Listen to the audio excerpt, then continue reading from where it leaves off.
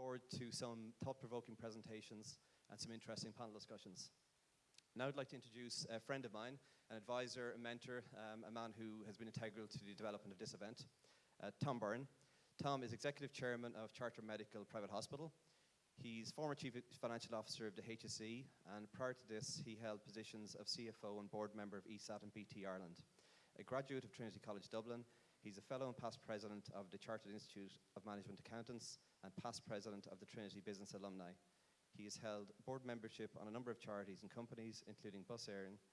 Following graduation, he qualified as an accountant with Jefferson Smurfit Group and was CFO of Smurfit Web Press. Tom currently sits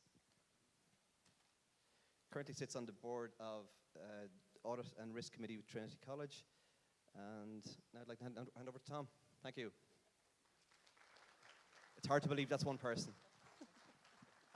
I always love when you get that. Sometimes when you're bored, you know, you take your CV out and read it yourself and you say, God, that sounds great, you know. Listen, you're all very welcome today, and I'm delighted to be here, and I've been one of the founders of this event with David some years ago, and it's great to be back in a hall with people and our virtual joiners today. Again, also thank you all the sponsors for the event, and we look forward to it. Privileged of all is to have our Minister Paschal Donohoe here today to speak. As you all probably know, he is the Minister for Finance and President of the Eurogroup of Finance Ministers, which is a very important role to have. He was Fine Gael TD for Dublin Central, and in June 2020 was reappointed as Minister for Finance for Ireland. He was first appointed to the role in June 2017, at which point he held the position of Minister for Public Expenditure and Reform. This is the first time the ministers held both such portfolios. He served from July 2014 to 16 as Minister for Transport and Tourism and Sport, and he also held the position of Minister for European Affairs, the Department of the Taoiseach and the Department of Foreign Affairs from July 13 to 14. Most importantly as well to myself, that he's also a graduate of Trinity, and informs me he started off in business studies but then moved to bigger things where he graduated in politics and economics. So Minister, when you're ready, you're very welcome.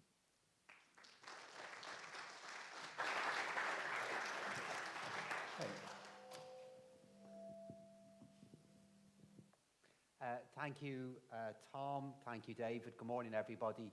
It's fantastic to have the opportunity to be here and to see people in person again. I'm so conscious of the change and challenge that we've all gone through over the last 18 months.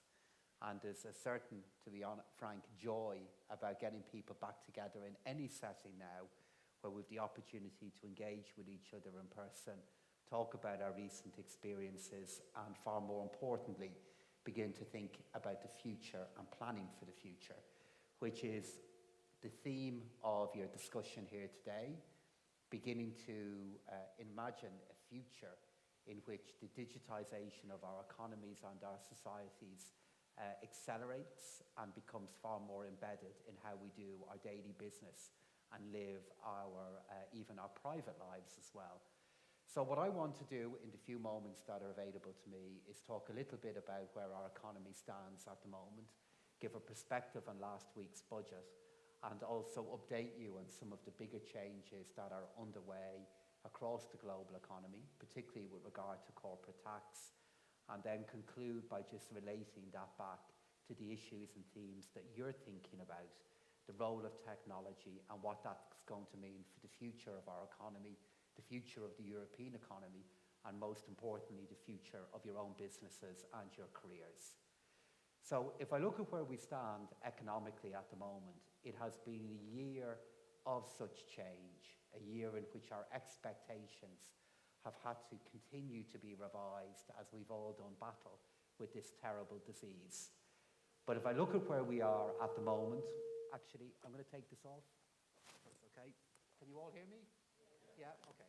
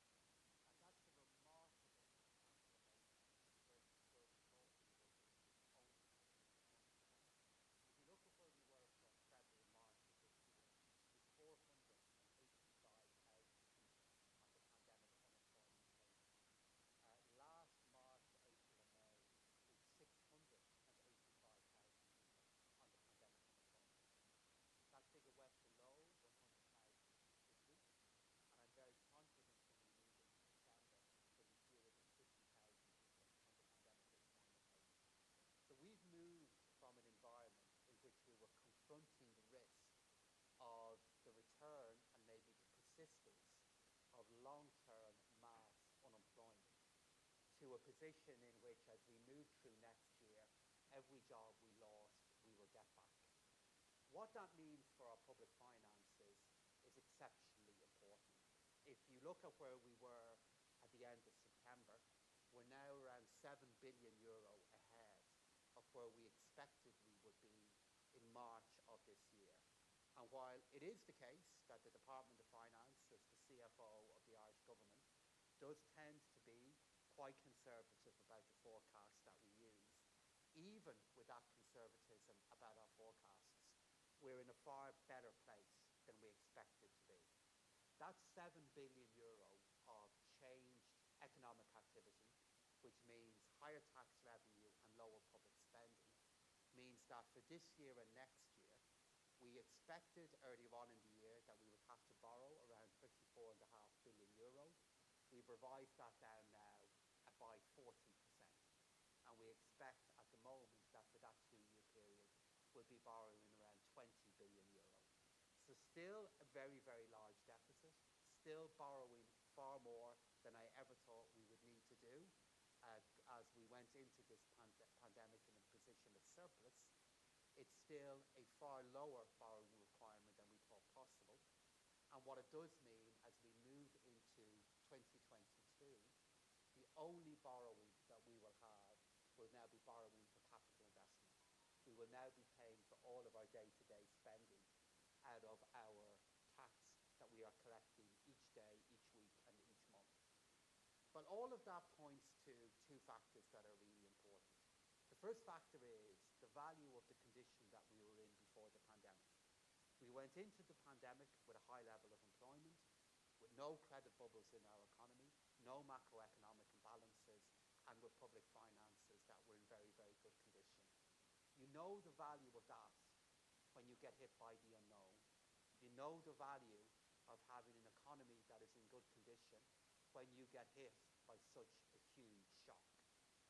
And if we acknowledge the value of it when we were in the depths of last year or earlier this year, we'll really see the value of it as we see a rebound begin to change into a recovery. And that's the value of having those things in place. And what I and the government will need to do is make the case for that again as we look at how we can get the balance right between responding back to the needs of our society at the moment on all of the issues that we're so familiar with, where we are with housing, where we are in a transition to a lower carbon future, and then also getting back to a position that we have employment that is well balanced, that's sustainable, and public finances that are safe again. That's our job, and that's the journey we're going to need to complete across the next 12 months before we do Budget 2023. The other ingredient of where we are at the moment, where the nature of the economic supports that we have in place during the period in which our economy was so closed and so much of us had to stay away from our workplace due to the public health guidance. The Employment Wage Subsidy Scheme, the Pandemic Unemployment Payment, saved employers and protected income. And when you tell your citizens, don't go to work, don't leave your home, don't touch anybody, wash your hands, and reduce contact, you have a higher social contract to those citizens and to those employers than you do in more normal times. The obligation that the state has, particularly to those employers, is of a different nature, a different quality to where you would be in a pre-pandemic era. That's why we put in place the Employment Wage Subsidy Scheme. It's why we had the Pandemic Unemployment Payment, because we had a higher level of obligation to people at a time of need when we were confronting a health crisis. It does, however, mean that the period of change that we were in across 2020 and 2021 is here to stay. We're not going to look back over the last 12 to 18 months and say that this is a period of change that is now behind us. What we're going to do is see change accelerate.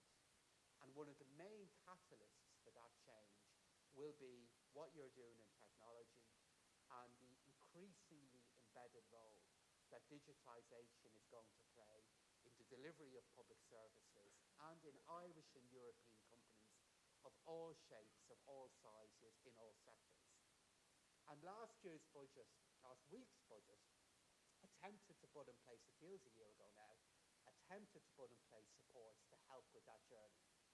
So, for example, we have made really important changes that we'll be confirming the detail of in the EIIS scheme, which is a scheme that we have in place to try to support investment and funding in young companies, in entrepreneurs, that despite a number of changes that we have made, still wasn't delivering the investment and capital that we wanted. I announced some changes in that there last Tuesday. We'll be confirming the details of that tomorrow. It's why, for example, we've made changes in our corporate tax policy to try to put in place some more supportive measures to companies that are at the startup phase. And it's why, for example, we're bringing out an innovation fund that we will be launching early next year that has seed funding from the National Treasury Management Agency, combined with funding from the European Investment Bank, combined with funding from Enterprise Ireland. That's all about how we can invest more and fund the companies of tomorrow. And this is because, as we look at the change that is coming, the requirement to move to net zero, the requirement to embed technology more and more into our daily businesses means that the government will need to continue to support businesses and investors and citizens in that journey. And we will be continuing with that journey in a world that is changing.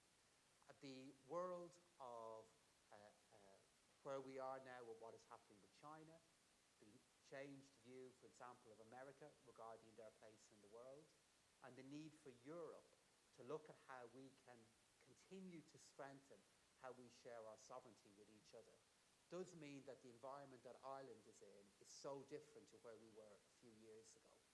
We are now very familiar with the challenge of Brexit. What we have to acknowledge is that is now only one of a number of challenges that is changing the way in which a small, open economy like Ireland will have to earn its living. Nobody owes Ireland a living.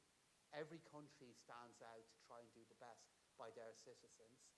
If you, as employers or firms, are operating in a very competitive marketplace, it's no different for a country. It's exactly the same. And we have to navigate our way through that changing world. An example of that is all of the work that has taken place for so long and concluded there just under 2 weeks ago in relation to corporate tax policy. And I've been really involved in this now for a number of years. I made the decision that ultimately that Ireland had to be in a global consensus regarding the future of corporate tax policy, which does mean a change in our rate for companies worth more and trading more than 750 million euro. And while that is a really big change, I strongly believe it is a change that is in our long-term national interest. I was successful in gaining a very important change in the text regarding the rate which the OECD and the European Union will now go and implement. And it means we're going to have to come up with a new source of predictability in relation to our corporate tax policy. It will no longer be about a single figure. It's now going to be about our commitment to be at a minimum rate for the very largest companies in the world. And then for companies that are trading at less than 750 million euro per year, they will continue to retain the 12.5% rate. So we're going to move to a very different corporate tax policy where for companies below a certain level, they'll still be at our 12.5% rate. For companies that are above that level, they will be at a minimum rate, which means that no country will be undercutting us, but it does mean our focus will be on a minimum rate as opposed to a figure. It means, though, that so many other things that we've been working on for so long will be an increasing part, an important part of our competitive mix. Where we are with education, where we are with the supply of talent, where we are with infrastructure, where we are with housing. All of those things will matter even more in the future, and God knows they matter a lot at the moment. But to go back and conclude with where I began, while there is so much change, and while we have gone through so much, we should be really confident and really optimistic about what the future will bring. We have all been tested, you as employers, us as a society, our economy overall, having to face its second crisis in a decade. And despite the severity of those tests, and despite the ultimate loss, the loss of life, the loss of health, despite the challenges that families and citizens have faced all over our country, we are and have shown our ability to overcome those kind of challenges, to meet head on the very worst kind of challenge and to deal with it. And that should give us confidence regarding what we can yet achieve. History does show us that pandemics don't mark the end of a period of change. They merely mark the beginning. It's the lesson of the Spanish flu of the early 1900s. It's even the lesson of the Black Death of the 1300s. The period of change is not ending, it's only beginning. And the role of technology and how companies respond back to it, particularly smaller companies, those that can manage that change well, are really positioned to prosper, to grow, and to develop in the future. And that's why the theme of your discussion here today is really important. And I hope you have a good day. It's great to see you all back in person. And I wish you all every success for the rest of this year and even greater success in 2022. So David, thank you for the invitation, and I hope all goes well today. Thank you.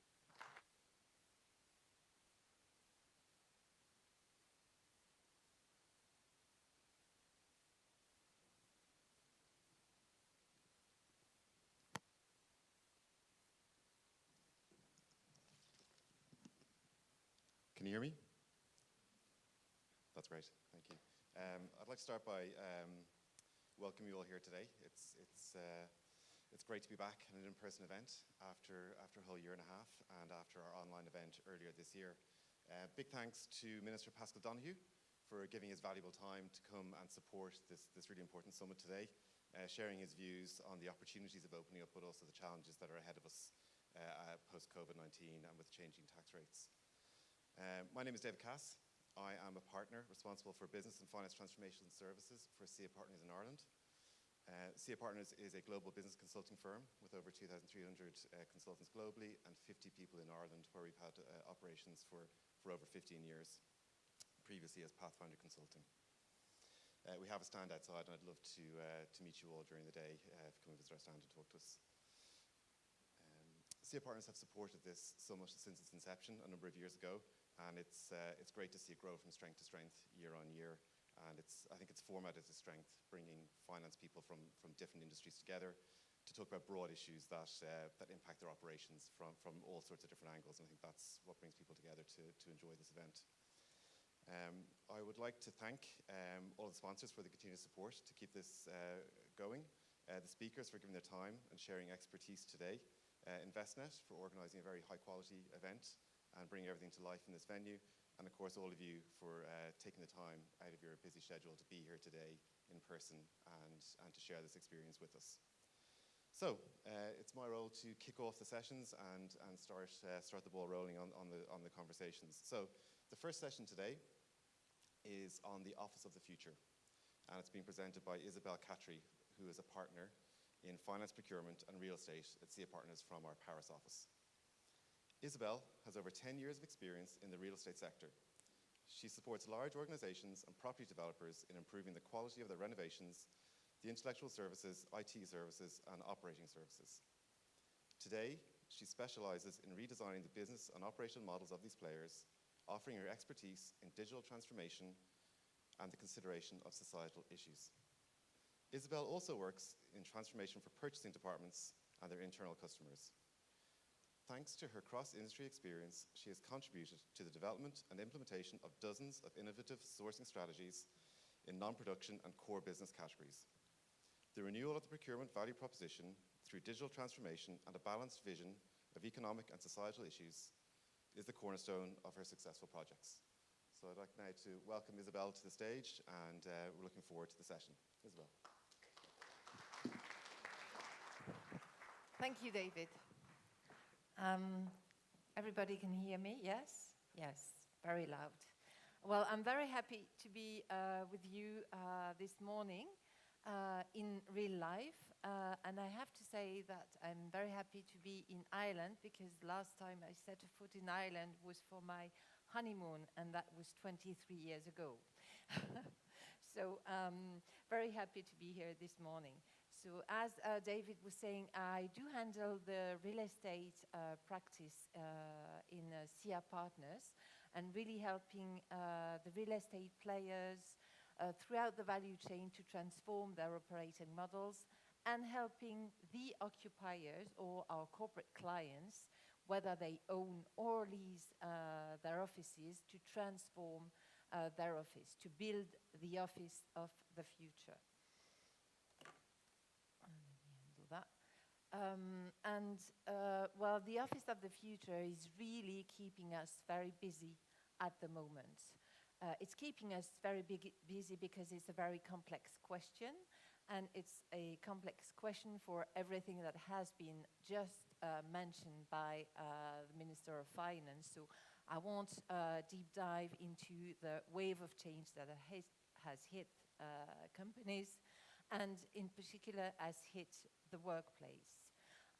There's the digitization or digital revolution that is accelerating, and with many data-driven buildings today, or data-to-be-built buildings.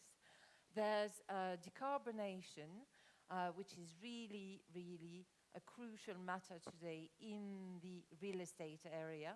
Just keep in mind that the real estate industry, including the construction industry, is responsible for 40% of the energy consumption globally. So there's a huge challenge there as far as low carbon is concerned.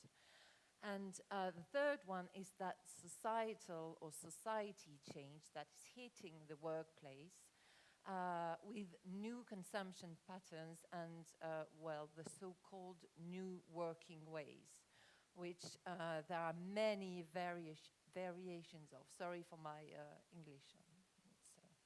I have a little bit of a French accent, so pardon my French. So there's something to do. There's a question around the office of the future. And I reassure you, I won't go through each of those figures. I don't want you to get bored, but just looking at those figures, well, there's a pattern that we can see, and the pattern is that today there is a huge discrepancy. There is a gap, and I don't have the English word for everything that would be bigger than a gap, but it's huge between the capacity at hand, the square meters at hand, that have a cost. The cost of real estate, and I'm talking corporate real estate, is very high in the total cost of a company. It usually just comes after the wages. Well, of course, it differs through industries, but it's very high.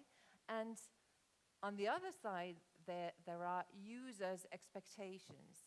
And we could sum up those users' expectations with one word, which would be flexibility.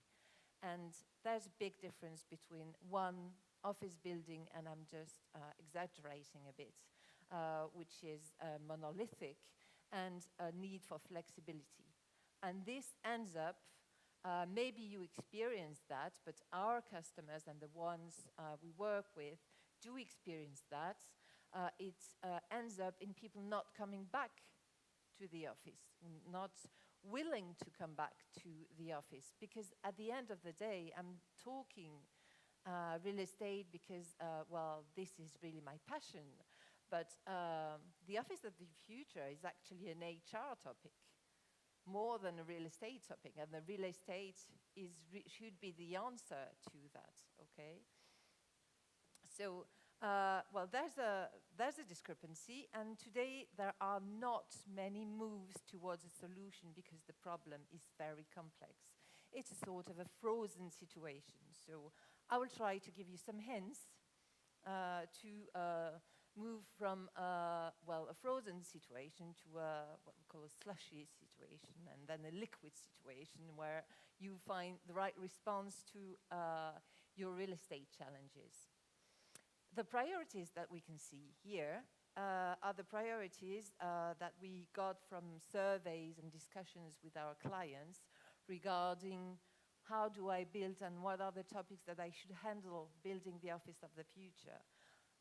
What I want to say before tackling those topics is that you have to define what the objective of the office of the future is. And the office is not only reducing real estate costs, it's much more than that.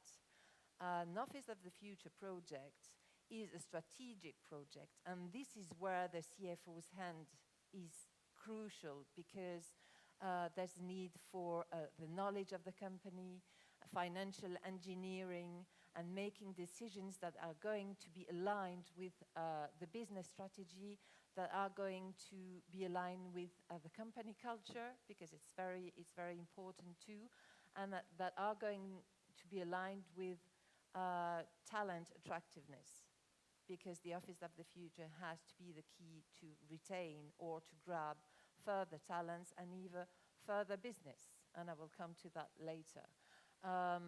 Just to give you some example, of course, user experience should be the first step of an Office of the Future transformation project, because this is what you aim for.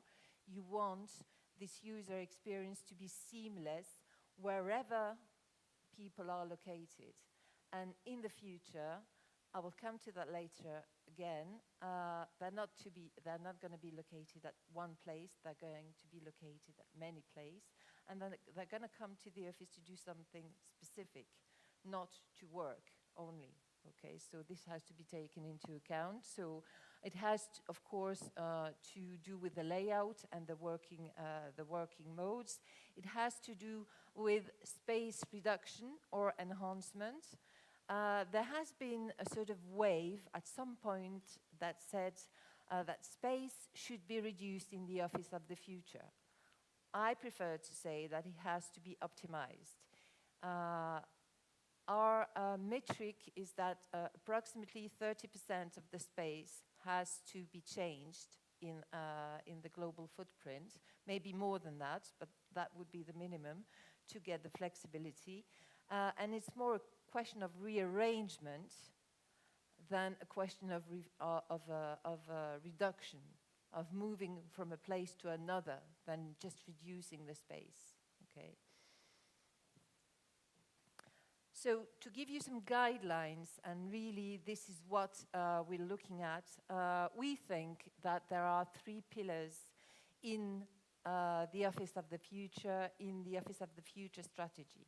And that the transformation project should be set around three pillars. So the first one would be the usage. The second one, the data. It has to do with smart buildings. And the last one, but not the least, sustainability and decarbonation. Usage, why? Because today the office is not an addition of square meters, it's an addition of services. And the business models are changing, especially the flexible business models. Tomorrow, you're not going to get a certain number of square meters, you're going to get a certain number of services. That means that the cost structure is going to change. Today, the general estimation is that a workstation is approximately 15k euro per person per year. Okay, well, this can be declined in a certain number of square meters today. It's going to be declined in a certain number of services tomorrow, because the office tomorrow, we used to say the office has to be as good as at home. Tomorrow, or even today, because I'm talking Office of the Future, it's a very near future. It's not in 2 years' time. It's actually happening today. Today, the office has to offer what cannot be found at home, and that's why people are going to come back to the office. So what does that mean? It means very simple things. the level of service is very practical. Think of the Maslow pyramid. It consists in lights, acoustics. The priority for the people that we surveyed lastly, and those were thousands of people, is silence. That's what they're looking for in the office. So lights, acoustics, air quality, safety, security is very important, but it's not enough. It has to be enriched by a whole set of services, and that whole set of services is services for the person, such as laundry and sports and so forth, and also services that need the buildings or the offices to be connected to each other within the city, that are going to enable people in one building to take advantage of what is located in other buildings. Think of a network. And again, this is particularly aligned with the hub and spoke model that I'm going to talk about later on. The people, the property developers, they are really working on those models today, and they are thinking their real estate footprint as a grid, as a network, so that they can enhance and have higher leases, because they will give advantage of other locations to their customers. So that's really the sense of the story. The second one, and what I just said, would not be possible without data, would not be possible without a smart building. So data is really at the center of that Office of the Future strategy. And it's not only a topic that is the property developer topic. It needs to be grabbed by the occupiers as well, because they have their word to say, and maybe they have their share in the investment. So when I'm talking data, of course I'm talking about the data that you already manage regarding your real estate, that's in your ERPs, for instance. But I'm also talking about additional data. The data that is here because today there are new methods in property development and in managing buildings, such as building information modeling. I don't know whether you're familiar or not with building information modeling, but that's just to make it short. It's building a set of data around the building with a digital twin, and it has to do with the building operating system. That building operating system will be at the center of the building and enable everything that's, just to keep it simple, everything that's technical to talk to everything that's oriented to the user, okay? So it's going to be the centerpiece of your smart building. So this gives you two types of data. It gives you up-to-date data related to the structure of the building and the way it's arranged, okay, at a very fine level of detail. And also, it will give you dynamic data, and that's where it gets interesting. Dynamic data can be energy consumption data, okay, which obviously everybody needs to monitor at some point. It will give you traffic data. It will help you to define how the building is used and where the effort should be put and where the space could be or should be rearranged. And you have here a map, well, a simplifying map of the impacts of the digital transformation and the data possibilities on the real estate value chain, really tackling all the steps of the value chain. And data is also very key to the third pillar, which is sustainability. I was telling you before the percentage of energy consumption related to real estate.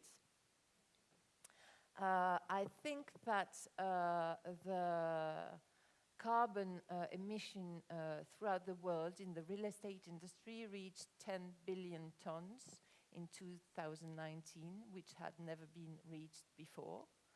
So decarbonation is or low carbon is at the center of the property agenda, whether you're a property developer, an asset manager, or an occupier. Sorry, I think I will take it off. Think of, if we're talking property development and looking at carbon, I don't know if you're aware of that fact that over 70% of the carbon in a property is generated at the construction phase. So if 70% is generated at this phase, that means that you have to tackle the problem very early in the property development cycle. That is building clever, using different materials, for instance, such as biomaterials.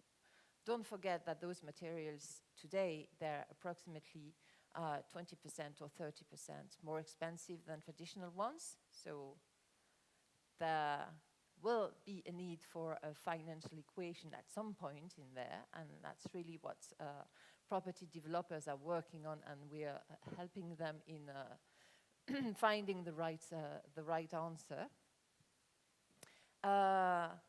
You can build efficiently. You've probably heard of off-site construction that helps to reduce the time span for construction, okay, and making sure that at the end of the building life cycle, you're able to overhaul and recycle the components. So that's very important too.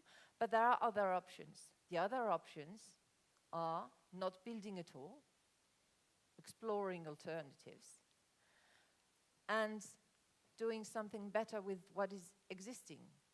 Because today, in 2021, 85% of the buildings date back to before 2000, and they will still be here in 2050. So there is something to do on existing buildings as well, especially on the energy consumption of the buildings. And if you use less energy, well, then you reduce the costs, okay? So, well, making it very simple. It's not actually.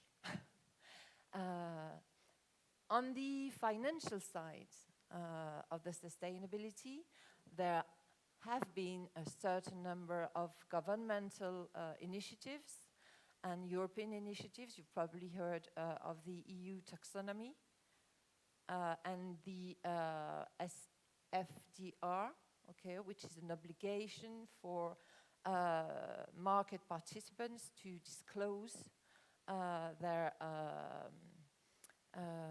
environmental performance. And our clients in the asset management field, they're really taking that very seriously. And I would say that most of them hope to have sustainable assets in their portfolio, around 80% of sustainable assets by 2025. So there's pressure on there as well. There are also voluntary initiatives, such as the GRESB, sorry for all the acronyms, but I'm not responsible, which is a voluntary initiative for labelization of assets. And today, it covers almost 100,000 assets, okay, throughout the world, in, I think, over 60 countries. So saying that, not only putting down figures, what does it mean? It means that if you have an investment strategy, if you want to get money to fund your real estate strategy, it has to be sustainable, because this is going to be the condition for getting the money. It is going to be a showstopper if it's not already, okay? Green funding is really an interesting path to investigate. So I just wanted to show you, because I'm talking about smart building and data, and I'm not going to enter into anything technical, but this is my daily life, actually, setting this up in buildings. A smart building is a pretty complex infrastructure, And I'm not going to explain it to you because I'm not a telecom engineer. But I wanted to give you some insight on the cost, okay? We have made a certain number of projections with the Smart Building Alliance, which is, again, sorry, very French, but it's getting European, I heard, to calculate the ROI of a smart building and implementing a building operating system. Well, we have not managed that. It's impossible because today it's very difficult for property holders to increase the value of the lease because they turn the building into a smart building. They take it another way. They think it's going to be the way to retain their customers, okay? And the cost, but we have looked at the cost, and the cost for implementing building operating systems, so that's all of that, in a building is approximately, so that was on a 20,000 square meter building, it's 300K for the build phase, and it's going to be half of that for the run phase. Maybe it doesn't seem very expensive. Compared to the lease value, it's an increase of 2% in the lease value. So that's enormous, okay?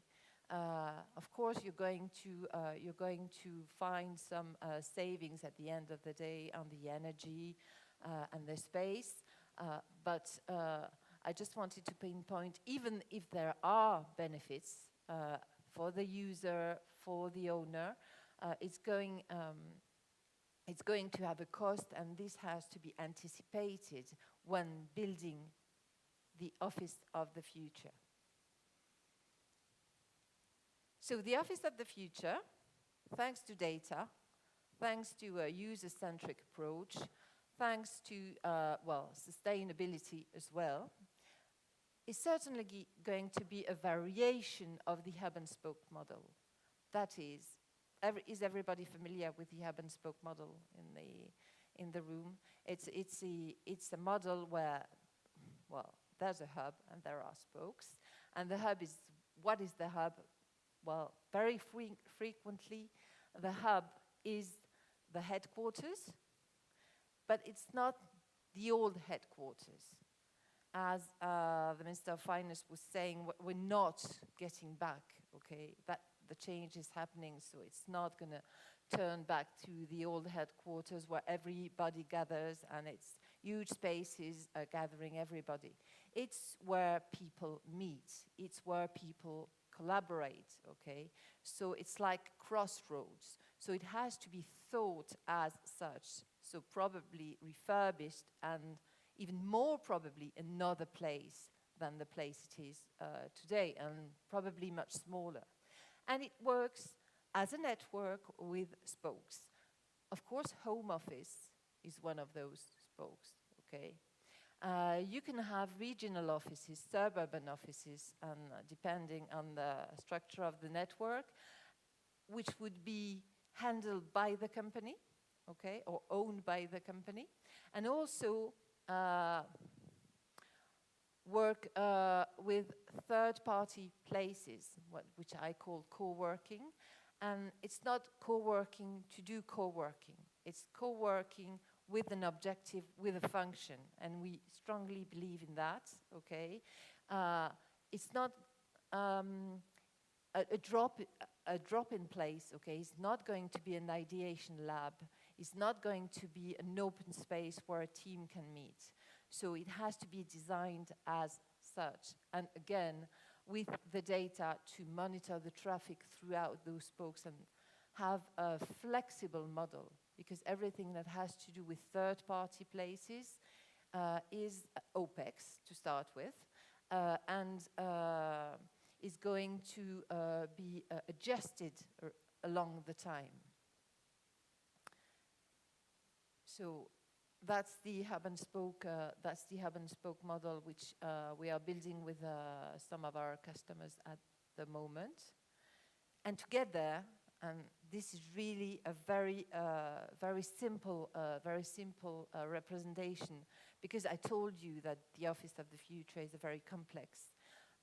transformation project. This is only on the real estate side, okay? Well, there are three things that you can do, some in the very short term, which is adjusting space, okay? Because there has been, well, a return to a real hierarchy of values in the rental values. Thanks, sorry to say that, further to the pandemic, okay? The demand in 2020 has dropped by 40%. But everything that is in prime locations has not dropped, so this is not going to work, okay? So it really depends on where the buildings are located. The other option, which is much more interesting, is monetizing space, okay? So that's whether subleasing, transforming part of the space to be able to lease it to other parties such as micro businesses, for instance, or even sell the assets and lease them back, totally or partially, to get more flexibility in the model as well. And then, of course, the last piece is relocating to better spaces. So, well, this is part of a larger transformation project, and you understand that behind of that, there is a lot of change in the cost structure, and it's really a little by little transformation to be operated. And most of our clients, they do really go step by step with a lot of experimentation, especially on the spokes, especially on the smart building, to see whether it works or not, and then moving larger. Thank you very much.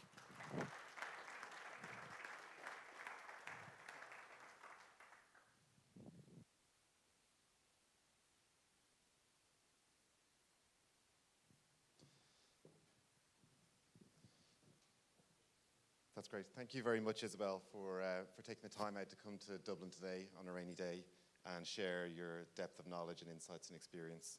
I think it's an area that's going to be really important to everyone going forward as we redesign how we're all going to work post-COVID.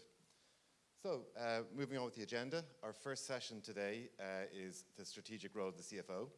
It will be chaired by Peter Oakes, founder of FinTech Ireland. And Peter has a CV that is trying to challenge Tom in terms of depth and length. So I might just take some of the highlights from it, if I may. So Peter is a former senior central banker, served as a regulator in Ireland, the UK, and Saudi Arabia. He's qualified in law in Ireland, the UK, and Australia, and is a strategic consultant to UK and Irish law firms on FinTech and FinServe regulation. He's a founder of regulatory advisory and training firm ComputyReg. He sits on the board of a number of innovative regulated companies, including Susquehanna International, TransferMate, AWM Wealth Advisors, and Optal Finance Europe. In addition to his board directorships, Peter is founder of FinTech Networks, FinTech Ireland, FinTech UK, and US TechFin. So I'd like to welcome Peter to the stage to open this session and introduce the guests. Thank you very much.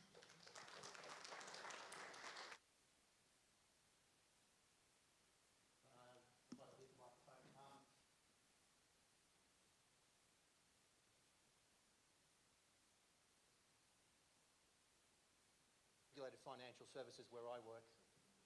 Okay. In the world of financial services where I work, the chief financial officer is a regulated function. And although the minister didn't talk about it today, before Christmas there should be a bill presented to the Oireachtas on what's called the Senior Executive Accountability Regime. And that's going to apportion responsibility onto the C-suite at institutions, including the current pre-approved control function CF11 or PCF11, the head of finance function.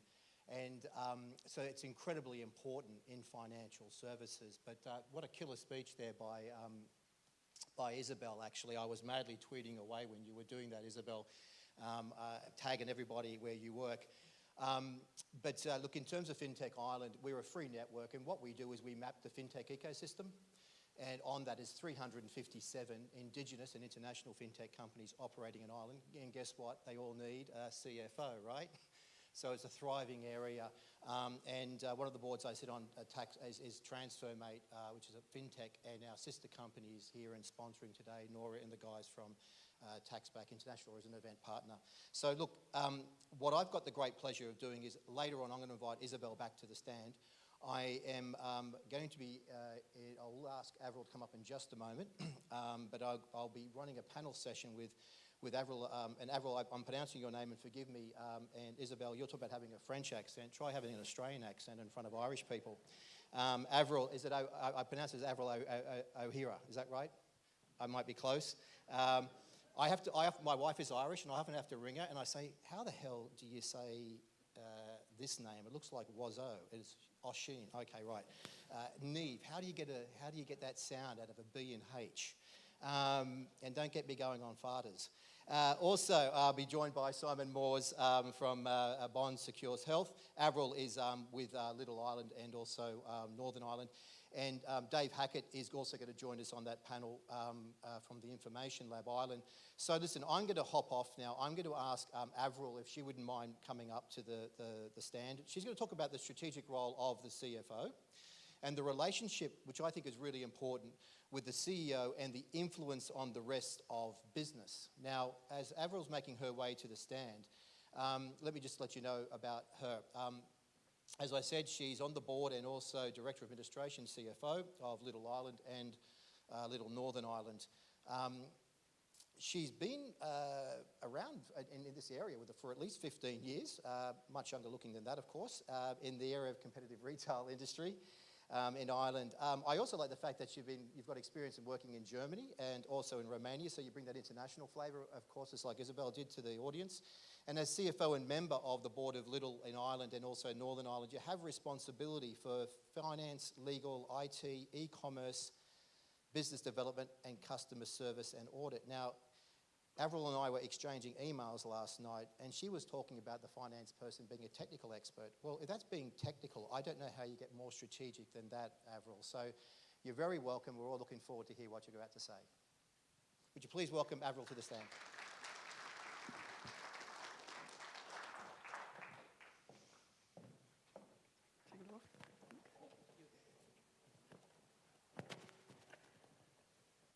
So remove my mic. The joys of having long hair. Not easy to come up. So thank you for that wonderful introduction, Peter. Thank you very much. So as introduced, my name is Avril O'Hare and I am the CFO for Lidl, and I have probably a little bit more a remit than potentially the traditional CFO has in a company, which is great. It keeps my day very varied and very busy. So thank you for inviting me here to speak, and I'm really delighted to have the opportunity to talk to you all today. The topic that I'm going to speak on is the relationship with the CEO and the influence on the wider business in terms of the CFO. So I suppose when I was thinking about that and preparing for this presentation today, I was thinking, is the answer not just like really simple? Just give the CEO what they want, which is great business results, and same for the wider business. But I suppose, as everyone knows, sitting here today or watching online, it's never that simple. So I suppose I was thinking and reflecting on how can I present here today? And as Peter mentioned, I have quite a long career in retail. So my experience is, in a way, quite niche in the grocery retail sector. So what I did was I actually turned and, as we all do, look online. And I looked at different studies that have been done quite recently, because I think the landscape, the competitive landscape for any business has really changed over the last few years. So I looked at recent studies in regards to what are they saying the CEO agenda is and the CFO agenda should be in the future. So bearing that in mind, I first looked at the CEO agenda, and I just took highlights from a McKinsey study in a recent one that was published this year to say, okay, what are the CEOs across sectors looking at? And I think we've all probably heard it in our own businesses, is what's the new norm? So we're all looking at what is the new norm, how is the pandemic impacted our business locally, and how does that translate to our strategy? Do we now need to pivot our strategy? Is our strategy still valid? And how do we need to change our organisation to fit with the growing demands that the pandemic has brought? I think that naturally leads on to, do we need to redesign our current business? So for example, for a lot of businesses, is online now becoming way more relevant? Maybe yes, maybe no, depends on the business that you're in. Some of the trends I think from the pandemic are here to stay. For example, the online conferences that we're doing now, but some won't be. You know, live entertainment will still be really popular and people will still go back to that. So how is that affecting your business? And I suppose during the pandemic, I think if we all think our minds back, every business probably had the same impact, that when the pandemic struck at the start, we were all working night and day to make sure that our business model was fit to capture the opportunities that it brought, but also mitigate the risks. And I think when we think about it, we were all working on adrenaline, you know, so it was a really fast-paced reaction. We needed to be on the ball. We were probably all working quite long hours to get that correct business strategies in place, the correct processes in place. But that's obviously not sustainable.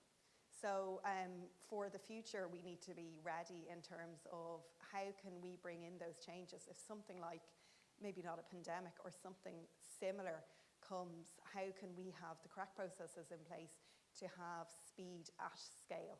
Also, what capabilities do we now need to build up in our business? You know, when I look at Lidl Ireland in terms of our office workers, we never had a work from home policy. And it wasn't really something we were intending to bring in. And then obviously, you know, within a couple of days, we were saying to our IT department, right, get the laptops out, get them bought, let's, you know, work from home really quickly. And that's a capability that we needed to build up in our business. And then I suppose that brings us nicely on to the CFO agenda. So here I actually looked at a Horvath study. It's a consultancy firm in Stuttgart that they published in 2021. And their CFO agenda, although it was separately done to the CEO agenda by McKinsey, it actually fitted in extremely nicely. And one of the tasks for the CFO in the area is, okay, how can we build new collaboration models within our whole business? So when you take, for example, that working from home, we're now tasked with, well, if working from home is staying in your organisation long term, was it the way that we were doing it during the pandemic the correct way? So I know, for example, in my organisation, we worked from home very successfully. However, we do want to optimise that. We want to keep this working from home on an office level, but how do we do that in the correct way? How do we increase collaboration online? What kind of models can we bring in? Also, one of the huge challenges is the drive for digitalisation, which I think has been on the agenda for quite a long time, but the pandemic has just increased its importance for digitalisation, to be able to work from any location, but also to have these processes that are coming away from paper, that you have data integration, you have data at your fingertips, and that allows that speed of scale that we talked about in the CEO agenda. Also in regards to processes, I'm sure very many businesses the same as ours, we brought in processes during the pandemic that we brought in extremely quickly. We brought them in as a reaction, but now it's time to go back and look at those processes and say, well, are they actually the correct processes for our business? Are they built for speed? Are they harmonised correctly throughout the business? And at the end of the day, do they deliver the optimal profitability and allow us to have flexibility within liquidity? So I suppose taking the CFO agenda and taking the CEO agenda, in general terms, when I look at the CFO agenda, and in general terms when I look at even my own area, the question that came to me is, how fit am I to achieve those things on the CFO agenda? And that's where I turn to quite a basic model, actually, because I always think simple is best.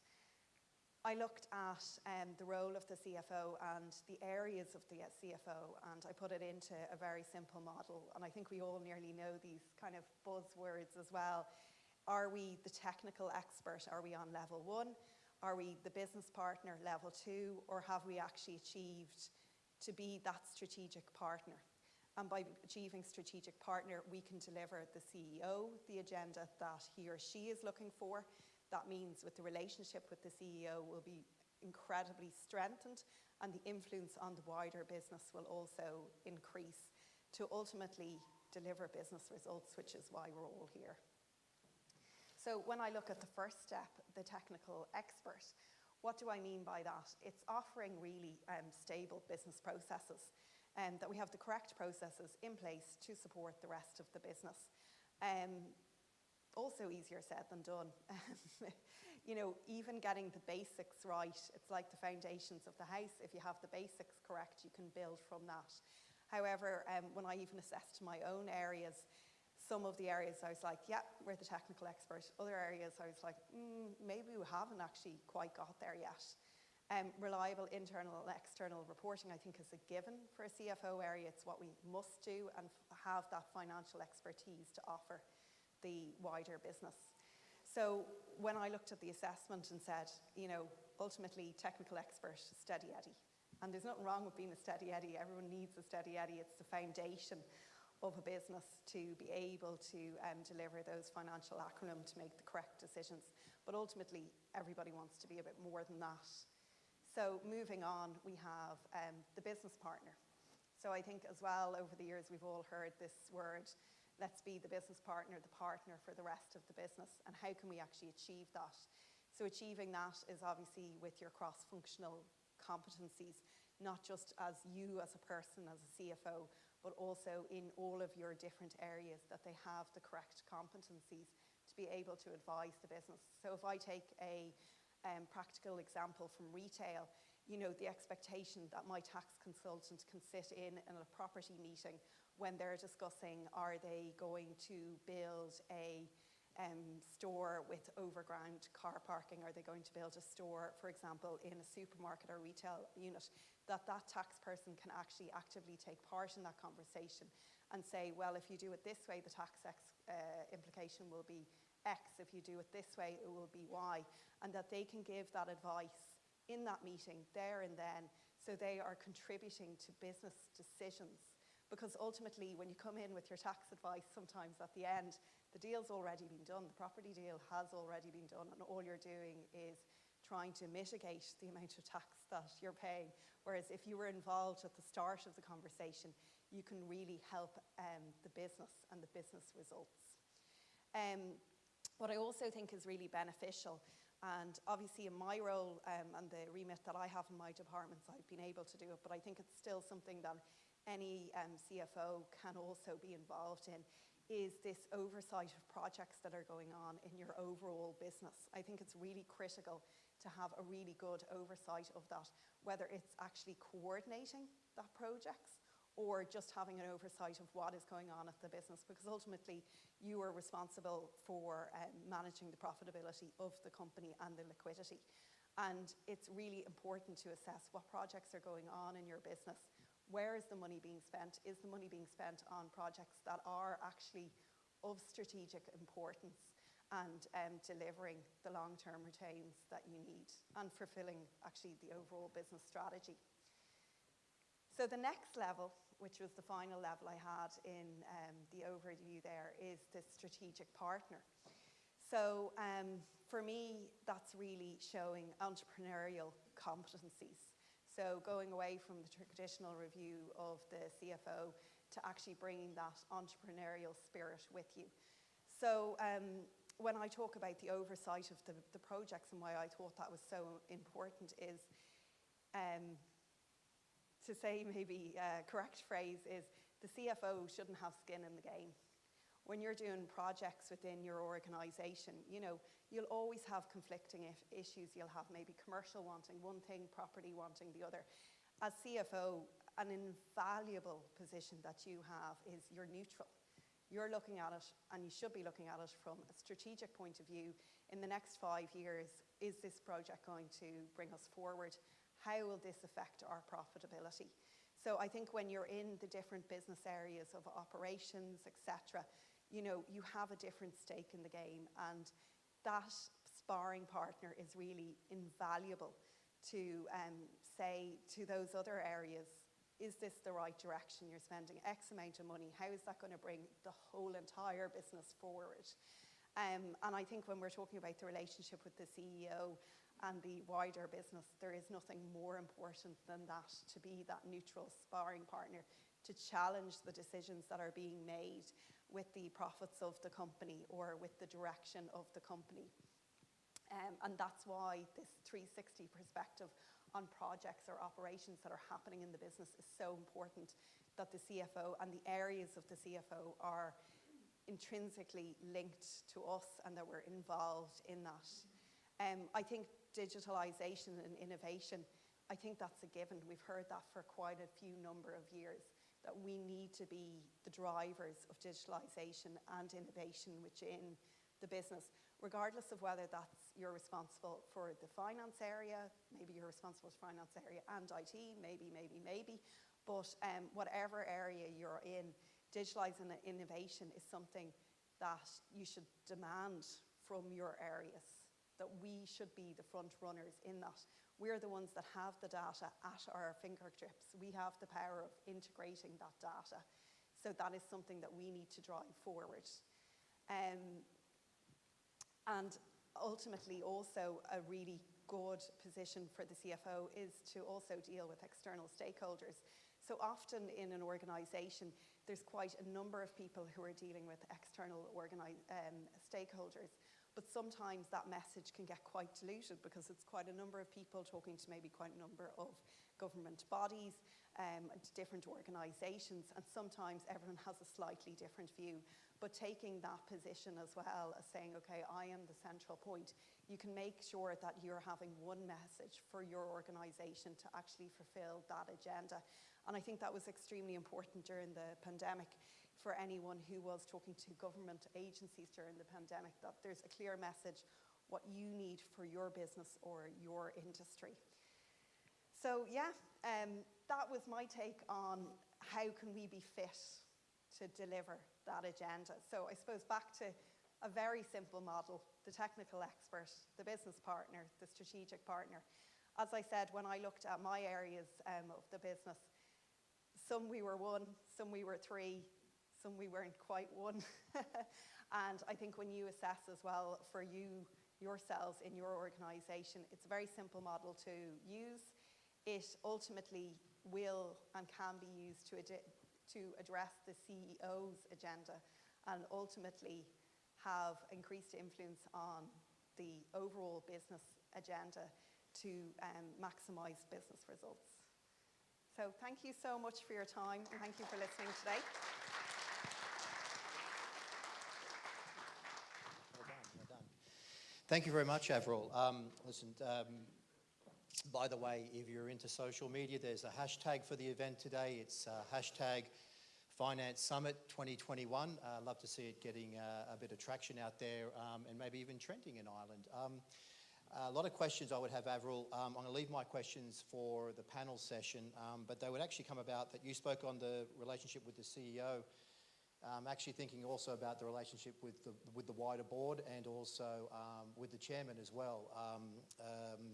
That would be wonderful. Now, I have the great pleasure now of introducing Simon Moores. Simon is Chief Financial Officer at Bond Secures Health System. Simon and I were having a chat earlier this morning talking about his work with St James Hospital, where he was Director of Finance and Chief Operating Officer.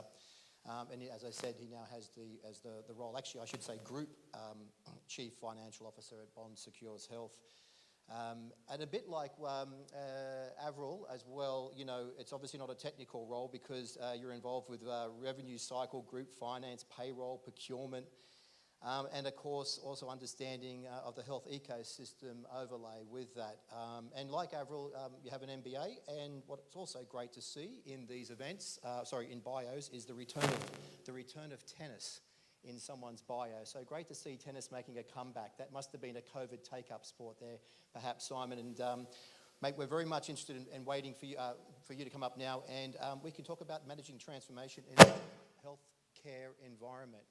And I will have to ask you just to use the microphone if you aren't already mic'd up. Perfect. So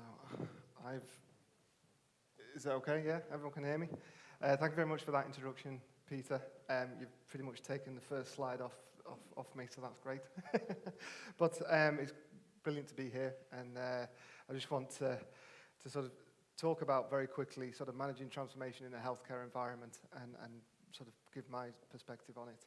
So as Peter mentioned, I started in St James's Hospital back in 2007, originally from Manchester, so it was definitely a learning experience.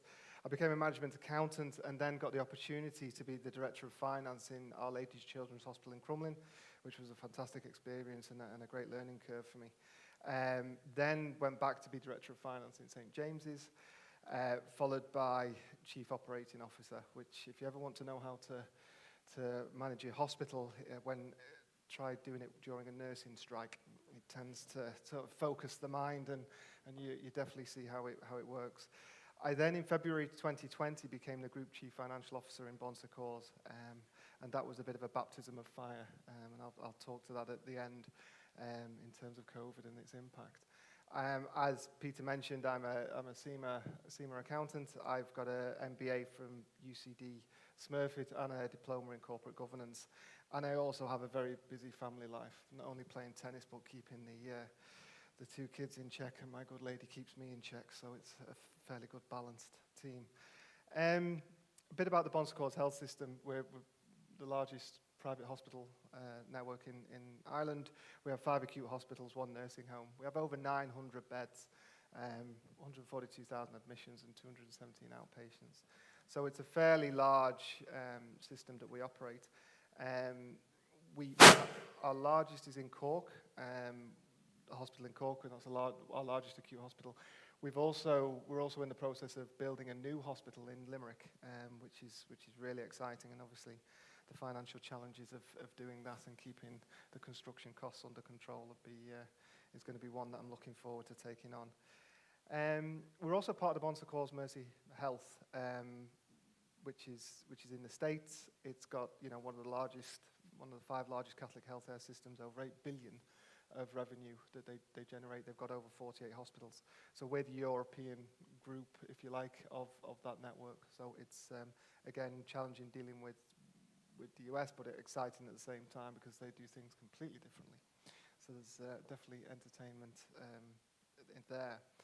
So for me, similar to what Avril said, being a CFO in a healthcare environment, it's about an evolutionary journey. It's about clear structures, robust processes, governance, and change approach. And personally, for me, the change approach is probably the key thing that that you've got on how you do things. We're in the process of, we've got a centralized payroll, we've got centralized treasury, we've got centralized capital management. We've got elements of centralized compliance, and AP is obviously centralized, and revenue cycle is decentralized, which looks after the billing side of that.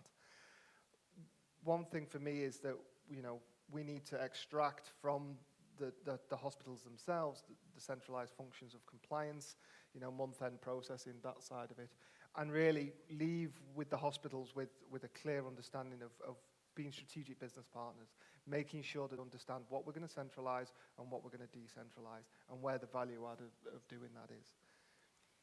I think, again, Avril touched on this, but really, I'm taking the words of Lewis Pugh, who was an endurance swimmer. He went from Land's End to Dover. He basically said, when you get the basics right, everything else falls into place. Ultimately, if you don't have your master data right, your product catalog right, your processing invoices correctly, it doesn't allow for innovation. And I think, if you can get everything, the basics right, it allows for that innovation. It allows you to automate, allows you to machine learn. I think as well, when you're dealing with patient registration, something as simple as that, if you get the wrong insurance plan, all of a sudden the data's wrong. You've got to then go back, and it causes further work.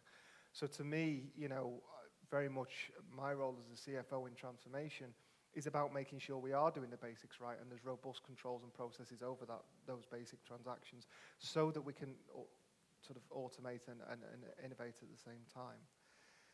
The other side of it, as mentioned, is the governance. For me, clearly we need a strong board, and that needs to be set in a strategic direction. But working closely in transformational projects with the finance and audit committee, making sure that they're kept up to speed and they're supporting all the way through. And then as transformation occurs, it's about putting the right governance around that transformation. You know, the steering groups, the operational groups. But the one thing, you know, this is sort of, you know, change management 101, that's fine. But for me, it's about not losing the ability to be agile. If you see an opportunity where you can innovate on a process, you have to be able to take that. And as a CFO, you take the judgment call, is that going to work or is it not? And that's something that you have to be able to do.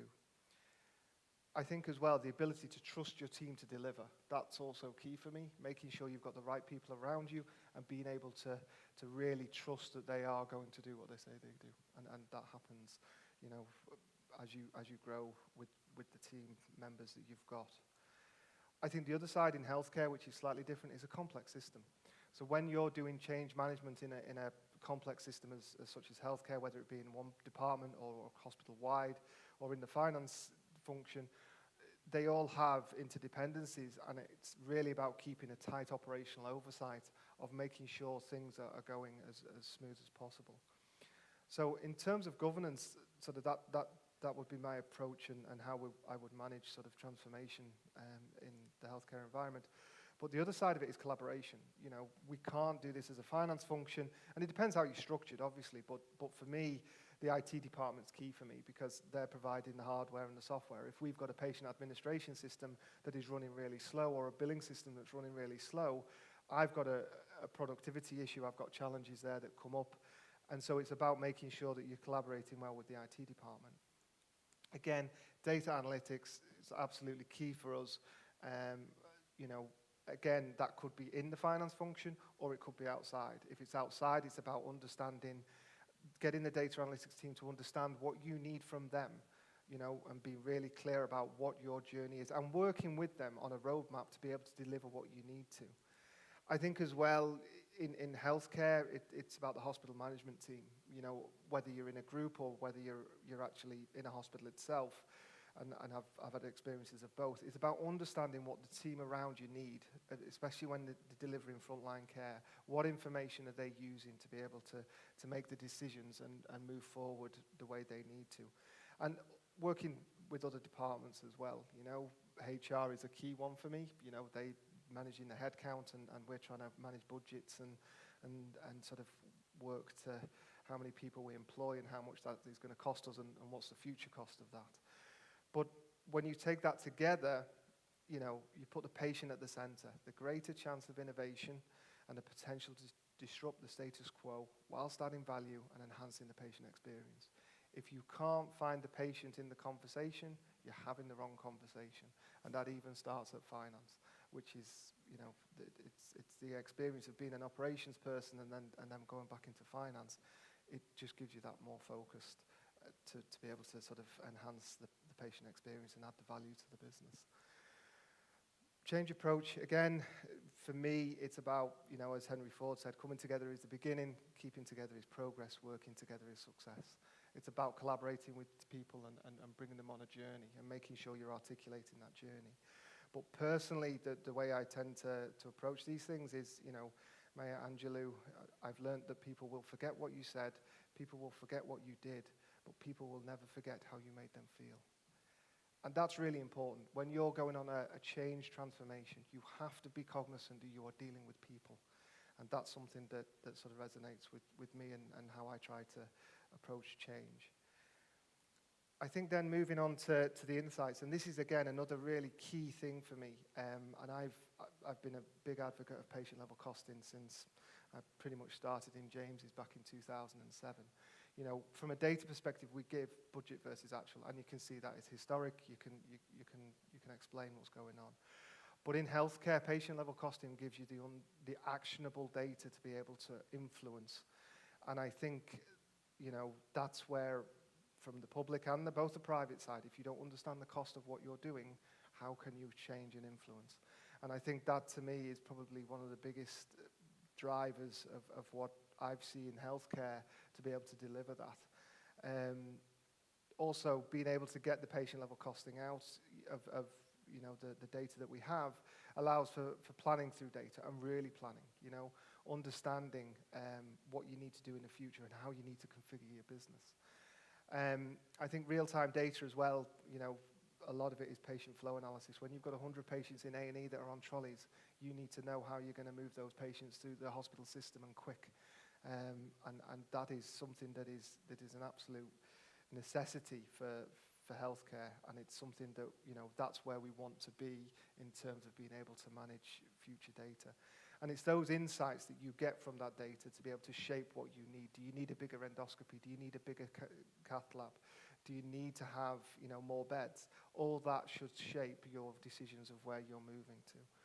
I think as well, for me, going back to the strategic business partner in the hospitals or even as a CFO, visualizing the data is key. Being able to present somebody with not just a spreadsheet and go, please have a look at that. Do you get what I mean? And they turn around to you and go, no, I don't understand it. I'm a nurse. I don't understand spreadsheets. To me, it's about visualizing the data so that they can actually understand the message you're giving. And I think as well, making sure that the strategic business partners that are in the hospitals, the finance managers that are there, it's about providing them the tools for the interpretation. I think all that is key. So I can't obviously go through this presentation without mentioning COVID. I started in February 2020 in the Bonster Course Health System. And you can imagine I've gone from being a chief operations officer walking around a hospital to suddenly in a sort of almost corporate environment, and then to sort of be sat underneath my son's captain bed going, how am I going to manage this? This is a big change for me. I had to establish relationships remotely, incredibly difficult. You have to onboard new employees remotely. Again, really difficult to get that connection. Staff working remotely. We had to, Avril mentioned it, you have to develop robust contingency plans. And it wasn't just, well, where's our data going to be stored? It's going to be, well, who's going to send a bank file if you've come down with COVID? How are we going to manage that? That's the type of disaster recovery we were sort of planning, which was completely different to anything I'd sort of slightly experienced before. The ongoing challenge is communication and team dynamics. And Isabel, you talked about the Office of the Future. We're grappling with that right now. It's difficult to get that team dynamic and that ability to sort of just walk across the corridor and go, look, can you do this? Instead, I've got to set up a Teams, and I've got to, so it slows things down slightly, which is a bit frustrating, and you can see that. But the benefits are, our strategy of centralization has slightly changed. We're now, instead of going, right, we're going to move stuff from Kerry, we're going to move it to Dublin, we're now centralizing remotely. So we're saying to this person, right, you are reporting into somebody in Dublin, you're working via Teams and you're working that way. So that's been a benefit. The hybrid working as well. Who likes getting up at 6 o'clock on a Monday morning when you can get up at 7:30? I would be one of those. There are benefits to that. The battle scars as well, the relationship with the CEO, for the first 6 months of working with the CEO was phenomenal. We had to move at such a pace, and it evolved in real time, so it was incredibly difficult. But at the same time, we've survived it and we've grown. I think as well, people don't realize in healthcare the level of innovative redesign that had to occur for them to be able to see patients and treat patients safely. In the bonds in Cork, they redesigned patient flows, they redesigned admission processes, all overnight because they had to, because otherwise they weren't able to see patients safely. And the patient safety is at the core of everything we do. So just to finish, I would just say make sure the structure's right, make sure your processes are robust, make sure the data is driving the decisions, and ultimately, from a healthcare perspective, keep the patient at the center.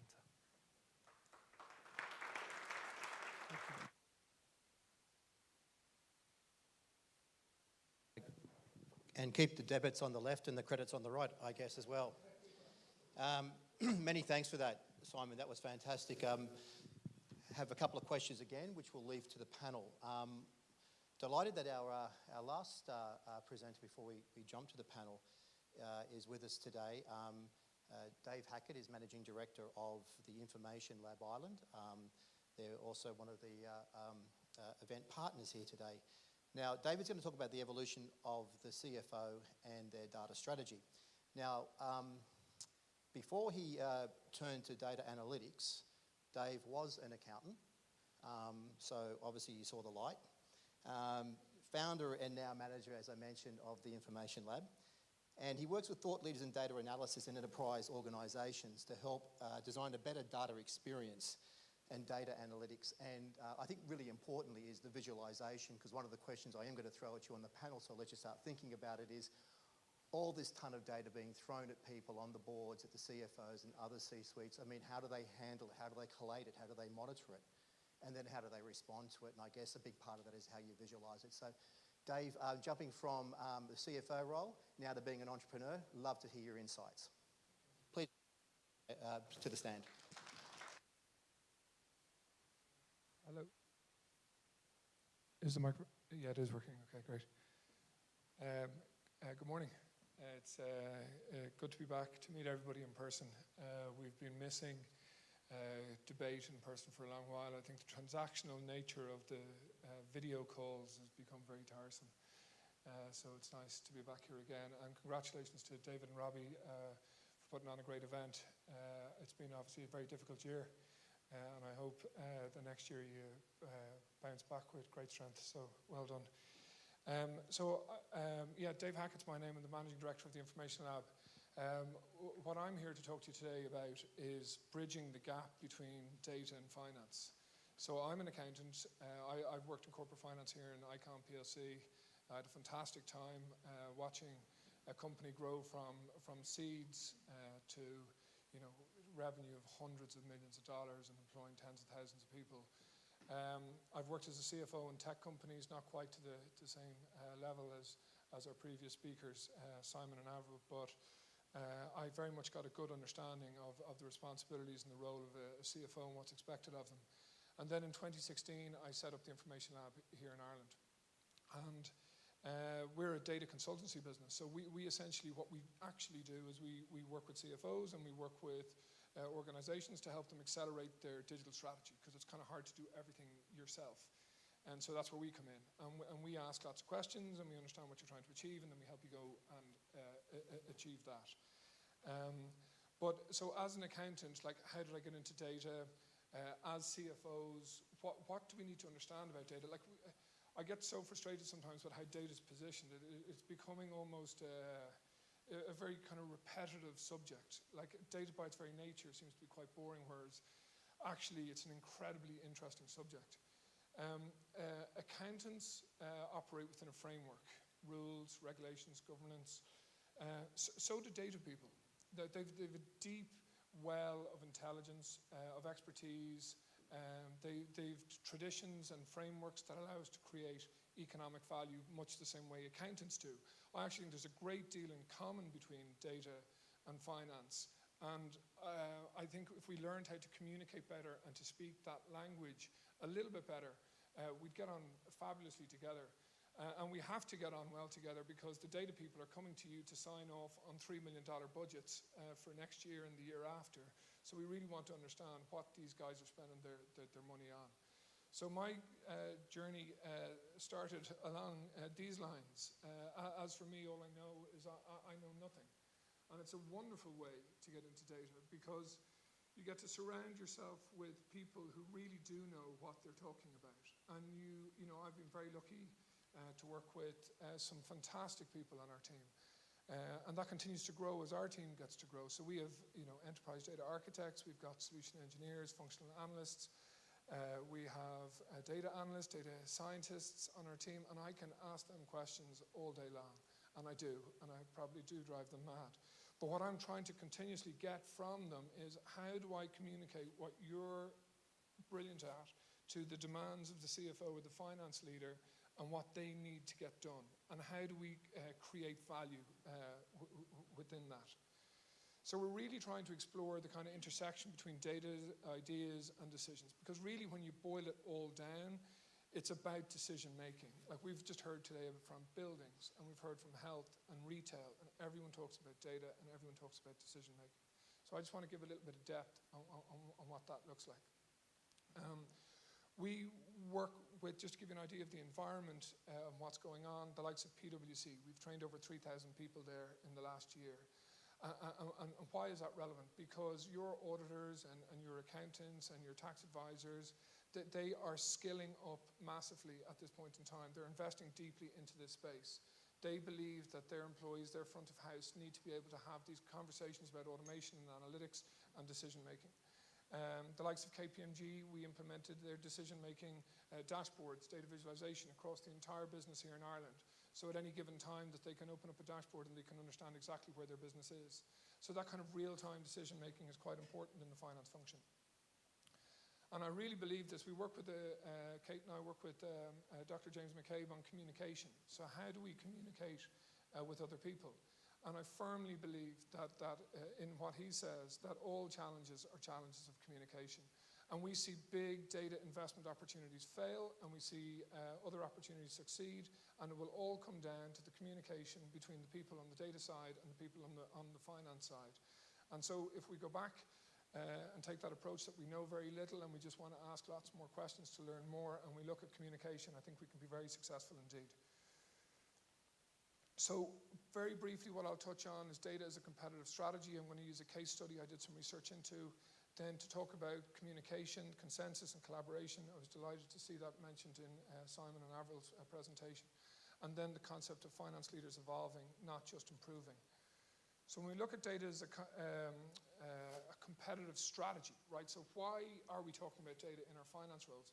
Well, the reason is that companies are treating data now, the successful companies, is that it's firmly integrated and embedded in everything they do, right? So it's not just a department, it's not just a concept, it's a competitive strategy. Like, we are going to win on data. We're going to get information from all around the organization, from all around our environment. We're going to understand how to make decisions on that. We're going to make decisions, and then we're going to move forward. So this is a company called Supergroup. They created this, I suppose, collaboration between two companies, Betway and Spin Casinos, in April 2021. They do, I'll show you on the next slide, $42 billion a year worth of revenue. They've had incredible growth, and they're one of our customers. But I can't give you information that's specific to them. I know that they're very high operators when it comes to data. So I did research that's publicly available, and this is their investor presentation. So again, just data as a strategy. There's a couple of slides, so please, we'll get through them quickly. On their main slide, we see data-driven, right? To make the best possible decisions in real time. Okay, fairly straightforward. Okay, a $42 billion company growing at 30% on an annual basis. 2.5 million monthly unique active customers. But in their investor deck, again, at the center of their unique operational advantage is data analytics. Okay, so how they bring on new customers, how they manage existing customers. The Supergroup put forward that data analytics is a unique competitive advantage, right? So it's not just information. This is how we're operating. Data is at the core of Betway. So when we went through the investor deck, these were the different aspects that we pulled out of the deck. Individual data sources are created for the purpose of analysis by analysts and scientists. They're creating intellectual property that they distribute across the organization to free up their employees to ask questions of the data. So there's collaborative thinking going on across the organization. Data is at the core of customer acquisition and monetization. Betway consider themselves to be data-driven.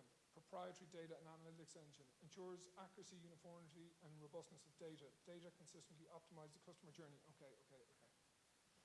But the point is this. As CFOs, we are sitting at the leadership table with the CEO, with the board of directors, with the chairman, and we are working for a data-driven company, or we're going to, in the next 2 or 3 or 4 years, be working for a data-driven company. And this is the language that we're going to be expected to speak. And this is the level of understanding that we're going to be expected to have. One slide that I focused on here was the increasing focus on profitability and a sustainable financial model. So it's not as if data is separate to our financial models and it's separate to our security and our governance. It is very much aligned and works exactly with it.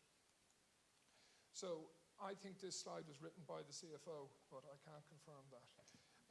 Digital pioneers driven by data. Accuracy, data is collected in real time. Uniformity, decisions across the group are based on the same data. And robustness, all potential variables and scenarios are considered when making a decision.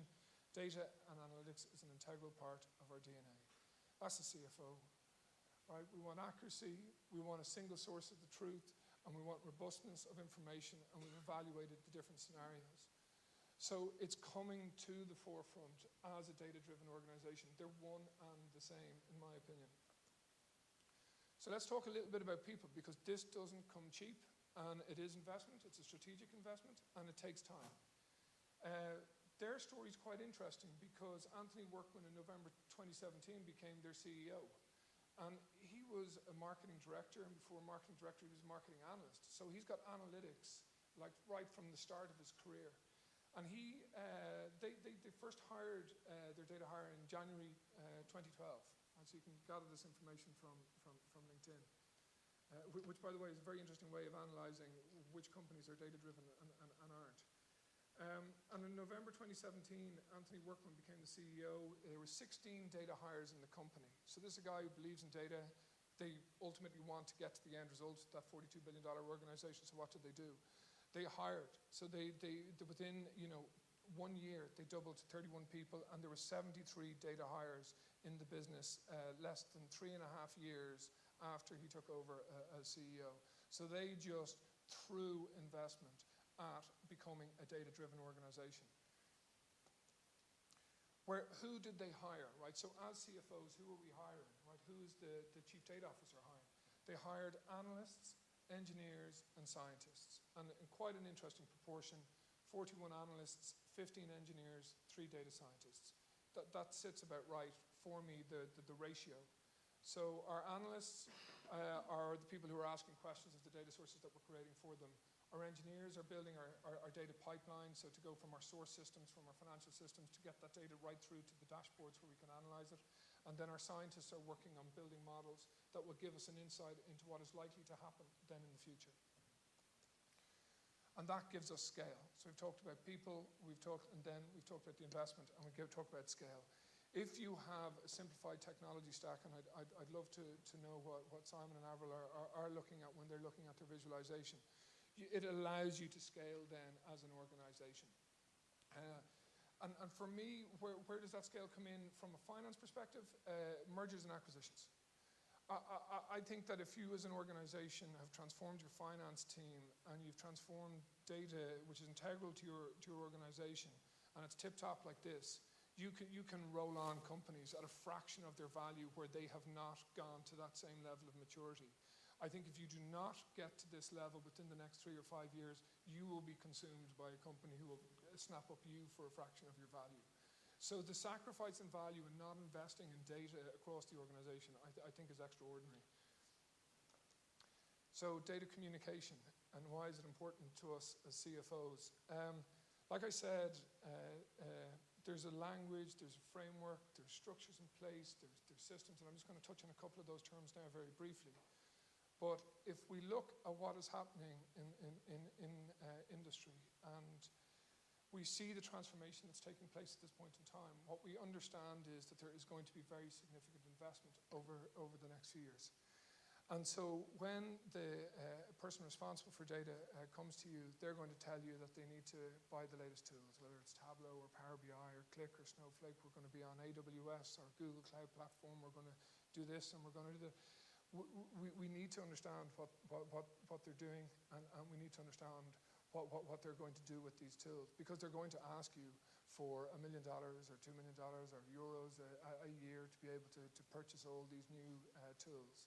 They're going to talk about databases, data warehouses, data lakes, data sciences. We need to understand that language. We have to sign off on this. But there's another part to this deal. You need your finance team to transform how it does finance planning, how it does finance operations, and how it becomes decision support within an organization. So as soon as we get to understand the budget requirements from the CIO and the chief data officer, we can now negotiate and put our projects right up to the front of their queue. Because if we do not do that, and we allow the chief information officers and the chief data officers to continue to drive their own agenda, and you can rest assured that they're talking about it right now today in your workplace. That's what they're doing every single day of the week. And you do not have a seat at their table. Your projects are at the back of the queue. So if we're going to sign off on the budget that we understand and we can communicate with, let's get our projects up to the front of the queue so we can transform the finance department. There's a couple of simple things that we can touch on now just to give you an idea. The concept of integrated data sets versus non-integrated data sets. Having data all around the organization and then bringing it together in dashboards. It's good. We call it a sandbox environment, a non-integrated, where we're building dashboards on top of individual data sources. But it can get messy, right? It's very good at showing the value of data through dashboards, like look what I learned, this the insights, these are the decisions I made. But really what you want and what enterprise organizations are either have or driving forward is fully integrated, where there's rules, governance, security, permissions. We know exactly the data, the metadata, we know the data management, and we're really operating now at scale. So you've kind of got this concept of integrated data versus non-integrated data. It's a very straightforward concept, and I think it's one that we need to talk about when we look at our finance projects. There is reference architecture. This looks way more confusing than it is. What it really does is allows us to sit with the CIO or the CDO and go, tell me what you're building, show me what you're building, and show me how the finance streams are going to flow into the end users or the consumers. Points to note coming forward are the regulation that's coming around sustainability. I am not an expert in that area, but I do know that we are going to have to understand the carbon footprint of suppliers into our supply chain for one. We're going to have to provide a great deal more information to regulators. You've already spoken about that, and I think we're going to hear a lot more about that later on. So if we have got to distribute all this information to external consumers, how are we going to do it at scale that doesn't involve people working 14 hours a day in Excel spreadsheets and really not enjoying what they do? And they have organization charts. And this is something that I'm only really seeing starting to bleed into enterprise finance functions. And I'm not sensitive, and I don't think any of us should be, about who reports kind of into the chief finance officer, the chief operating officer. That can change around. But essentially what you've got here is three structures. You have a chief data officer who's responsible for the enterprise information management. So they look after master data management, data governance officer, enterprise data architect, BI and analytics. Okay, so BI and analytics, what we all know as dashboards, is one component of this. The pieces we have in gray are the pieces that we think, okay, well, that's what you can get away with. Okay, so you would start with the data governance officer, an enterprise data architect, and BI and analytics.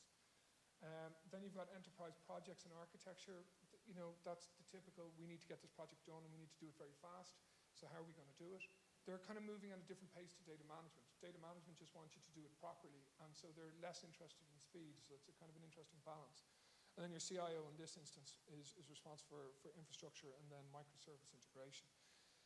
Okay. But when I would look at this, it makes me think, okay, so if you want investment in data, how does it fit within the organizational structure? And so to the concept of evolving and not just growing. We have heard all day today about change, and change is difficult. I think it's difficult at a personal level, and it's difficult at an organization level. But like, if the history has taught us anything, it's that everything changes. Look at the amount of sea swimmers we now have swimming like lunatics in the Irish Sea. That wasn't the case a year and a half ago. So when I look at finance departments and they're stepping or they're growing or improving, they're trying to do things better, or they're trying to do things cheaper, or they're trying to do things faster. When we talk about evolution, we talk about mastery of a subject and moving on to the next level.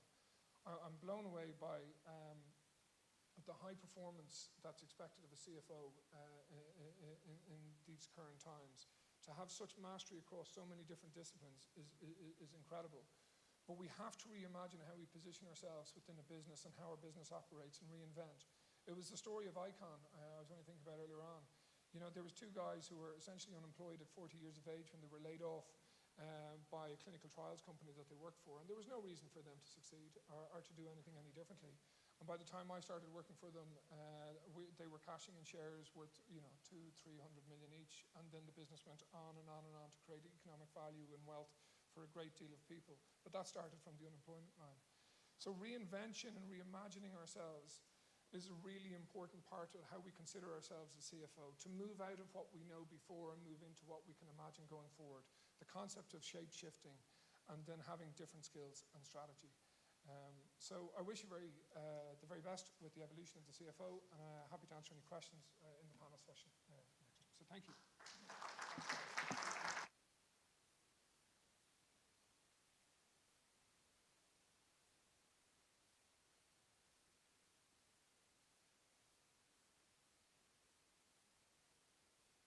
Again, if you would mind joining me up here. Isabel, would you please join us, Avril and Simon? Yeah, so we have an extra mic here. Do we need to mic any folk up for the online audience? Or should we just pass the microphones around? Okay. One here, we have, Dave has a microphone, so we've got two between us. Isabel, would you like to? Yeah. Oh, you're there. Would you like to sit here, Isabel? Yeah.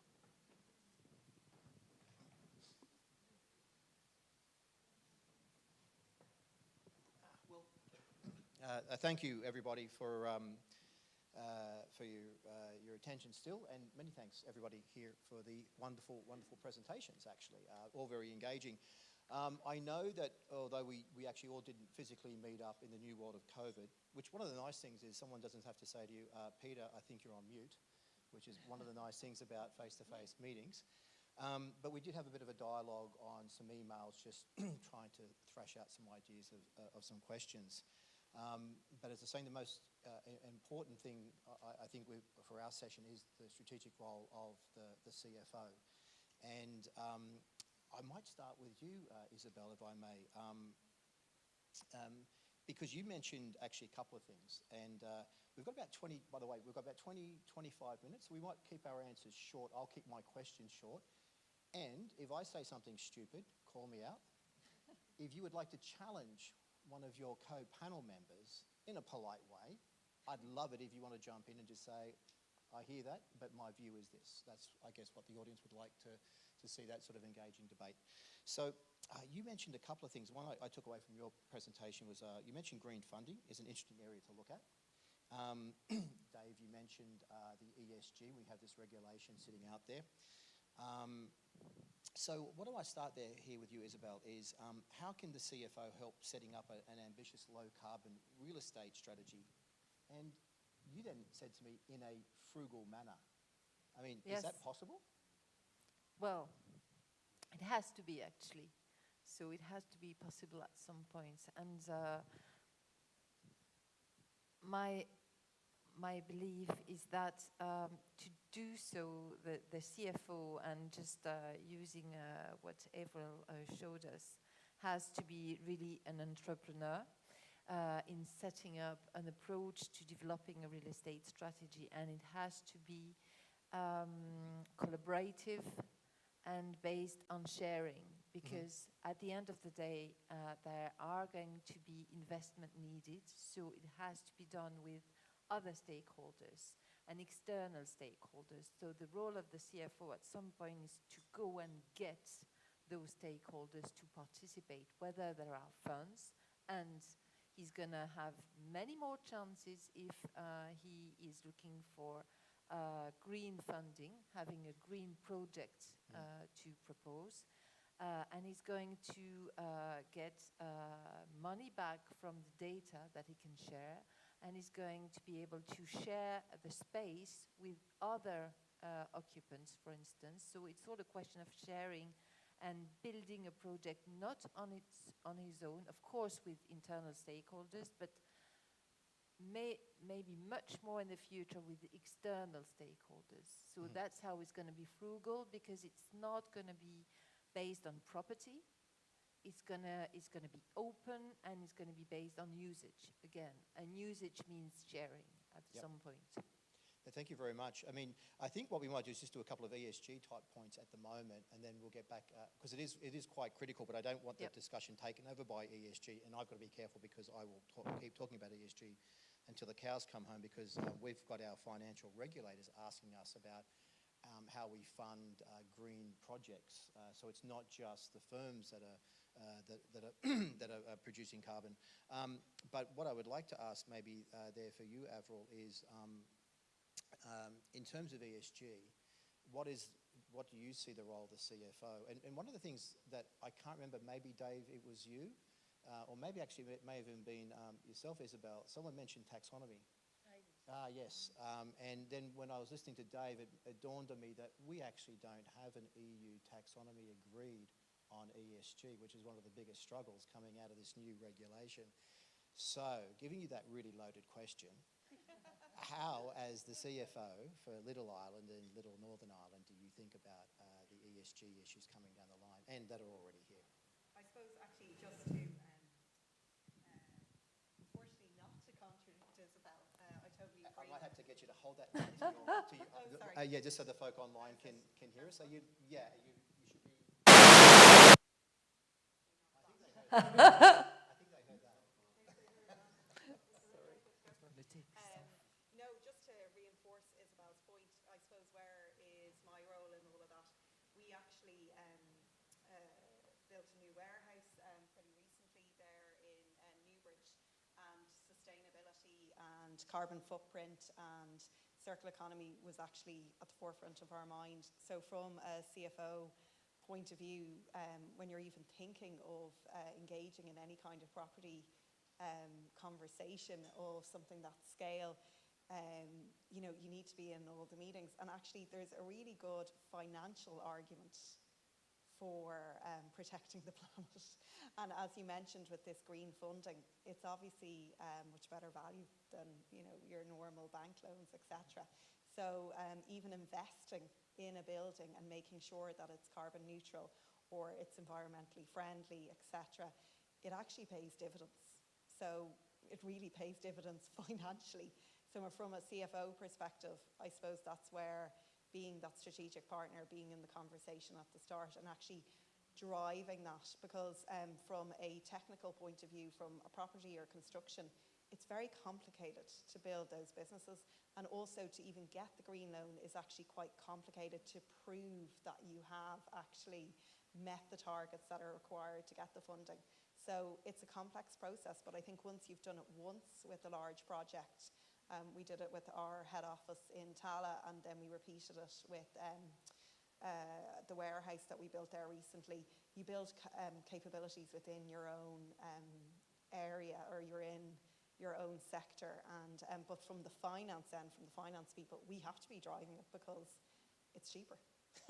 So it makes business sense as well as environmental sense. But I suppose on the broader issue, which you mentioned there, particularly in retail, it's not just our carbon footprint that Lidl needs to take care of. It's the footprint of our suppliers, of course, when you look at, you know, beef production, etc. And that's why we're committed to science-based targets. So we're one of the first companies in Ireland to commit to service science-based targets and to publish sustainability reports, although it's not legislated for us yet, or hadn't been in the last number of years. We decided to do that, yeah. That's what a consumer wants as well. Thank you very much. I'm going to go to Simon and jump back to you, Dave, if I may. Simon, when we were chatting away, you and I were talking about what the biggest risks in healthcare transformation are in the next 12 months. And I know that you and I shared some answers on that, but we actually didn't share the ESG agenda. Am I able to throw you in on that on top of what you actually also think are the biggest risks in healthcare transformation over the next 12 to 18 months? I think in terms of the ESG agenda and, you know, inflationary costs, energy costs that are going through the roof. You know, we're seeing this now, budgeting for 2022, and we can start to see the cost pressures really ramping up.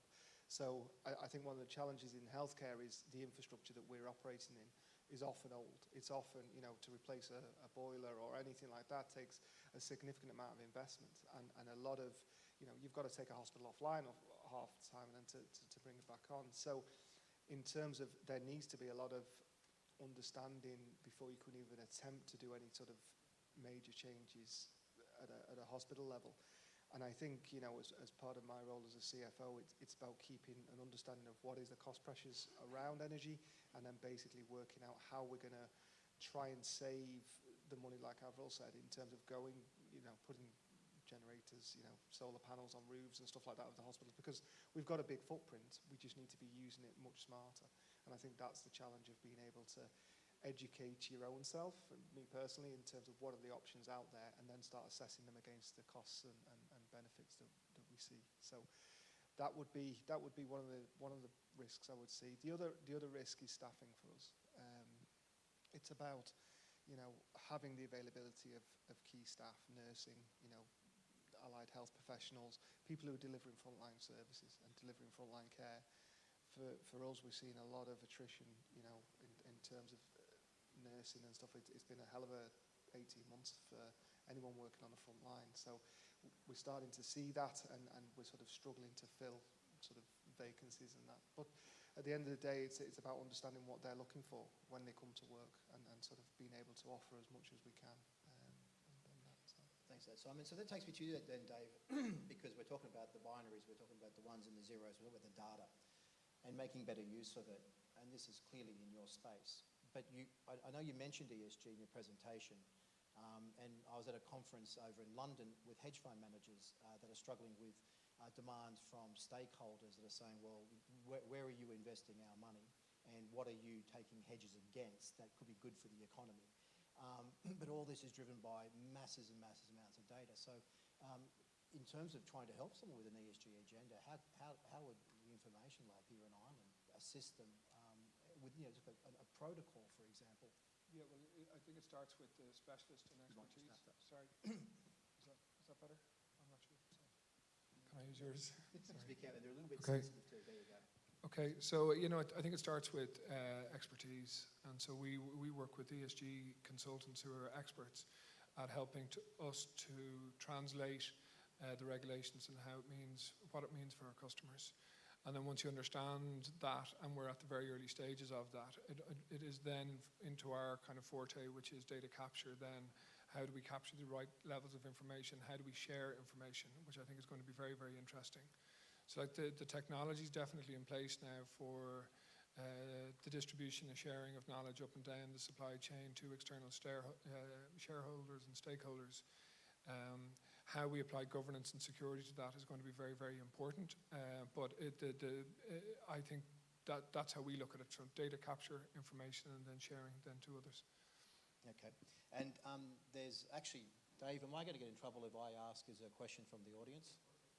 Yeah, you might not have a question right now, but if someone does have a question, just get your hand up and I'll get your question in. Oh, and over to Tom Byrne. We'll try and make this as interactive as possible.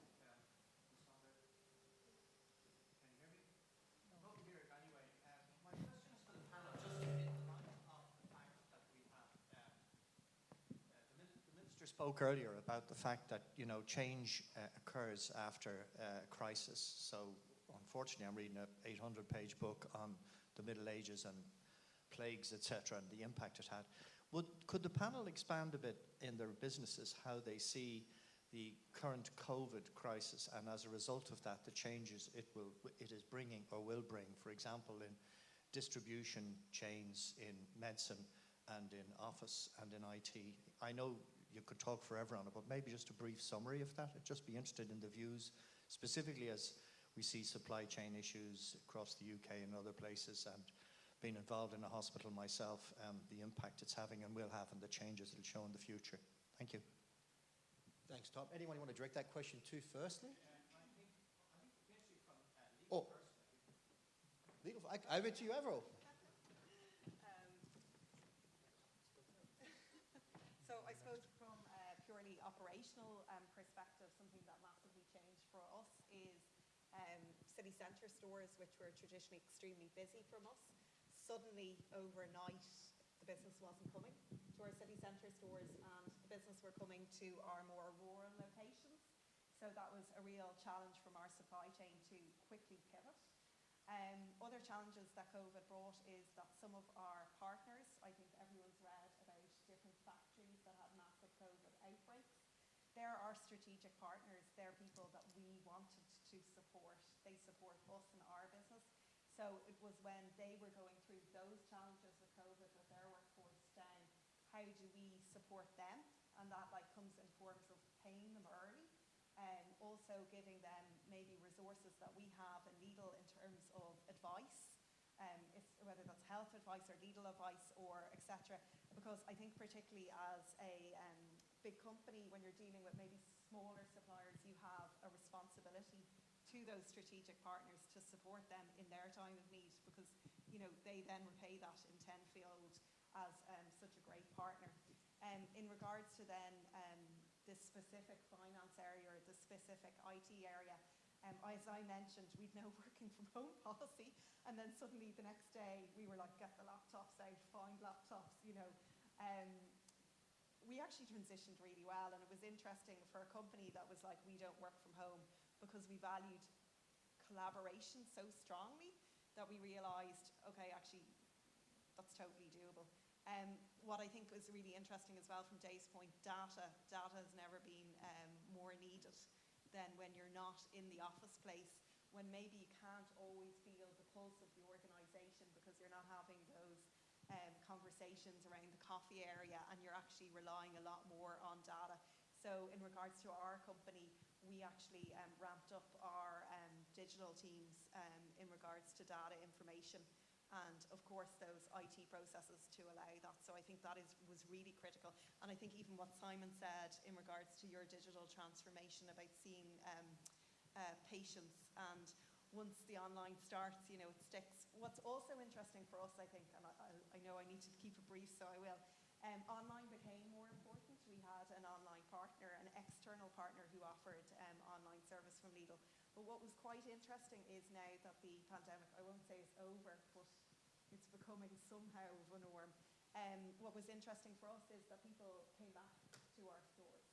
And although we hear a lot about the growth online, we found that bricks and mortar for us is still extremely important, and it will be extremely important for the future. Yeah. Oh, perfect.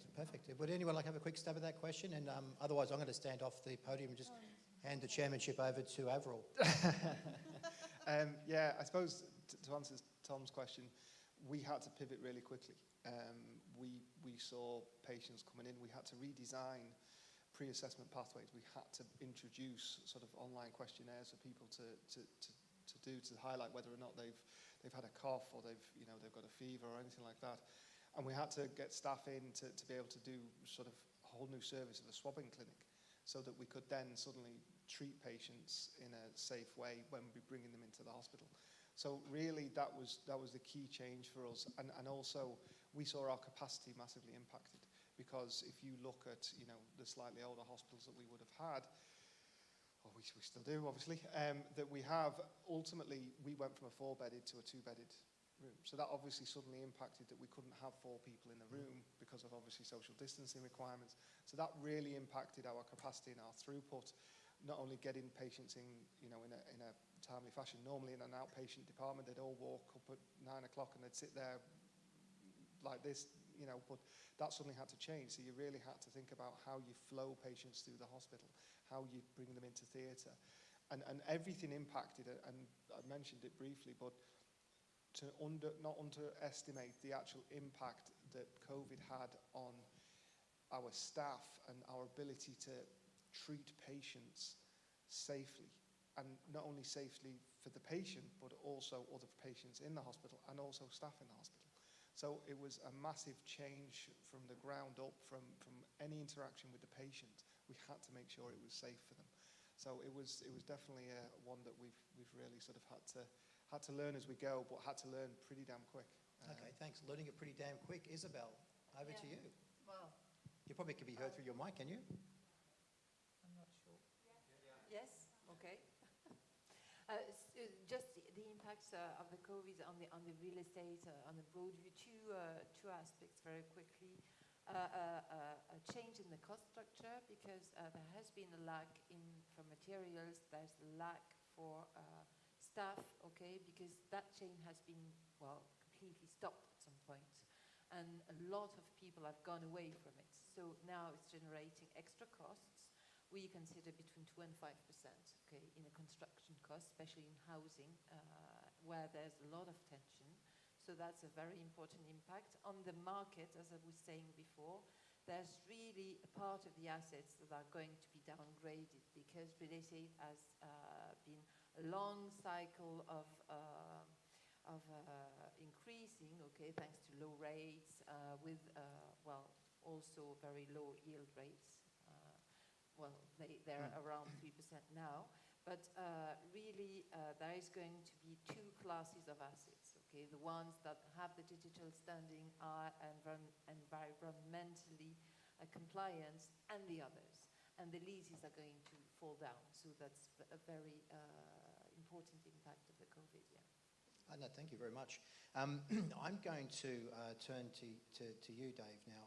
You mentioned something very interesting in your presentation, which was, and I'll figure out the segue to get there in a minute, but what it was about, if you don't understand the value of your data, I think something along the lines that you're at risk of being potentially taken over at a fraction of your true value.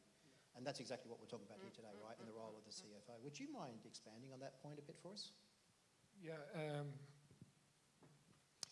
If you're fully digitally integrated organization and you've got information flowing from all across the organization, then externally in the environment in which you operate, you'd have to say that you're economically optimized to the best of your ability, and you're probably scaling horizontally into other industries. You see it with Amazon. Like what is Amazon? You know, it's thousands of different businesses, and what we're seeing with those organizations.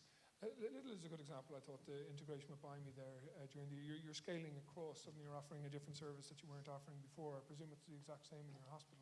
And I've never seen buildings being described as data buildings before. So I think if you can pull that information in from around your environment and in your organization, you're optimizing your individual value. The opposite of that is if you have not done that, I think you become an easy target for a company that has done that, because they know they can get you for a song, and then they'll just do the digital transformation that you probably should have done yourself in the first place. I appreciate that's a controversial comment or whatever, but we love controversy, don't we? Yeah, look at that. Okay. Thank you very much for that. I'm just very conscious of time, and I went out and bought myself a new watch, which actually is like one of those 1970 ones, and you've got to press the button on the side to see the time come on. So I think we have about 3 minutes left. So what I'd like to do, because one of the key things that we all spoke about via email was the transition getting to the CFO, which is one thing. And of course, the CFO isn't, all CFOs aren't the same. There's CFOs in big group companies, CFOs in small startups, and they each have their own challenges. But interestingly, all of you mentioned about the relationship with the CEO. So may I just ask all of you just to have a think about this question, and we'll start with Simon, serve and volley. What is your top tip or top tips for people going from CFO to CEO? And what is your, and how should you handle the relationship with the CEO as well, especially since you want his or her job? But could you be succinct in just a couple of top tips? I think if you look at my career trajectory, I was very much, in the finance arena, CFO of sort of St. James's. I'd been CFO of the Children's Hospital. But one thing that I then decided to move into the operations, because until you actually have been and understand how operations work, especially in healthcare, you have so many different multiple stakeholders that you have to deal with. If you can't build relationships from an operational perspective, it's easy for me to come into a room and go, no, we don't have no money, you're not doing it. But for me to try and influence and work with other sort of consultants and nurses and radiographers, I felt to broaden my own personal experience in healthcare, I moved into the operations. Yeah. And then I sort of had the opportunity to move from the public to the private side.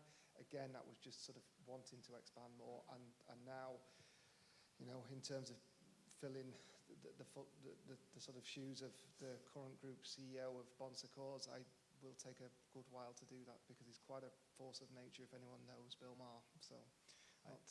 And I want to take that point there, because the Financial Times calls it the Great Resignation, and McKinsey, that I think you quoted there, Avril, they call it the Great Attrition. You did something different, Dave. You just said, screw this, I'm out of here. I'm going to go my own way. How is the skill set of the FD, how did it translate to becoming an entrepreneur? I wouldn't necessarily recommend it.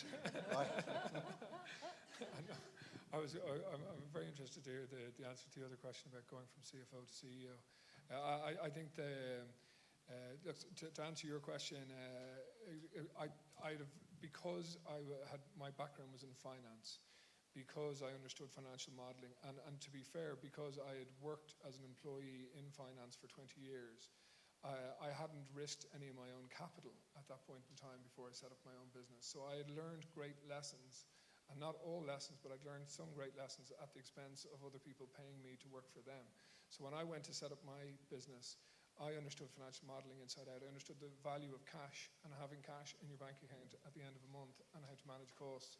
So I think finance is a great segue into, I think it's a wonderful segue into business. And I think if you can go now, and I suppose to reiterate my point though, if you can go finance plus data equals business, I think it's an incredibly powerful skill to have, yeah. Thanks very much, Dave. Over to you, Isabel and Avril, just so you have the final words, 30 seconds each. You don't have to be guided by what I just asked in terms of the question, but just what are your top tips for the audience today in trying to become the strategic CFO? Well, again, I think I will insist on collaboration, and that is maybe the frontier between, if there's one, between the CFO and the CEO, move to an entrepreneurial approach, really, and take the initiative. Yeah, very much so. Dave, you could have been an entrepreneur instead of an entrepreneur, perhaps. Avril. I think I'd echo exactly what Isabel said, and probably just in addition to that is listen. You know, ask the question. I don't know, when I was describing moving through the different layers, you know, when was the last time you sat down with your CEO or your senior person, and instead of asking about your performance, that you just took out a very neutral diagram and said, let's have an open discussion about that. Where do you think we're at? And you have to sit back, listen, and don't try and justify your position. Take the feedback on, take it on the chin, and work with it. Well, listen, guys, thank you very much. And thanks also to the sponsors and the exhibitors here today, SAI Partners, SAP, or SAP, or I should say, thank you. Taxback International, PeopleSource, The Information Lab, CPA Ireland, Board International, KPMG, and InterXeon. But many big thanks to you four for being great sports, for taking the questions that we rehearsed and the ones that we didn't rehearse. You're going to be floating around the conference for a part of the day anyway, so would you mind if folk do approach you with any questions they may have not been able to get out? Okay, listen, would you all join me in a round of applause for our fantastic panel?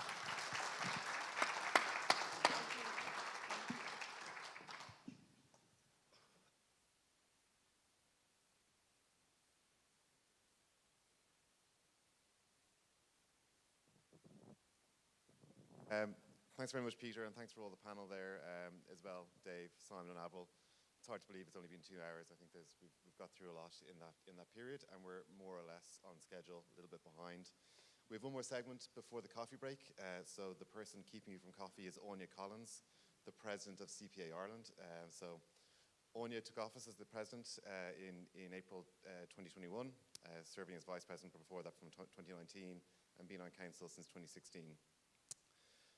Anya qualified as CPA in 1996 and is a director of Blueprint Consultancy, providing financial and strategic business advice across several sectors, with vast expertise and experience in the SME sector, from startups to growing established businesses internationally, both organically and through mergers and acquisitions. So I'll give the stage now to Anya. Thank you.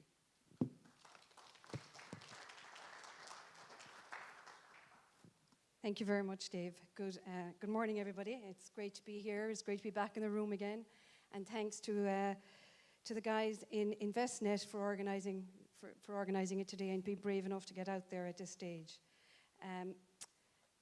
I suppose in preparing for this morning's speech, I was struck by the theme of the conference, which is the changing face of finance and the impact of the digital transformation. It's a theme that is central to CPA Ireland strategies, but the sentiment is also felt by many of our stakeholders, including IFAC, which is the International Federation of Accountants, and Accountancy Europe. We're now in the fourth industrial revolution, and it has been responsible for the creation of products and services that has become the essential for modern life. It is paving the way for transformational changes in a way we live that has created disruption in almost every business sector.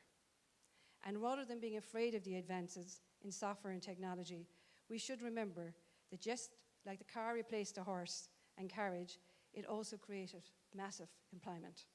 So digitalization is not about losses, but it's all about the gains, the creation of new ways to deliver value and to augment our roles as accountants and strategic financial advisors.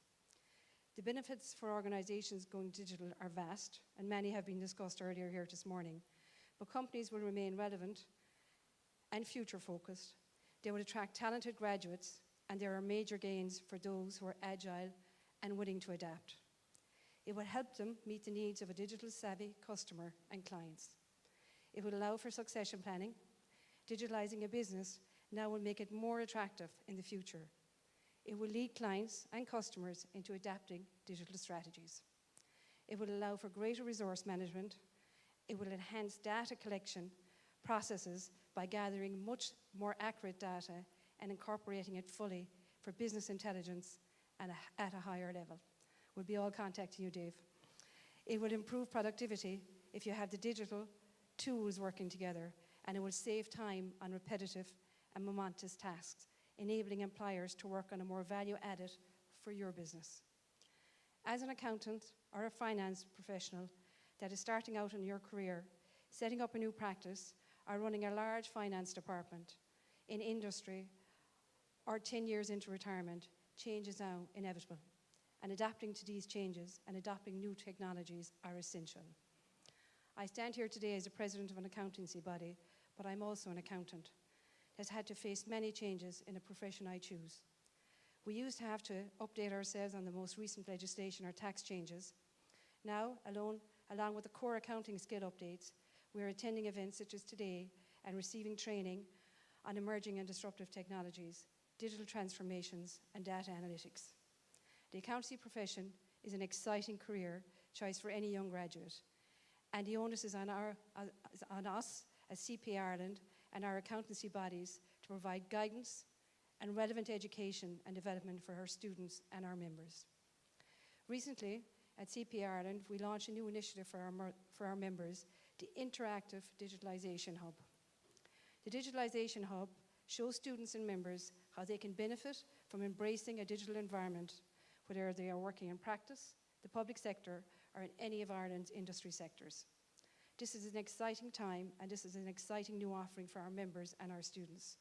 Key features of the hub include software search directory, software showcases, training sessions for all things digital, software provider events, and case studies from accountants who have started their digital journeys. Last year, our Director of Education, Deirdre MacDonald, presented at this conference, and at that time gave you an insight into a new CPA syllabus. The CPA syllabus was launched in June 2020. Granted, the pandemic did not help with the timing. However, the timing in relation to what the new syllabus offers has been very appropriate. The new syllabus addresses the impact of emerging and disruptive technologies, including artificial intelligence, blockchain, and fintech, among others. We've also introduced a new elective subject at our final level, which is data analytics for finance.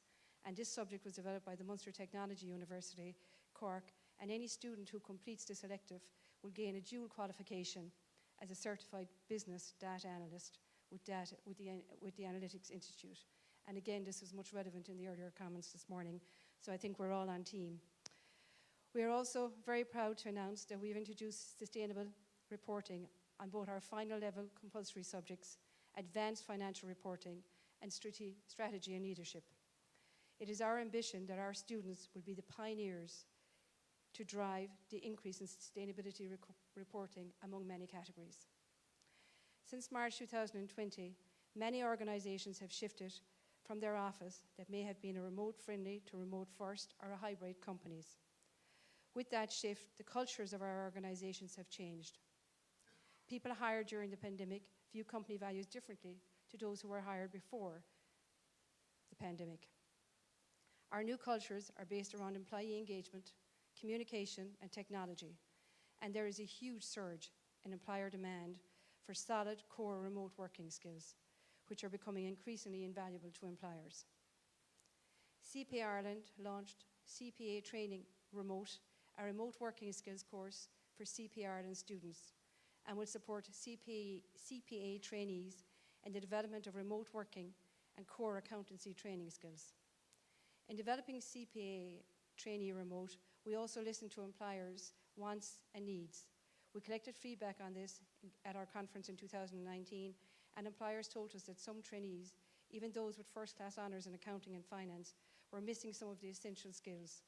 To meet these skill shortages, modules on these courses include communication, essential and practical Excel skills for accountants, double entry bookkeeping techniques, and understanding and using the tools required for collaborative working in remote environments.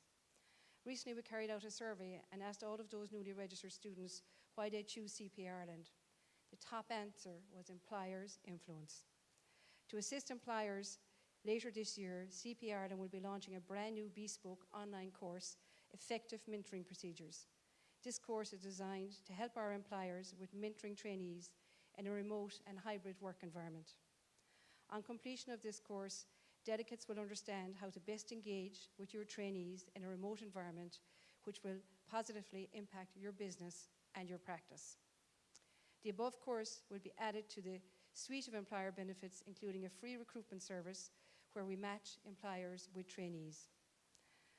I'm excited to see a return to events such as this morning, and I have missed the networking and the interaction and the learning and talking to our peers.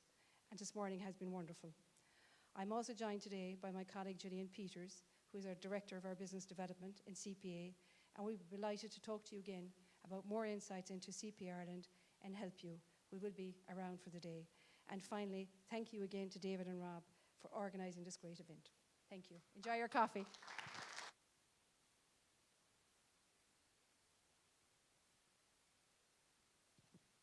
If we could, everyone could make it back here for 11:45, that'd be great. Thank you.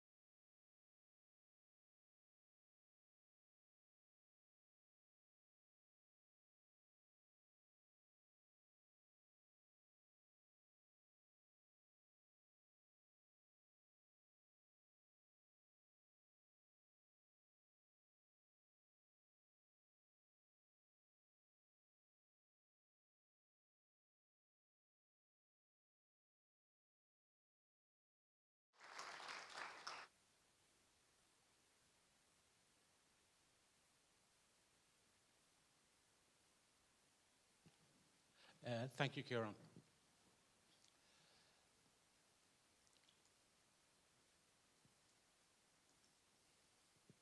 Global e-document compliance, a buzzword and something that's happening all around the world. It's something that drives our business. When we take a look at the main drivers around this area of automation, digital automation, we're coming one from tax authorities trying to reduce the VAT gap. Governments also wish to simplify and also reduce administrative burden on their own side, and they've also woken up to the value of data. So governments now like data, and government compliance is what drives our business. Because at the end of the day, tax evasion, it is expensive. When you take a look at Latin America, whereby you've got huge VAT gaps. When you talk about the European Union, you have a VAT gap something like 38% in Slovakia and Greece. I'll mention a little bit about Italy, who in 2018 went on a process of mandating B2B as well as B2G e-invoicing, and they have managed to reduce their VAT gap. So this drive by governments for better data to manage their VAT gaps is what's driving digitalization within businesses. When we take a look at this evolution that's happening between e-invoicing and CTC, which we would describe as continuous transaction control, we are still in the early days in terms of conventional VAT reporting, so we use the web to go and upload our VAT returns to the revenue.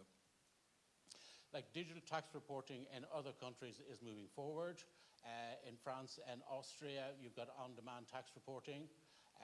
Moving to a stage now whereby in Hungary, there's real-time tax reporting. So in Hungary, for example, once you issue an invoice, you're obliged to report that invoice to the revenue. And where these models are moving towards is real-time, whereby invoices are being passed through government hubs. So the government and the tax authorities are seeing these invoices in some cases before they get to your customer. So it's in these areas that we would see that there is growth. I think if POSC is looking for a few extra euro to fill in the gap from the corporation tax, maybe trying to narrow our VAT gap may be a place, in a sense, to look. Really, the challenges facing CFOs in this area. So if you're a large organization with operations across many jurisdictions, people with complex supply chains, it's difficult to determine where the tax applies. There's increased requirements in various jurisdictions, which means manual processes are no longer sustainable. And each jurisdiction has its own reporting, invoice format requirements, and in some cases, invoice data content requirements. So, at the end of the day, there is a huge, on a global stage, a lack of control, lack of visibility, and lack of coordination. When we take a look at the global landscape and the various models that governments have adopted, we'll take a look at what we describe as interoperability, whereby data, be it invoices and orders, can pass between businesses through an electronic network. So in the first instance, a supplier is able to send his invoice, goes to a service provider, that service provider goes to another service provider representing the buyer where that invoice is delivered, and the flow can also go back in terms of order exchange. When we take a look at centralized invoicing, whereby, for example, in Italy, a supplier, he will use a service provider, he sends his invoice to the government. The government will then send a receipt back to him to say, yes, we have your invoice, and it's the government platform that actually transmit that invoice to his customer. And that customer also will send a receipt back to the government. Clearance model is another model quite popular in Latin America, whereby a supplier will send an invoice to the government hub, and before he can send it, so number 2 is the message going back from the government hub, to the service provider on behalf of the supplier to say that invoice is okay, and only at that point can the supplier send that invoice to his customer. So that there's the clearance model. And then we have, which has been adopted in Hungary, real-time reporting, whereby ERPs and finance systems are now required to have a link to the government hub so that invoices being generated and sent, that the government is updated in real time. When we take a look at these models, in a sense, globally, like post-audit is where we would see ourselves, whereby we are obliged to report on our taxes after the transaction is completed. Interoperability would be where, and is prevalent, shall we say, transactions between networks, whereby suppliers, rather than just sending PDF invoices, they're also using networks to exchange business documents in invoices. We then go to the centralized exchange, where we said where we mentioned where Italy is, real-time reporting where Hungary is, and then when we look at clearance models, whereby again your invoice has to be cleared by the government before it goes to your customer.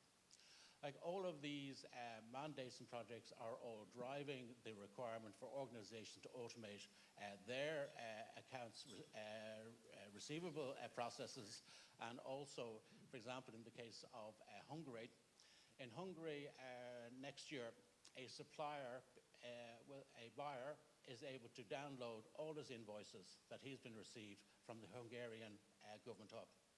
So his suppliers are obliged to send their invoices there, and they can just go with a connection to the hub, just download their invoices without having to go and speak to suppliers about automating their processes.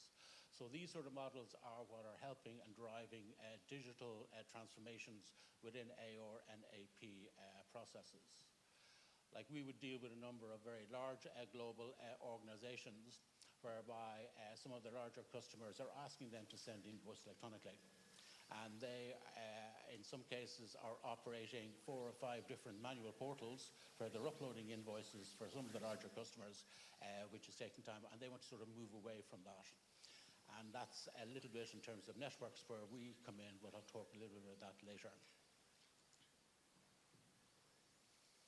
So when we take a look at this compliance space, that gives you an idea of all of the movements or changes that are going to happen around the world in terms of document compliance.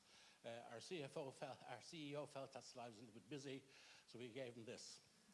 So that'll give you an idea in terms of countries where they are either going to introduce or change existing mandates as we go going forward. So it's not going away.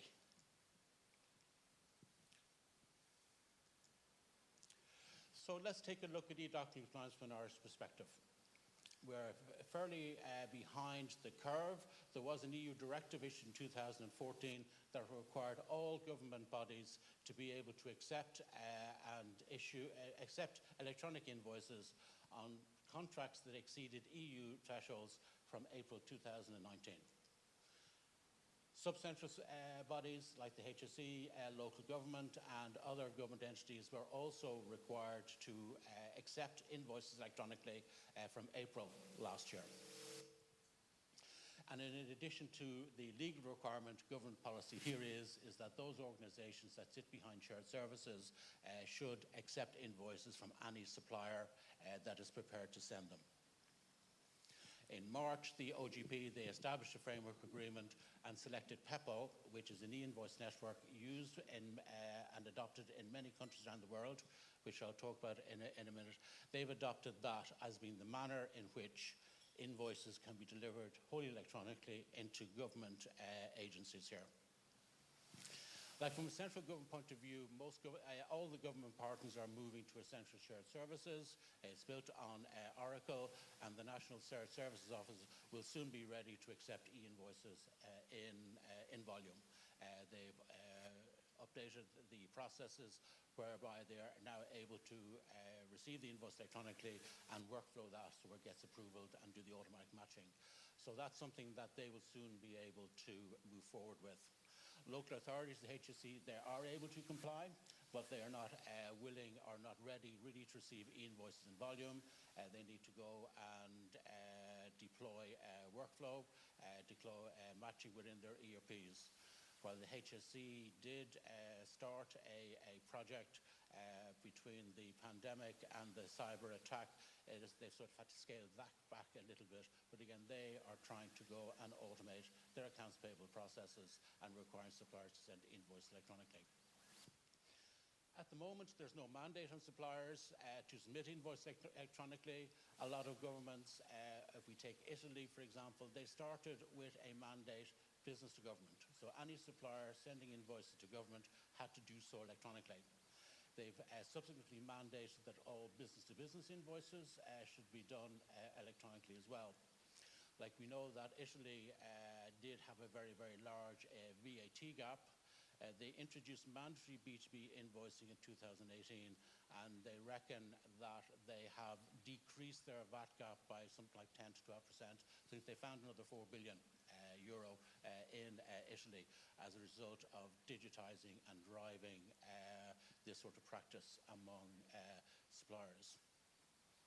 And as I'm saying is that while the governments here, they're getting ready, they're nearly ready, so they will soon then start requesting invoices in electronic form from suppliers. And as I say, some of that wording is appearing on contracts coming out. So PEPAL is the infrastructure to which the government has adopted, by which suppliers are able to send invoice electronically to government departments. Various PEPAL markets, we've got PEPAL authorities, which I'll explain later, and then various governments with PEPAL service providers. You see over the right-hand side Malta. We were lucky to be informed a couple of weeks ago that we have been selected to provide PEPAL networking and e-invoice services to the government of Malta. So they, again, trying to comply with that EU directive. As I say, that PEPAL, it started as a EU-funded project, and it is growing throughout the world. So basically, it is a standards-based open network. Within it, you've got PEPAL authorities who are responsible for the service providers that act as access point within the region to set policy. An access point is a certified provider that has credentials to go and join the network and submit invoices and receive invoices on behalf of their clients. When you take a look at it, is that it's about a specified format. There is specific addressing and routing. It is a transport infrastructure in its own right, and also has built-in governance. The format required is called the PEPAL BIS3. It is conformant with the e-invoice standard that was issued in 2018. They use VAT numbers, organisation VAT numbers, DUNS numbers, GLNs, or IBANs are the identifiers that help in terms of routing invoices from participants. And as I say, that infrastructure belongs to them in terms of security, in terms of transmitting messages. Like PEPAL, it's what we call, in a sense, a four-corner model, whereby the sender, which is the top left, he will prepare his invoice in his ERP, and he will send that to a service provider or access point provider, as we're called in that area. The access point provider will then convert that to the PEPAL BIS format, and he will deliver that to the receiving organization's service provider. There is a lookup to an SML, which is a directory that is maintained by the European Commission. So the SML identifies who the receiver is, and it says which SMP, which is the service mated to publisher, where that is located, so that the sender is able to find out what documents it supports and where the URL or endpoint is for the receiver. So that all happens in real time. So the invoice is delivered to the receiving access point, and that access point provider then will deliver it to the receiver, and in the case here, government departments. So, at the moment, the PEPO network is looking and building standards, building messaging to introduce a fifth corner, being a central platform for government. So as invoices or data is being passed through the network, that information can be fed to a government entity. So the PEPL network, they say, why PEPL can be used for continuous contraction control, in that it's based on international standards. There's no major setup from a government department, in that the infrastructure is all there, ready to go. The service providers are responsible for maintaining it, so there's no real ongoing cost. And at the end of the day, it becomes just a large data pot for central government to use how they wish. So we will think that in time, Ireland will follow other European jurisdictions in bringing in more document compliance, and that will have a knock-on effect of getting companies to go and start looking at automating these processes. So as I mentioned, e-document compliance, it covers a whole pile of things in terms of having to deal with mandatory infrastructures if you are dealing abroad, different formats, different document types, all sorts of things to consider. And it's not only documents to be considered, the whole area of archiving. So various countries have different rules for archiving. For example, in Turkey, you are obliged to archive invoice data on Turkish soil. In Italy, if you are acting for a government entity in Italy, you must store or archive those invoices on Italian soil. If you're a B2B international organization, that requirement is not there. So there's different, shall we say, archiving requirements in terms of years, in terms of what documents need to be saved. Didn't mention about digital signatures, which in some jurisdictions are also required. So in summary, really, the challenges facing organizations is, how do you stay updated with new and changing regulations? You're trying to get connectivity to various government platforms so you can send invoices to them. You have to, at times, maintain different document types and formats. So there is a lot of challenges around becoming compliant, but at one stage, as we say, it's not about becoming compliant, it's actually now in this world about staying compliant.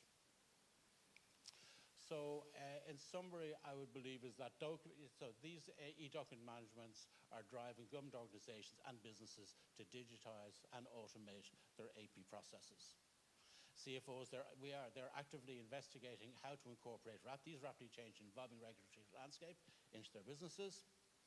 And the ERP vendors are also being challenged to go and build this connectivity within the ERP. And in some cases, we actually help a number of ERP providers to do that, because we have the connections to the government networks, so that basically as part of the ERP, and that is what customers are looking for, is that we want our ERP to be able to go and send electronically to the various customers that we have. We know that from an ERP perspective or any finance system, they started off supporting dot matrix printers. Then when the nice laser printers come out, they had to go and reconfigure to support them. They then, because to customer demand, allowed PDFs to be created and automatically emailed. So the next journey for ERP is the automatic transmission of data files to various business networks. So as we say, the train has left the station. Are you on it? Thank you.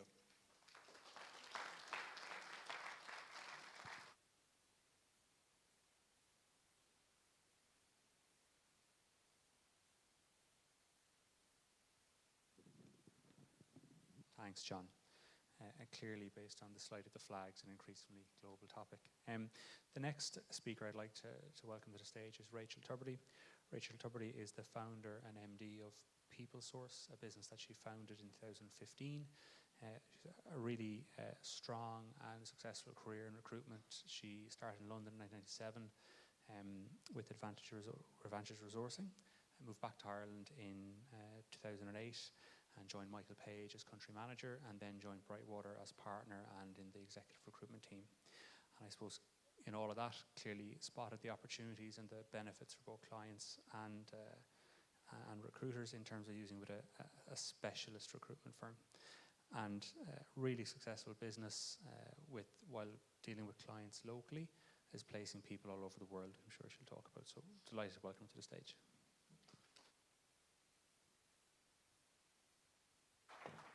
Hi. Oh my God, when you cast your mind back to 2008, that's when I came back to Dublin.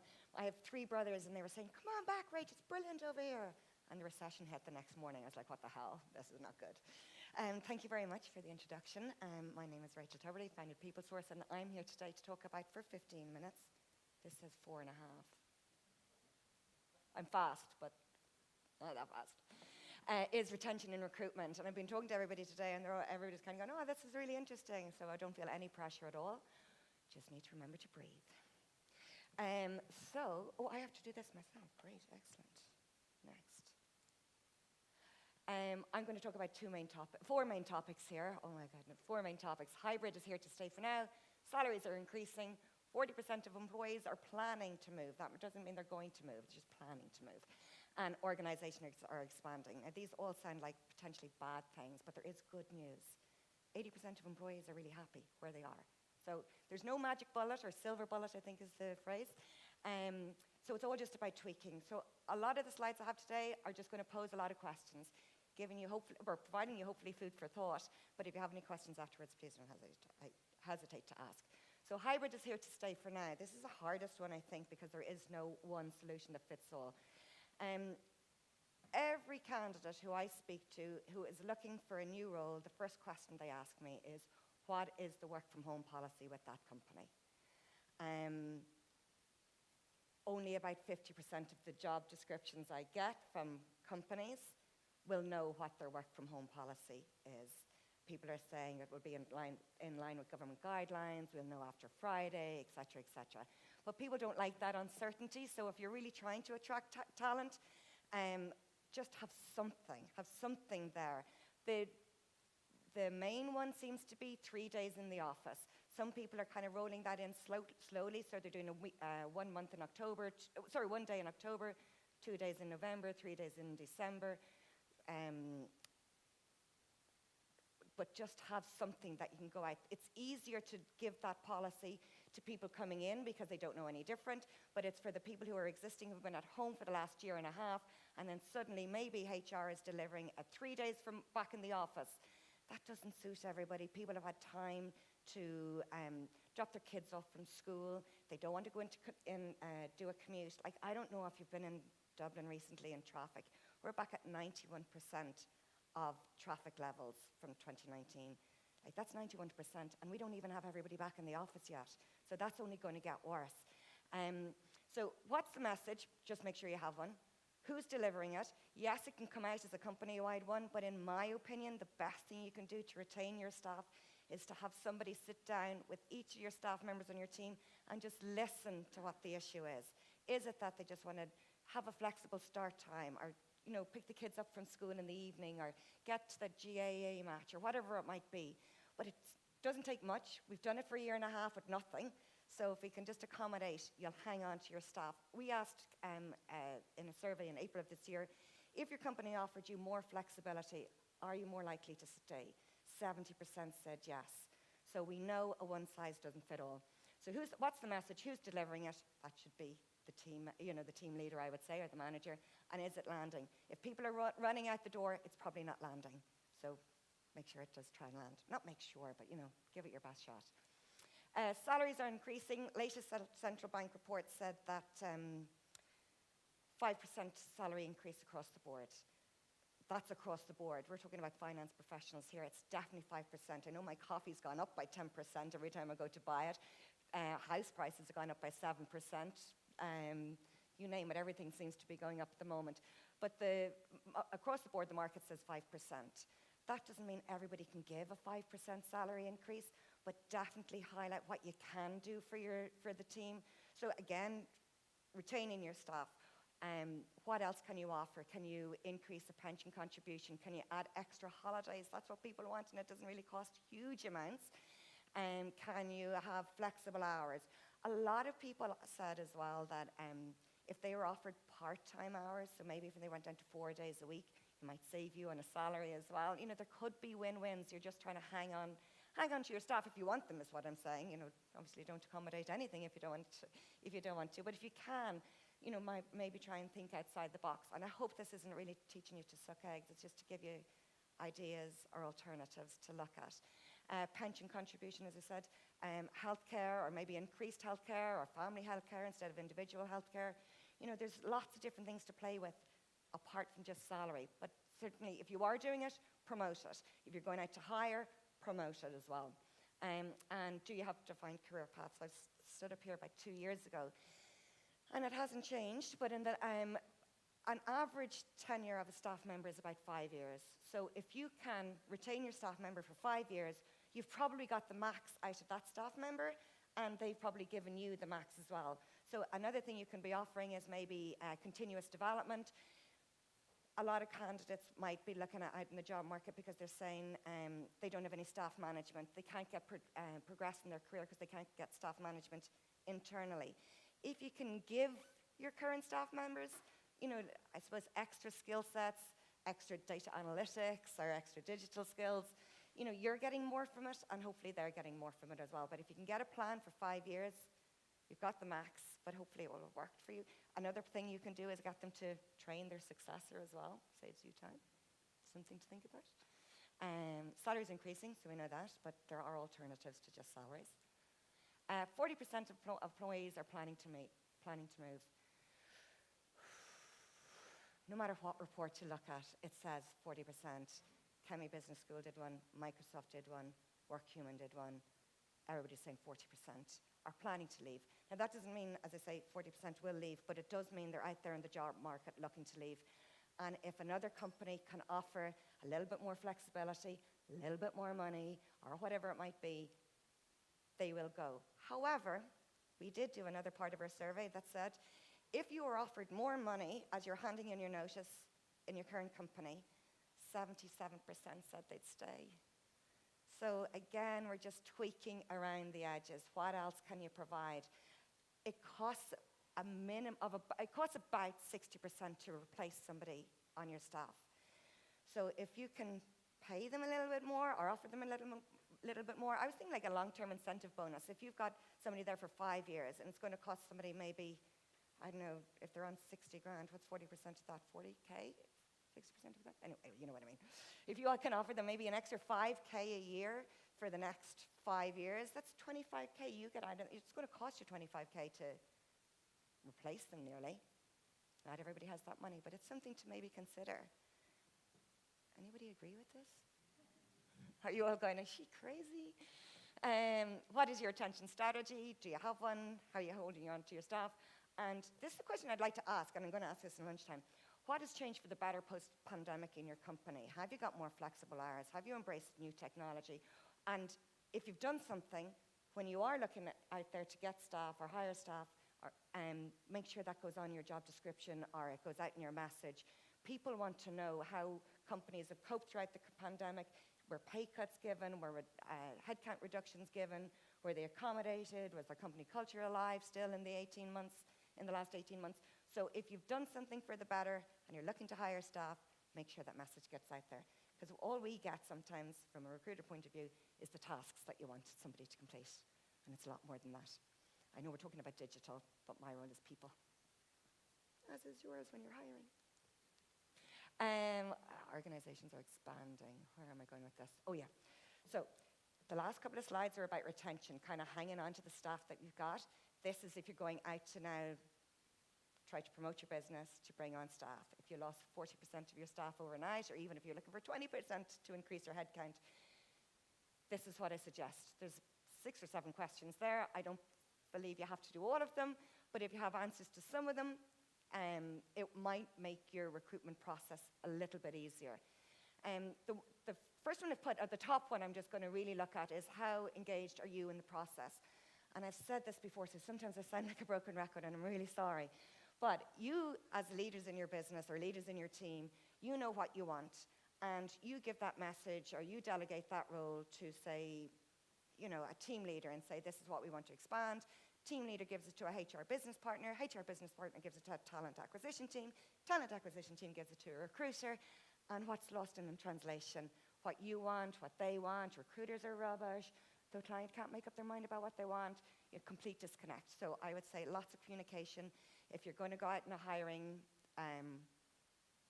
role or hire a couple of people, maybe get a couple of recruiters in front of you. Talk to them directly. If you have the time, it would save you a lot of time down the line. So that's what I would say just there. So get involved if you can. Make sure you've got the highlights of what your company is offering. Another thing there is, where else did I look at? When would you, why would a candidate join your company?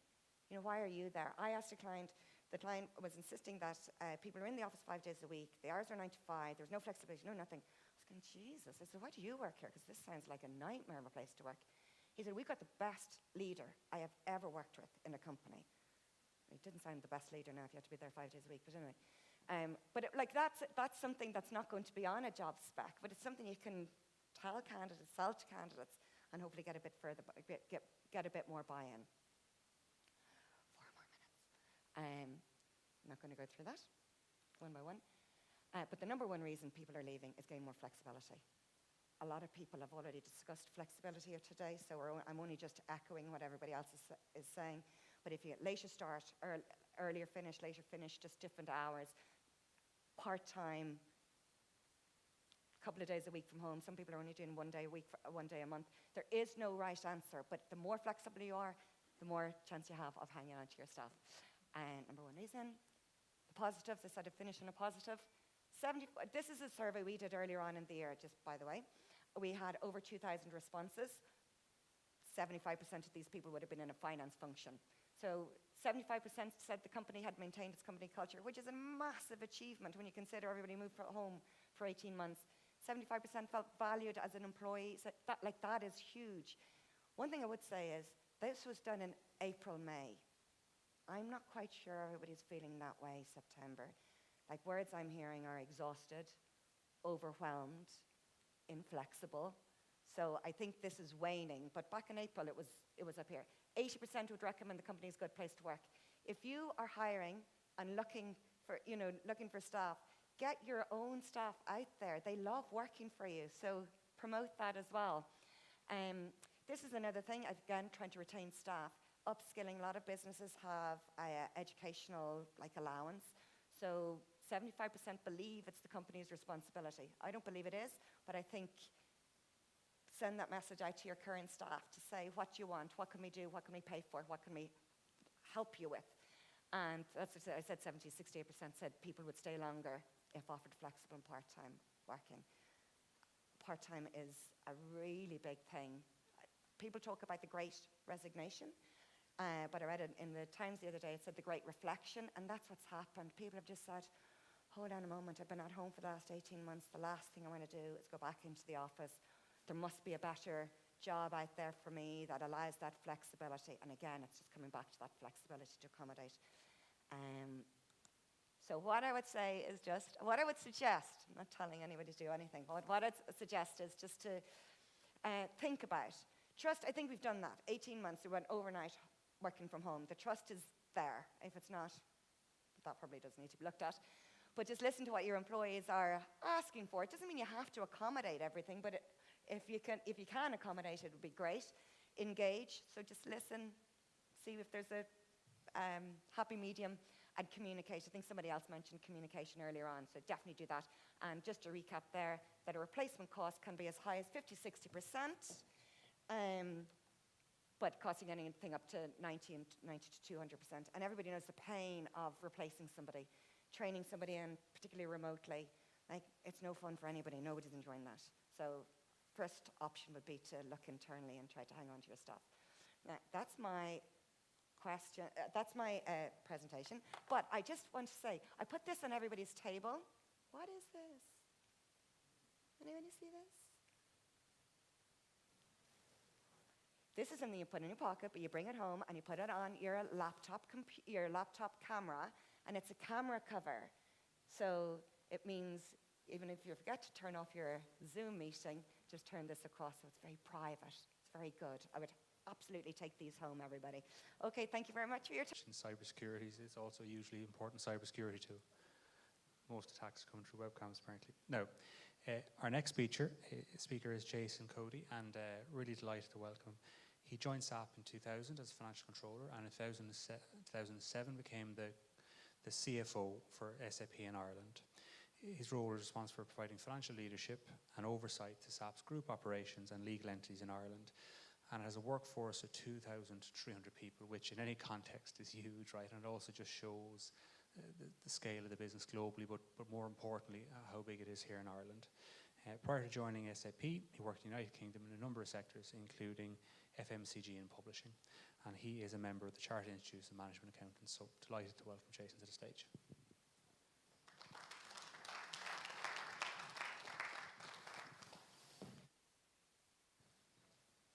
Thanks. Thanks very much, Kieran, for the introduction. I thought maybe if you'd mentioned about my wife and kids, I would have to update my bio as well, because we're the proud owner of a COVID dog. So it's I didn't have to update my bio. So thanks so much. So where is this clicker? So I'm absolutely delighted to speak today in an in-person event. Last night at the dinner was a real experience sitting at the table, because I think these experiences matter, where we can actually in the same room speak to each other. So really, really pleased to speak today. I'm going to talk about the very grand topic of intelligent finance driving sustainable business. So a little bit of a comfort zone moment, because I think there's certain concepts in here today, certainly around intelligent finance, that as a CFO, I'll be quite open, I myself am evolving and learning, and maybe that would be the part and comment I basically make at the end. But I think before we start, this is actually a comment, it's a quote from Deloitte back in 2019, that when I spoke at the event last year, I think it's worth dwelling upon this.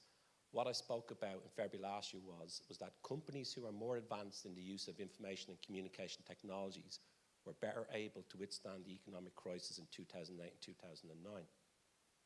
And the relevance of that statement in the last 18 months, I have no perfect crystal ball. I said that last year, and even in February last year, different leaders that I'd speak to, and not necessarily in SAP, but in Ireland, and nobody envisaged what the last 18 months would be like.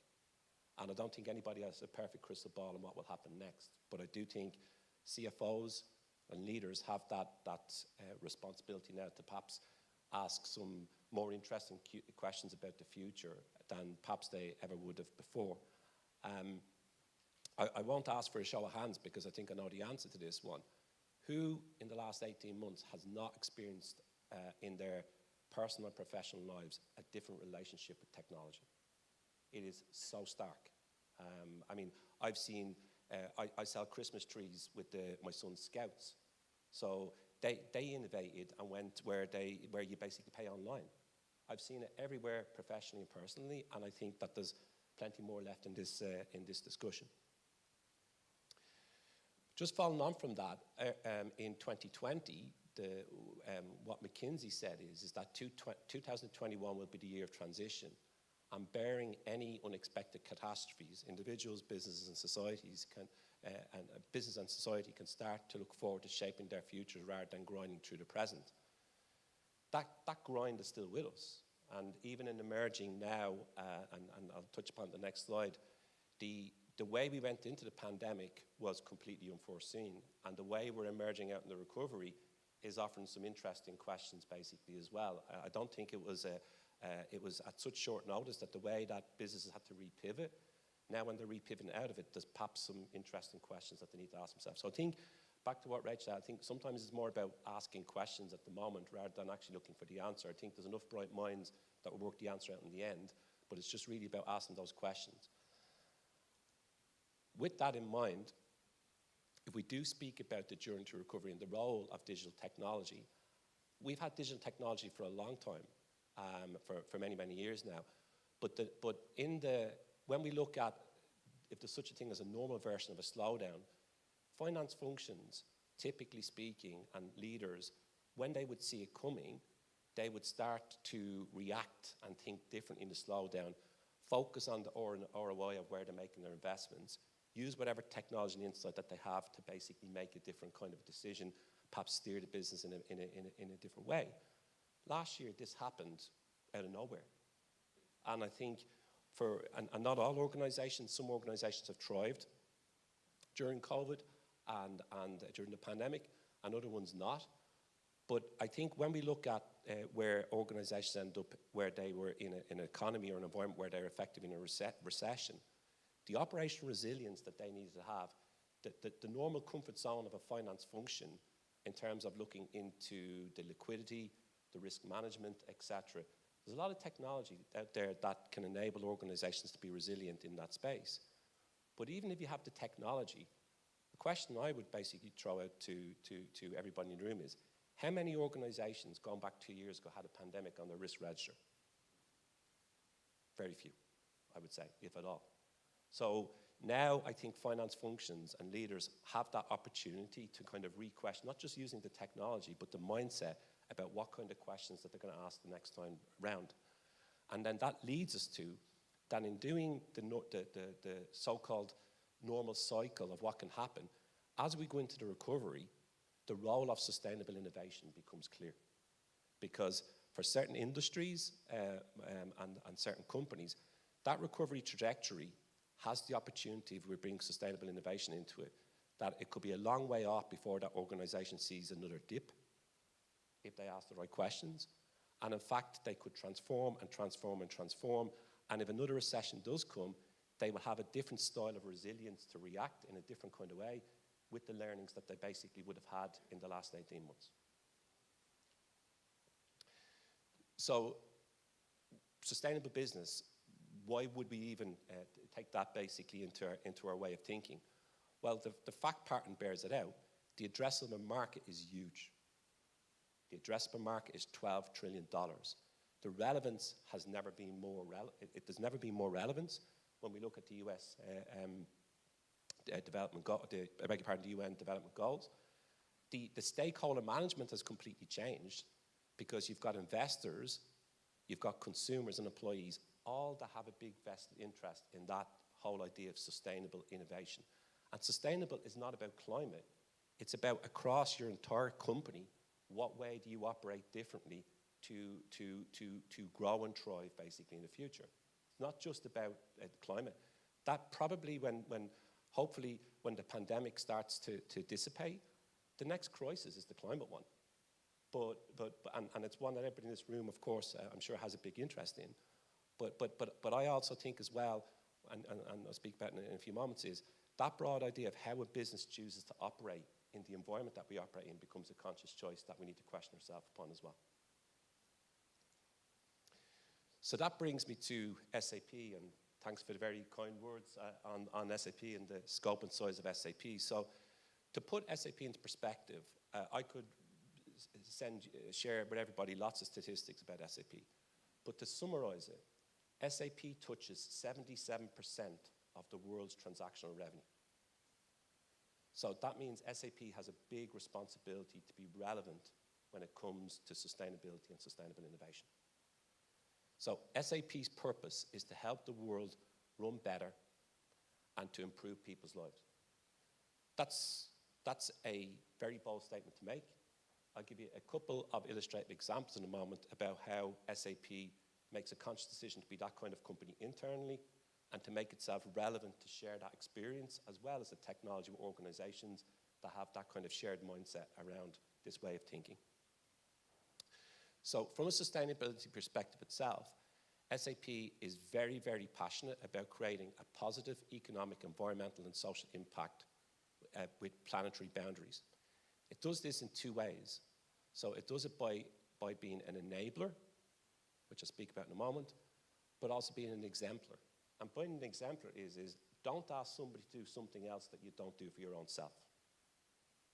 And so SAP pretty much is, and I'll speak about it in a few moments in terms of different pillars, makes many conscious choices in the kind of employer that it chooses to be to really improve our employees' way of working. If our employees' way of working is improved, it makes them to be at their best to work with their customers, and also makes them to be at their best to work with their families and in the wider way that they basically operate. To touch upon what Rachel was talking about, SAP has made a pledge to flex globally. So its message is clear. Anybody after this call can check it up on the internet or contact me if you want any details. SAP's message is being clear to 102,000 people. You will be able to work flexibly in the future. Has it worked out the detail of how it works out in every single country in terms of rules, regulations, and? No. But every country is charged with that responsibility. I sit on the steering in Ireland to implement that for 2,300 people. We'll speak about in a few moments where that involves a whole change relationship with the business for all the different departments and functions that basically work in the organization. On the enabler side, I'll speak about it in more depth in a moment, but that's really about providing products and services that meet the sustainability challenges and opportunities for all of our SAP customers. Now, I would extend that we work with NGOs, we work with partners, we will work with and discuss with just about anybody and everybody, because this is such an important thing to SAP, both internally and externally. When it comes to holistic steering and reporting, I'll touch upon that in the next slide, but you can see the pillars on the slide there. Climate action, I think we're all familiar with the concept of climate action, what it means. Circular economy, I think a lot of people in the room would be familiar with that. Where SAP exemplifies both of those particular areas, for example, is all of its data centers around the world use renewable energy, for example. But the connect between circular economy and climate action is how does one question oneself that using renewable energy is not the end of the story, it's how do you even use less energy?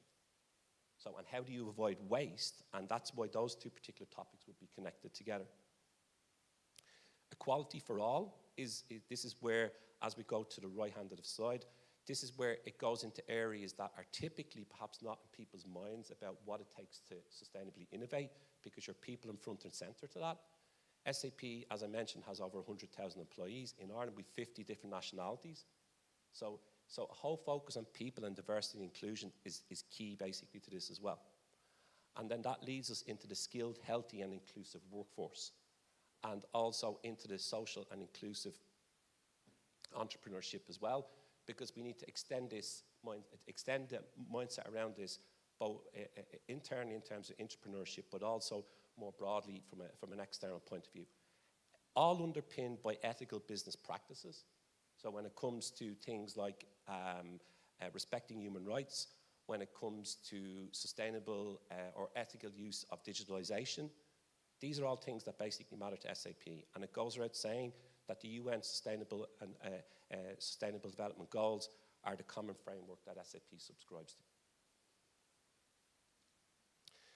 So we have to bring this back to finance people, basically, of course. So, I expect primarily a finance-based audience. So the very simple principle here is, if you can't measure it, you can't improve it. And I'm pretty confident that there's organizations in this room that would love to make certain changes, but they can't measure it. And this is something that I think is food for thought for different finance professionals. What SAP, I can't think of a finance professional, if I even avoid looking at the words where it says integrate sustainability data, I can't imagine there isn't too many finance functions around that don't look into business processes across their particular industry to generate value and to improve performance, to try to develop new products and enter into new markets. I can't imagine there isn't too many, and that's where, going back to the previous slide, when we talk about that traditional emerging out of recession, that's where the true opportunity presents itself in finance functions, I would think.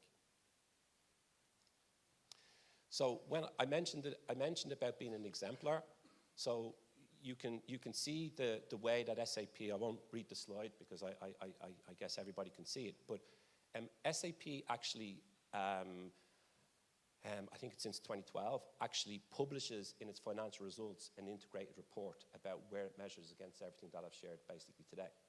So it's about being able to say it and then be assessed against what you've said.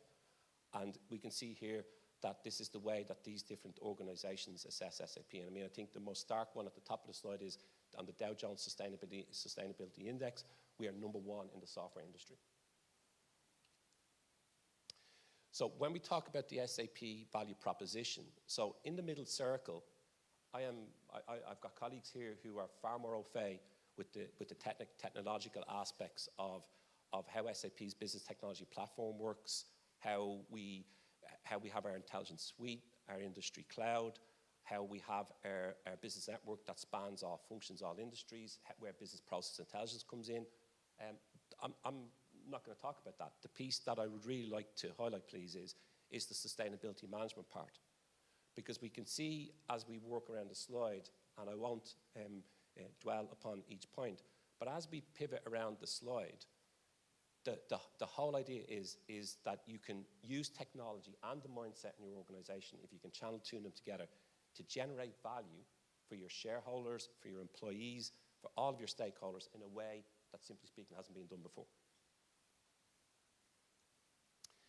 When we look into, I mentioned holistic steering and reporting. So just 3 pillars to zoom in on a little bit more detail. One is on climate action, one is on the circular economy, and the other one is on social responsibility. So if we look into climate action, driving zero emissions in your business has very positive financial implications, but has very positive, obviously, climate implications as well. And when it comes to kind of changing the mindset in the organization, I think about 6 or 7 years ago, I was involved in making a change in SAP in Ireland. And afterwards, one of the leaders came to me and said, Jason, can I share with you a little bit of feedback? And I said, of course, please share feedback. He said, the next time you communicate on something like that, he said, don't speak about the sustainability part first and the money part second, he said. Either you speak about the money part first and do the sustainability part second, or you just speak about the money part and let somebody else speak about the sustainability part. And I said to him, but why? And he said, because you're in the CFO role and people may be inherently automatically inclined to think that it's all about the money. And therefore, that really stuck in my mind. And therefore, when we talk about this topic now, I think CFOs have to develop that relationship with their stakeholders to say it's much more than about money. On the circular economy, on zero waste, I mentioned the example about the relationship between circular economy and climate action. So being able to report and steer upon that, and there's a little bit more detail in the next slide. I gave the example of the use of electricity, for example. If I take it into my personal life, I can shop around every single year and change electricity provider. I can get the best deal due to renewable energy. But if I leave my house like a Christmas tree and don't switch the lights off, it makes no difference. So I think that mindset inside in your personal life and professional life is something that at least I try to basically bear in mind. And when it comes to social responsibility as well, this is, I mean, Rachel touched, like this is so key. One of the other challenges that is happening now is the competition for talent. I myself personally have never seen more signs outside the butchers, the bar, etc. I mean, we don't have enough people to emerge in that recovery that we're all basically pursuing. So the best way to, one of the best ways to move towards that is to make it that you build a diverse workforce, that you work with people in every possible way you can to have the best talent that you can basically have. So this is a little bit more color on what I basically mentioned when it comes to steering to zero with holistic steering and reporting. So there's on the left-hand side, we talk about integrated reporting and sustainable finance. That is something that the technology exists now to do that, and then there's obviously the mindset around publishing and sharing it with your stakeholders. Organizations, of course, having supply chain transparency and think of the risk and reputation aspects of this are important as well. But even with the best technology in the world, if an organization doesn't have a sustainable strategy and a way of actually managing it in terms of a certain reference point in terms of standards, then holistic steering and reporting doesn't actually mean so much. So it's not just the technology, it's these other aspects as well. And then underneath zero emissions, you know, I won't read off each of the points upon the slide, but just perhaps to draw your attention to a couple of them. CO2 as an asset, for example. I mean, do we want to treat carbon as an asset or a liability? So it's a mindset shift. Another one is sustainable travel and expense. Going into next year, how many organisations here have looked at their travel policy or their tool for what way they're going to encourage their workforce to travel in a different way than they ever did before? And this is an interesting one. On zero waste,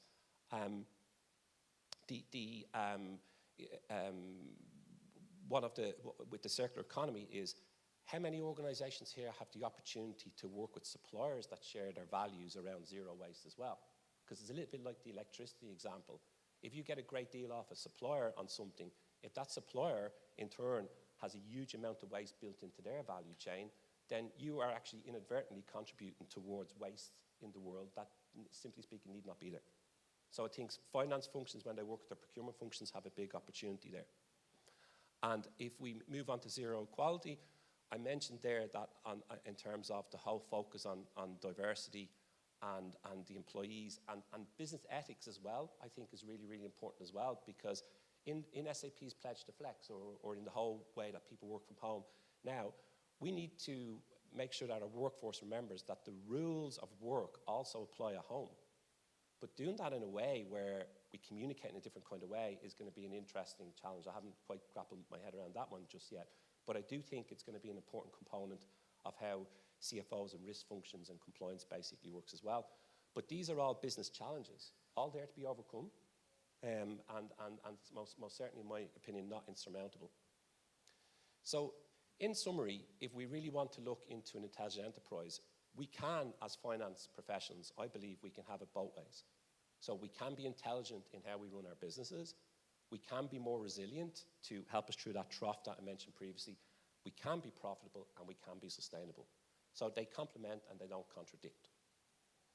And finally, so in the whole balance of euros, using that example I gave to you of the colleague of mine, the leader of mine, who I greatly respect when he gave me that feedback, it gets me thinking a lot about it, I must admit.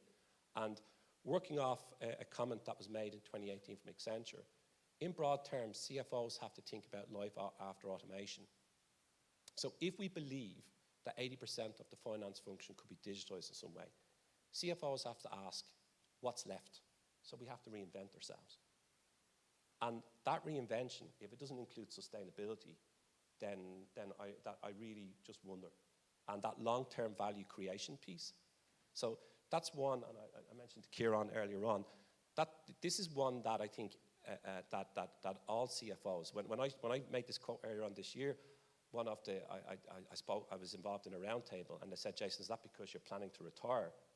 And I said, no, not at all, not anytime soon. But I do think it's really, really important that if we can digitize up to that level, what are we going to do to fill that time? Maybe it won't be 80%, maybe it'll be 60%. The point is, what are we going to do with that time? So with that, I am hopefully not too over time. And thank you so much. And if anybody has any questions, happy to answer them on the panel discussion. And of course, we have, I hope, time to speak later on today as well. So thank you so much, Kieran. Thank you, Jason. And I might just ask John and Rachel to join us up on the panel. And Jason, if you wouldn't mind, thank you. It's all right, there's precedents, you're fine.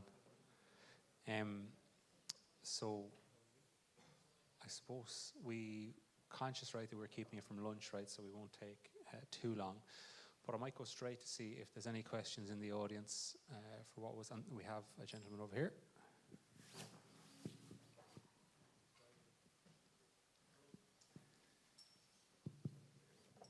Hi, hello. My name is Joe Lenahan from the Ward Group. We're a provider of outsourced credit control, debt collection, and legal debt recovery services. And I just wanted to ask Rachel in relation to the working from home phenomenon, if we can call it that has become so prevalent through COVID. Is there any evidence in terms of the effect it has had on productivity, particularly, for example, in relation to roles that are where its performance is not as easy to measure? I mean, we hear a lot of people talking about how busy they are working from home, but one wonders are they getting pulled off into domestic tasks in the process, at their employer's time. Thank you. Thanks very much for the question. I can speak loudly anyway. Hello. Thanks for that. There's research saying that people are working longer, but I would agree with you. I think people are just splitting their time during the day longer. So there's, a couple of hours in the evening where they're working and spending their time with other people or other things during the day. So I would agree with that. But there's research to say that at the beginning, productivity was fine, but it's now waning. So, and I think that's why companies are more keen to try and get people back into the office, just to really maybe even refocus people for people. It's suggested that you bring people in on a Monday, set your plan out for the week, definitely bring people back on a Friday as well.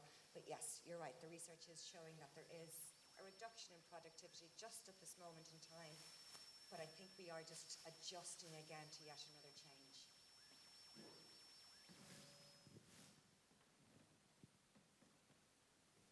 Is this working? I think in SAP what we found is that productivity was one way of asking the question at the beginning, but if we now, certainly in SAP, because of the pledge to flex, that people are going to work from home, it's about changing the mindset, not to focus on productivity, but to focus on outcomes. Because I think there's just certain people who, if you take two people in the same job, the way they manage their time and allocate their time over the whole week, and even based upon their capabilities, one person can do a job more quickly than the other. It's not always guaranteed, but in some cases it is. So if that person has the opportunity to balance their working week in a different kind of way and learn new things because the person who has that spare time is going to enhance their career, it's more about having the dialogue where Rachel mentioned earlier on, that one-to-one, that it's about outcomes and not necessarily about productivity anymore, because if companies are going to embrace new flexible ways of working, then how we measure these things becomes somewhat different from what I've heard and seen. And so that's just an additional comment from me. But I know where you're coming from. If you feel the role is very difficult to measure, then you really need to think about how can you measure it, because otherwise you're just micromanaging people, and that's just not going to work either. Yep, absolutely. That's what we found. That's not the answer you want to hear. I know. Yeah. Anyone else have a question?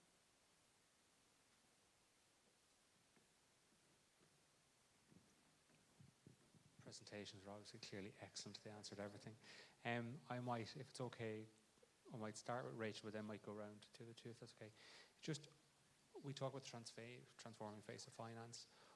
Are there different skill sets being requested by finance functions today versus 5 years ago? Yes, definitely. One we're seeing is candidates who have come from maybe a computer science background would be very much in demand, because they're kind of getting the digital piece a little bit quicker maybe than others. Insights and analytics from a finance perspective, clients want it. Candidates tend to like the more commercial side, which is that analytics, but they've trained in financial accounting potentially. And there's a disconnect there. Clients don't necessarily want to hire the financial accounting because they don't have this skill set. And the candidates don't want to do the financial accounting because they want to do the commercial because it's a bit sexier. So there is a disconnect there. And then from a kind of senior level, CFOs, the number one soft skill required is influencing ability. The other thing is CEOs want to make sure that they've got a CFO who is on top of the information that's been delivered, because that's how business decisions are made.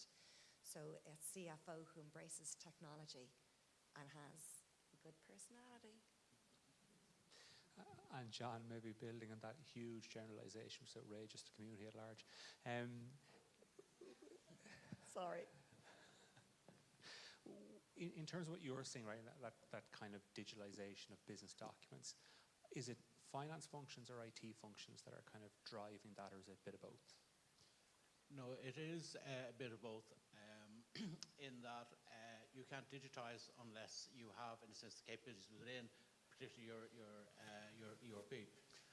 One of the things we found is that the Nordics, they're very embracing technology a lot. They embraced workflow, particularly in terms of the ERPs. And there's no point in having a digital invoice arriving at your finance system unless you can then properly digitally process it. And that is where I think a lot of organizations here they're making that step from just having it as a recording piece to be able to go to deploy workflow pieces so that they can go and automate these processes. Thank you. And Jason, just another angle on that, if that's okay. So different skill sets, different types of projects. Do you have to think about managing people differently? SAP clearly is a very diverse skill set, but have you had to approach to that kind of career path, that planning? Do you think about managing your finance function, your people differently now? Absolutely, it's within the finance function. It's within any organisation in general. I mean, if I look at our group CFO, he started out as a lawyer. If I look at our CEO, he started off as an intern and worked in multiple roles, and now he's the CEO, and now he's the CFO of the company. So I think it's about offering that opportunity to do something different all the time, and it doesn't have to be naturally that somebody changes role. I think it can be in many regards that you give somebody a pure comfort zone project, you give them the exposure, and you give them privately tell them, do you know what, it's okay to make a few mistakes, not ones that are disproportionately risky, but ones nonetheless that they're opportunities to learn. So I think it's that culture, and what we find in SAP as well is it's getting the finance function to learn from other parts of the business. So we went through many years ago, I'm sure most people are familiar with the concept of Agile, and that started off in our development organization, but now it's expected that it applies in our finance one. Why does it have to take that classical project timeline to change something from A to B? There's so many ways of learning from other parts of the organization, and that's what really we try to encourage. Brilliant. And after giving you a break for the last minute, I'll ask, are there any other questions from the audience? Just one for gentlemen, thank you. This is a bit of an old classic, but a quick question with a quick answer. You're advertising for a role. Do you put in a salary? No. That's my answer. Yes, is my answer. I say yes. I have no idea. Whatever gets me the right result, frankly. Fine. Yes will get you there quicker. Sorry? Yes will get you more responses for people who know, like you're more likely to get candidates who are right for the role if you've got the salary. But I understand why you can't if you've got a company name, because you don't want to annoy maybe other team members that are in there, on a different salary, and things have changed. Yeah. But the probably right thing to do is to put the salary there. I wonder, does it depend on the role, right? I'm just thinking a little bit about our own business, and we often, particularly if it's a new area, we will go out looking for a skill set, right? And until we meet the individuals, it's very hard to judge what that is. So it probably whereas if it was something that we do all the time, it's quite defined and comfortable, we're probably more comfortable in that space because we know the market a little bit better, so it probably just depends, maybe.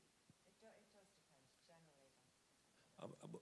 I think it depends on whether it's the idea of one role for a bespoke purpose, or whether it's a much more broader business model, and that it's got to be staffed up to a really big scale for a long period of time. So I don't think it's necessarily a one-size-fits-all answer. The reason why I say no is not for one particular reason. It's probably for a number of ones, in my opinion. And I think it's always a worthwhile debate in itself over coffee or whatever, because I think it's not one-size-fits-all, but my answer would be no, but for a number of reasons.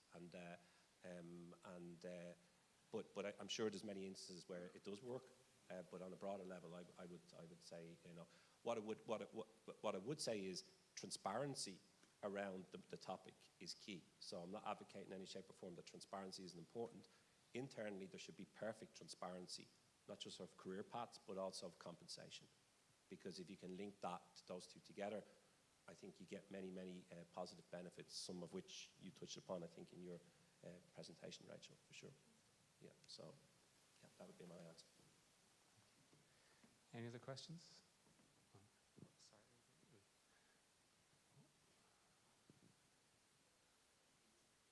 Just a question for John Larkin. Excuse excuse me, a couple of the models that you showed there in relation to digitization of the invoicing process showed kind of government-based clearinghouses, effectively, that they were going through a government process. Now, private companies are exactly that, private, and they tend to be particularly private about their finances. And is there an element of kind of state oversight or kind of big brother coming into this? Are they going to be, is the government eventually going to harvest that data and compare it with the accounts that are then being filed as a possible tax evasion detection tool? I mean, it all sounds a bit statist, you know? No, I think like a lot of things, they're more interested in not necessarily who sent the invoice or who was going to, but the fact it was sent and the value. I don't think that in any of the models that, yes, there is the perception of Big Brother in that the state does know the value. I remember a lot of years ago it had a revenue audit, and we were supplying some goods into the retail trade. But the revenue guy said, and I'm talking about 15 years ago, is that, you know, we know what's happening, you know, and what margins and what things we expect to see. So looking at, again, what's happening in Italy and other countries, it's not the fact that it's Big Brother. For the government themselves don't look on it as Big Brother. It's a way of gathering information so they can plan their finances and their resources. Thank you. I believe we have one more question from Peter, I think.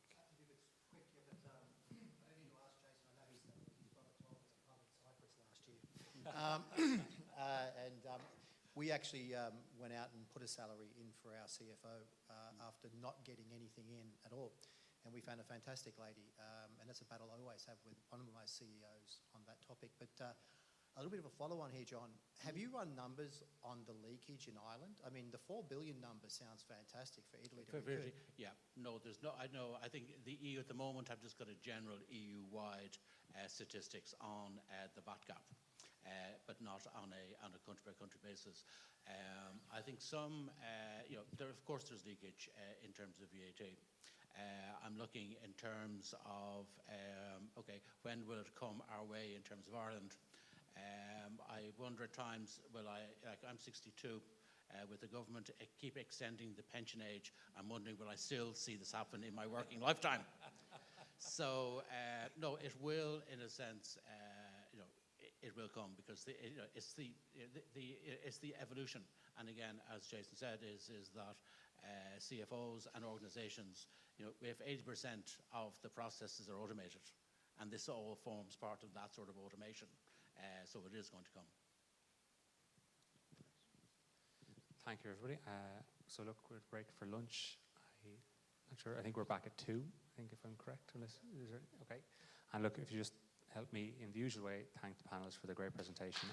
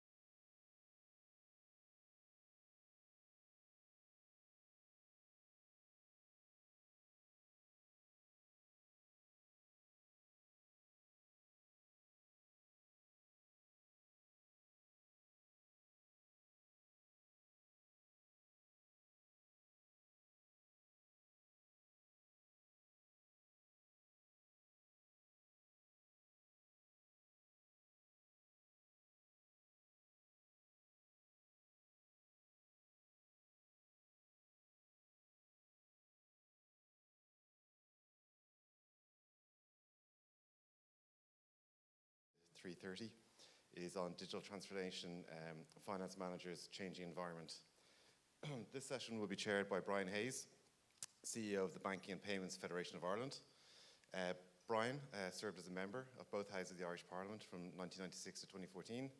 He was appointed as Minister of State at the Department of Finance, and during his time as Minister of State, Brian attended Eurogroup, ECOFIN and Budgetary Control Council meetings on behalf of the Irish Government. He also led on the issues of procurement and public sector reform.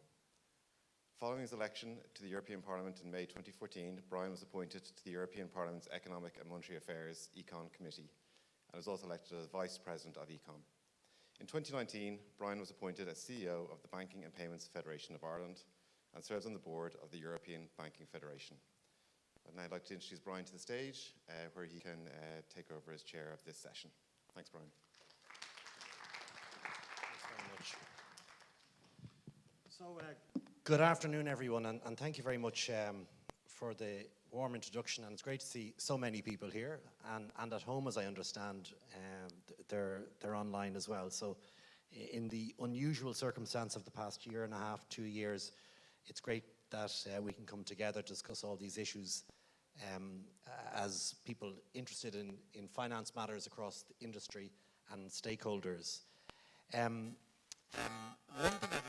One thing I'd like to say is I think this issue is going to be an absolutely critical issue, the digital transformation, right the way across financial services, and how financial managers, CFOs, compliance, and everyone else who's affected to managing finance within a business deal with the issue as we go forward. And I say that for two reasons. Firstly, obviously, the transition has been multiplied, accelerated as a consequence of what we've gone through in the last year and a half through COVID.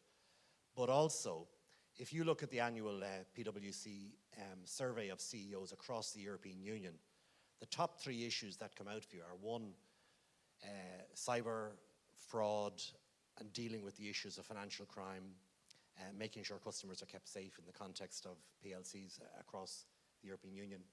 The other issue around climate and sustainability. But the top issue is around digital transition and digital transformation. Our own industry, the Banking and Payments Federation, recently published a report with EY on the extraordinary transition that's taking place in the banking and payment area right now. That kind of transition that has just multiplied as a consequence of what we've been through in the last year and a half. Bank transactions down 60% in terms of customer transactions branch to branch, but an equal increase of about 60% in terms of transactions, in terms of e-payments and digital payments. Amazing changes in terms of the investment of the Irish banking sector in fintechs, and in making sure that customer experience is improved, which will be so important to a younger cohort of customers going forward, how exactly their customer experience is. So I think all of these issues are crucially important.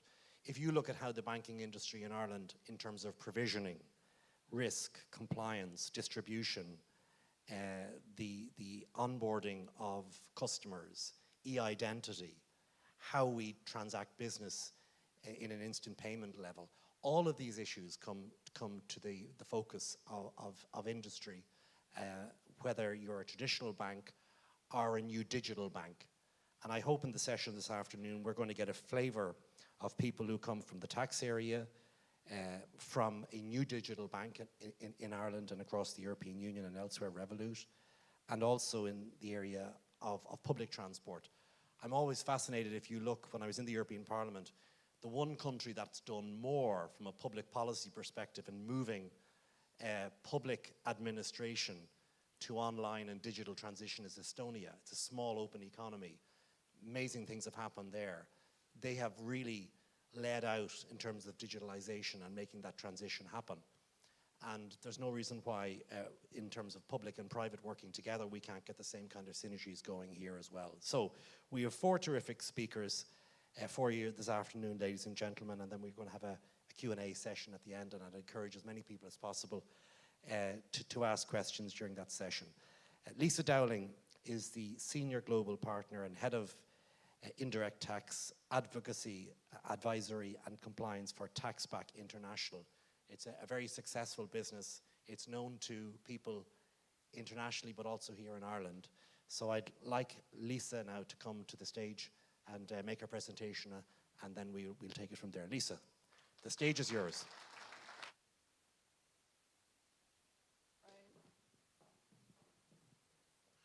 Hi guys. I hope everybody had a lovely lunch. I didn't. I'm so nervous I couldn't eat.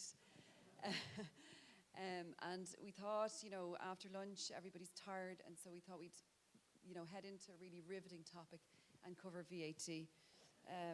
So I don't know where that comes from, but however, we'll work through it, and we're going to talk about digital transformation though in VAT, and just the challenges that I suppose the tax authorities are driving change in our business, in that fight against the VAT cap. And some of the topic that I cover here today was also covered by John Larkin from Pajero. So I'm just going to reinforce some of the comments that John made as well, and we'll work through it. And I hope we can work this. Okay, and so I'm Lisa Dowling, and I'm working with TaxBack International. I have been with TaxBack International for the last 10 years. And before that, I worked also for 10 years in VAT compliance. And so when I moved into TaxBack, TaxBack's main business at the time was VAT recovery. And so when we talk about digital transformation, and we're going to talk about digitization, digital transformation, digitalization, automation. When I started in TaxBack International and we were working on the VAT recovery side of things, I was attending physical audits for our clients and going into cowsheds in the back of Beyond and opening envelopes with travel and expense receipts in them and picking out staples and photocopying images so that we could get VAT back for our clients. And so that's only 10 years ago. And when we look at the business now, the digital transformation that TaxBack have gone through, now we have API connectors to expense management solutions. We're using AI technology. So it's huge transformation. And then TaxBack had this natural progression. Then we always had a VAT compliance element to our business, a managed VAT compliance solution. And there's then this natural evolution to develop that VAT compliance business after the recovery business has been so successful. And then with the global pandemic, there's that natural move to enhance VAT compliance, because the recovery business is based on travel, and travel has stopped, for a little while. So we have gone through a dramatic transformation in our VAT compliance business as well. So anyway, stop rambling and move on. So we're going to talk about what is digital transformation, because we've spoken about it a lot today, and sometimes, for me anyway, I need to understand the terminology to understand what we're talking about. Why is there a focus for VAT? What are the global trends that we are seeing? And John covered it as well. What is the impact for business? So what are we talking about? So there's lots of buzzwords: digital transformation, digitization, digitalization, automation. Like, what does it actually mean? So it's really simple, really. It's just using, leveraging technologies to move from paper-based or manual process to automated or more digital processes. So digitization is the process of converting information from a physical format to a digital one. So we've seen that in VAT, and John covered it too in relation to e-invoicing. So it's the moving from that paper manual invoice to an e-invoice, and so that's a form of digitization. And then digitization and digitalization are closely associated. Digitalization is the process of leveraging digitization to improve business process. So we're seeing a move towards more digitalization. How can we improve business process? And that's across the board. And we all kind of have similar challenges when we're looking at digitalization of our businesses. And there's very common challenges. We spoke to a couple of people last night, and even though our businesses are so different, the challenges are the same. We have challenge because tax office leads the reporting requirements really, and the different approaches that they take give our businesses issues. So why is there a focus on digitalization for VAT? There is that fight against VAT fraud and reduction in the VAT gap. John spoke about the VAT gap as well. So we know in 2018 the VAT gap was €140 billion for Europe. So there is that kind of move. Tax offices are, then challenged with reducing their own VAT gap. And the main driver for the VAT gap is VAT fraud, It's also evasion, avoidance, bankruptcy, insolvency, and just the inability to be able to comply. So sometimes it's just too difficult to comply. We've seen situations with Spain, for example, SII in Spain. It's really difficult and it's a huge administrative burden to comply with real-time reporting in Spain, for example. So that inability to comply sometimes as well contributes to the VAT gap. And then we spoke about the e-invoicing and how in Italy that has improved the VAT gap, 4 billion, right, John? But you know, we've also seen in our business issues with the move to e-invoicing in Italy and it being a blocker to VAT recovery, because if you can imagine, every invoice has to be this electronic invoice flowing through the SDI portal in Italy. And so even down to employee expenses. So if you want to get your VAT back on your employee expenses, you have to have this e-invoice that has gone through the SDI portal in Italy. And it then goes through the AP process. So you're adding all of these hotel invoices, you know, restaurant receipts to your AP process, and nobody wants to see them. Nobody wants to deal with them. So what businesses in Italy did initially was they stopped and they asked their employees to have the invoices issued in the employee name and not the business name, so that they wouldn't flow through the SDI portal and they wouldn't clog up the AP process. But in the meantime, they lose the right to deduct the VAT. So from TaxBack's point of view, that's not a good thing. And so we're always looking then to help our businesses to overcome situations like that that are not really considered when an e-invoicing regulation is applied. And so digitalization always, you know, it's to make things easier, make it easier to comply. And I think certainly domestically that will be the case. There's great kind of domestic initiatives to make it easier to comply. We saw Making Tax Digital in the UK. But on a global level, it's kind of making it more difficult for global businesses to be able to comply because of the different approaches taken by each tax office. So there's no kind of joined up thinking, that's the biggest issue. And so there's always going to be cost savings then as a result of automation. We're always going to see a reduction in man hours, which will reduce cost. And again, with e-invoicing, we've seen the time it takes to get payments through improve because of e-invoicing. And then the reduction in error risk. So the reduction in error risk, again, a good focus for digitalization, and it will reduce your error risk. And MTD for VAT in the UK, so Making Tax Digital for VAT in the UK, this was one of the main drivers for HM Revenue Customs to introduce Making Tax Digital for VAT. And I'll talk about it a little bit more, actually. I'll hold that one back, hold back my comments, because I'm kind of getting ahead of myself. So what recent advances in digitalization have we seen for VAT? So these are kind of the various forms of digitalization that we have seen introduced by the various tax offices across Europe and beyond, that global businesses or businesses just operating globally have to deal with. So SAFT is the first one there. So SAFT is the standard audit file for tax. It's a concept introduced by the OECD, and it's a standardized format, electronic format, of how you present your transactional data. Okay, so information on your transactions, sales and purchases listing. And so it has been introduced across Europe. So Austria, for example, Luxembourg, France, Lithuania, Portugal, Romania is introducing it from January, Norway is introducing it from January, Poland is a big one. But the way they have introduced it is not standardized. So in some countries, they use it as for audit. So if you are audited by the tax office, you have to have your transactional data in this format and be able to supply it electronically to the tax office. In other countries like Poland, for example, it's a reporting requirement. So now you have to report periodically your transactional data in this format. So even the difference between, you know, I have to hold my data for some countries in this format versus I have to report my data in this format for other countries. And there is no standardized, even though it says standardized, it's not standardized. There's different schemas applied by the different tax offices. So this is a continuous challenge for business. And then there is that kind of element of Big Brother, you know, because they do have, the tax office will have all the transactional data, and they're going to cross-reference all of this transactional data, or what is it that they're actually doing with all of this transactional data.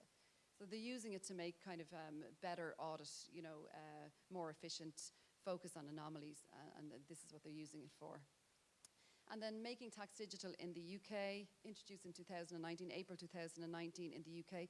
And Making Tax Digital is not SAFT, and it's not real-time reporting. So it's not reporting transactional data, and it's not reporting in real time. It is just reporting in a digitized way. So before, you would log into HM Revenue Customs portal and you'll physically transpose your VAT return data onto the portal. So type it in.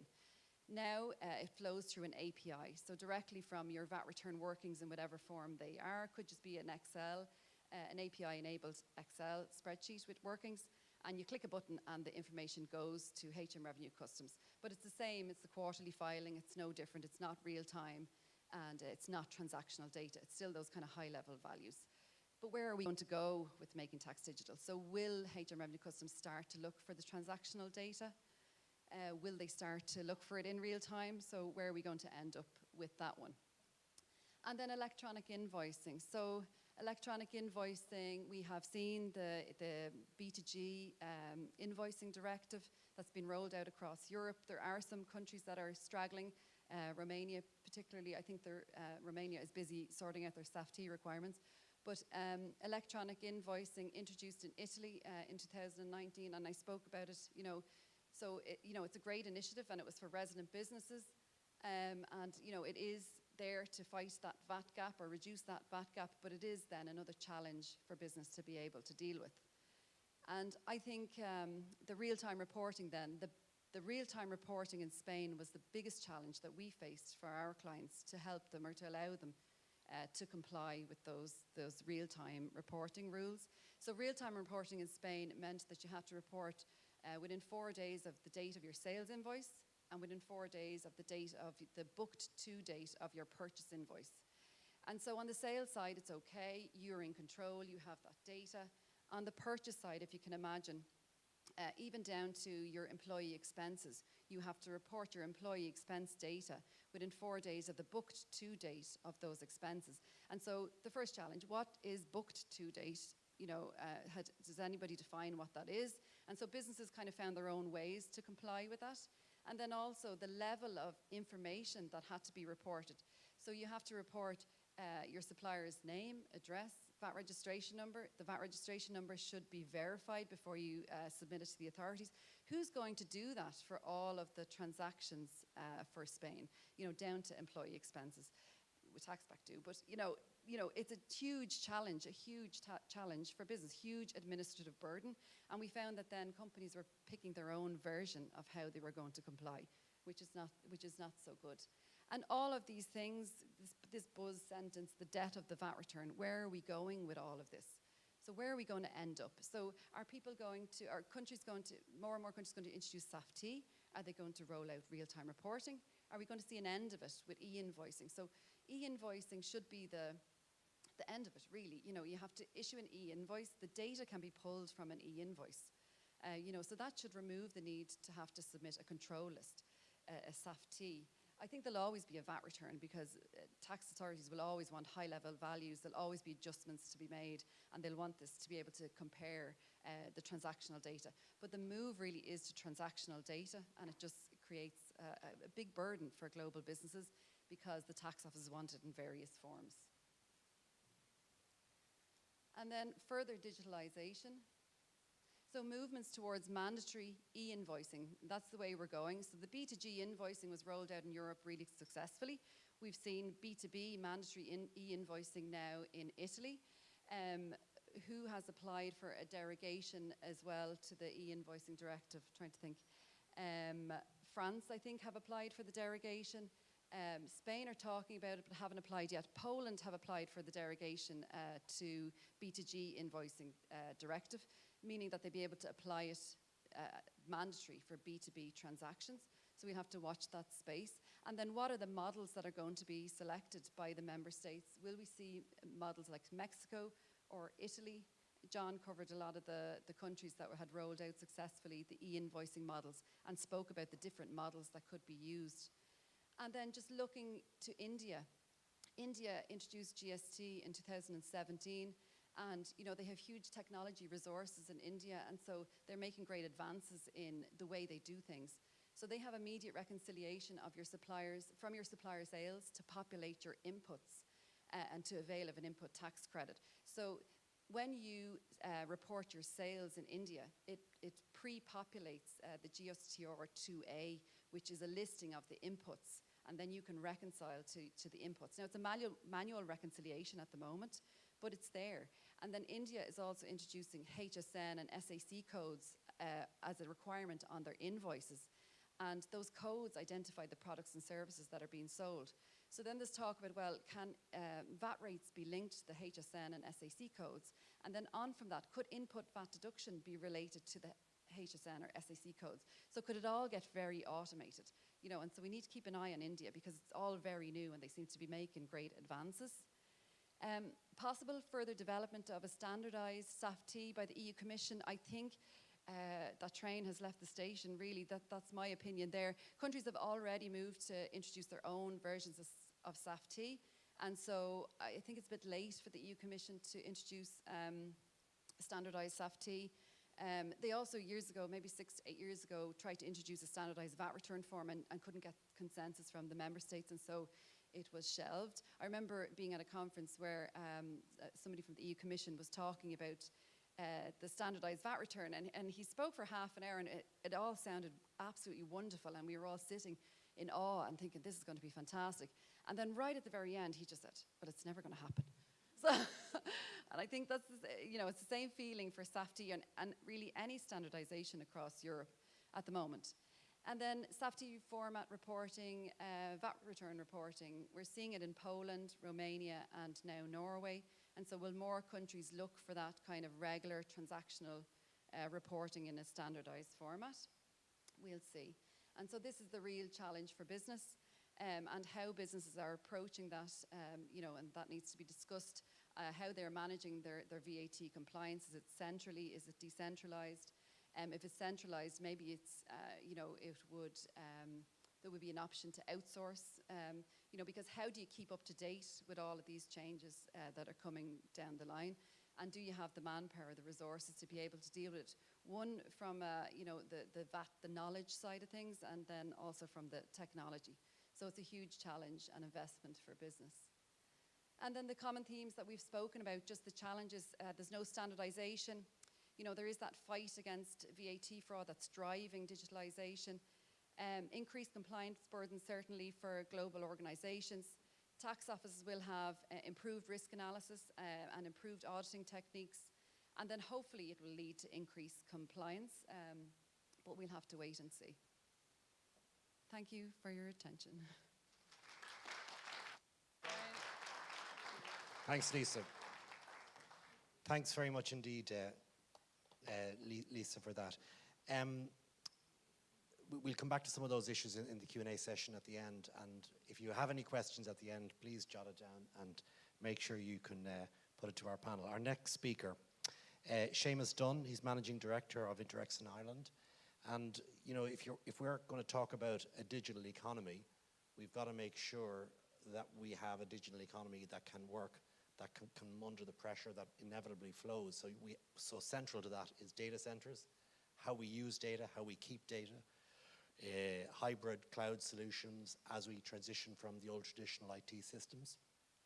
And this issue of data, which is a controversial issue at the moment, as you can see in the whole sustainability debate in Ireland, is absolutely crucial. If we want to present ourselves as a country which is a digital hub, where we have very significant financial services on one side, and then on the other, we have very significant IT businesses, global leading businesses on the other, how data is managed, where it is managed, the cost efficiency around that is absolutely crucial. So we're delighted to have Seamus with us here today, and he's going to address the topic of how to accelerate your digital finance transformation. Seamus, as I say in Brussels, the floor is yours.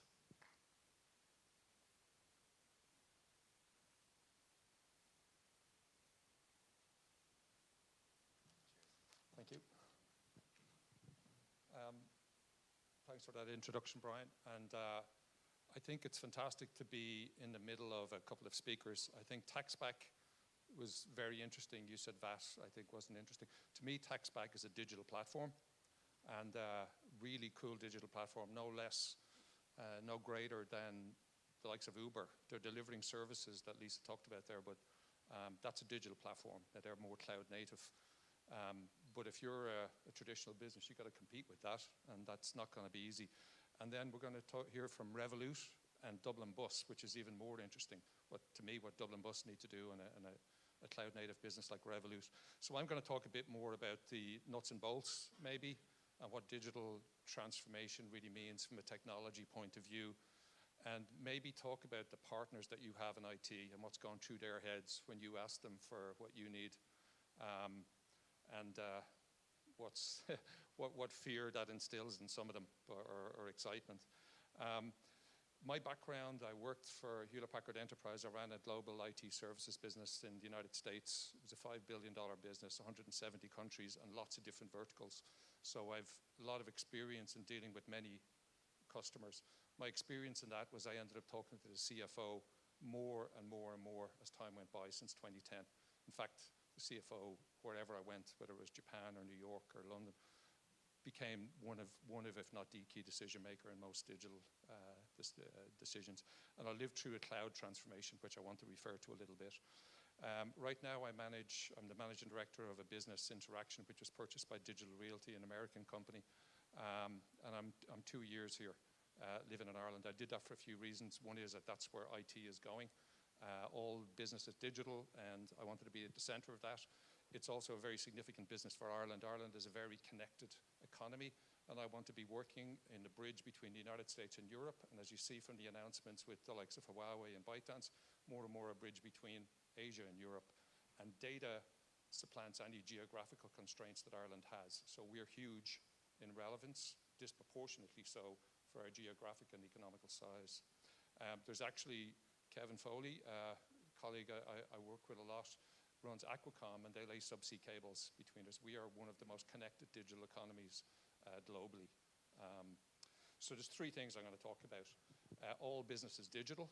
I thought I'd have to say that more, but after listening this morning, it seems that case is already made. So it sounds like I'll be preaching to converted, but I have a couple of comments to make. All business is digital, and doing nothing is the biggest risk you can take, or saying wait and see, you're going to get eaten up. Dave said it this morning. Doing nothing is a way to death. You know, you're just not going to survive. You got to digitally transform, whatever that means. The second is digital transformation is not cloud transformation. If the CIOs that you work with, they really probably want to say that to you. Don't ask what's your cloud plan and think that means what's your digital transformation plan. And I want to talk about that. It's central and it's key, but it's a different thing than just what your outcome is going to be for your business in digital transformation. And the next is when you're thinking about digital transformation, it's not a project. It's not got a beginning, a middle, and an end. It's a journey with lots of twists and turns and pivots, and it probably won't end, and you need to plan for it that way. So a couple of pitfalls there, and that's basically what I want to get across. On the first point, all business is digital. I won't dwell on as much in it. That I didn't prefer slides, or they probably would have been dominated by that. But you know, running a data center business, we have a lot of IT infrastructure from a lot of customers in our facilities, and it was interesting to see when COVID hit whose traffic went up. It was amazing to see which retailers did very well in our facilities across Europe. I can't name customers, but I know retailers that did very well. The likes of Zara and Inditex exploded because they have digitally transformed, not just on their e-commerce platform, but on their global manager to the real-time changes in their supply chain. If you go onto the Zara website or any Inditex firm, and you'll see how as availability comes or goes down of particular items, pricing changes and there's real-time allocation of product globally. That's proper digital innovation. And then you'll see another retailer we saw, Depop. I don't know if you have teenage kids, I bet you know what it is, but it's a second-hand peer-to-peer selling platform. They got purchased, and this is an example of the M&A that was mentioned earlier in the earlier speech. They got purchased for $1.6 billion, which is outrageous compared to their size, by a company called Etsy in New York, because they were a younger population, and it was all about digital commerce for second-hand clothing. And you can go to a whole lot more. General Motors backed out of Europe because they couldn't compete, and the direction was going differently. They have a new CEO, Mary Barra. She's declared, I'm not going back into Europe until we have nailed autonomous driving and all electric vehicles. Then we're going back to Europe. And they set up a joint venture with Microsoft. So that's a car industry from 100 years old. Lots of examples. Now, the other thing that has to happen is every function across a business has to digitally enable itself. And I won't specifically say for finance, but you guys know probably what to implement. I know we've just gone through a merger. We're trying to implement a particular platform, and it's pretty hard. But if you talk about software as a service platforms, if you were in sales, everybody would know whether I'm going to use Salesforce or something else equivalent for a CRM system, completely digital. If you're in human resources, you know who Workday are. And Workday are enabling human resources to be completely different. And if you're in the operations or service team, you know who ServiceNow are. It's another SaaS platform that is changing how service is delivered and measured. And they're not the only ways, but they stand out, and they're going through hyper-growth, which is actually, there's been an inflection point and acceleration of those particular companies through COVID. The problem has been up to this, and I do want to talk a little bit about history of IT enabling business and digital transformation. The problem with IT has always been it's too slow and it's too conservative. So it wasn't able to react fast enough. It was treated as a cost center, and the old adage was, I won't get fired for buying IBM. I don't know if IBM are here, but anyway, you never got fired for buying IBM. But then along came the cloud, and the cloud is not even here for 2 decades, but I bet everybody here feels like they know what it is. I don't even think the cloud providers are quite sure what it is. It started in 2006 when Amazon Web Services deployed a service called S3, which was a storage facility. And it took off so well that the very next year they deployed their second service called EC2. I think it was EC2. Elastic Compute 2. So they said, well, you can store your data here. Well, we'll sell you compute. And it took off so much, and it put the developers that developed the applications for business at the center, where they could just use a credit card and then get the IT they need. So from 2006 to 2010, it was just an experiment. And you think about how recent that was. Now, for the last decade from there, from 2010 up until this COVID pandemic hit, what was going on for people didn't say digital transformation, they said IT transformation. The IT departments of companies like yours were transforming. And the types of things that they were doing, when they were transforming, was trying to go faster. But IT couldn't go fast enough to meet business needs, so something happened called shadow IT. Has anybody heard the term shadow IT before? Because if you're in the United States and you're a CFO, you really got scared by shadow IT, and you tried to stop it and shut it down. What it was the discovery that every department was spending huge amounts of money on Amazon Web Services, and nobody could control the budgets. And that was the IT budget. So what was happening was IT internally couldn't respond, so you could put your credit card, spin up some compute resources, and go develop your application if you worked in operations or R&D or finance, and get your work done and forget about your IT department. It was too slow.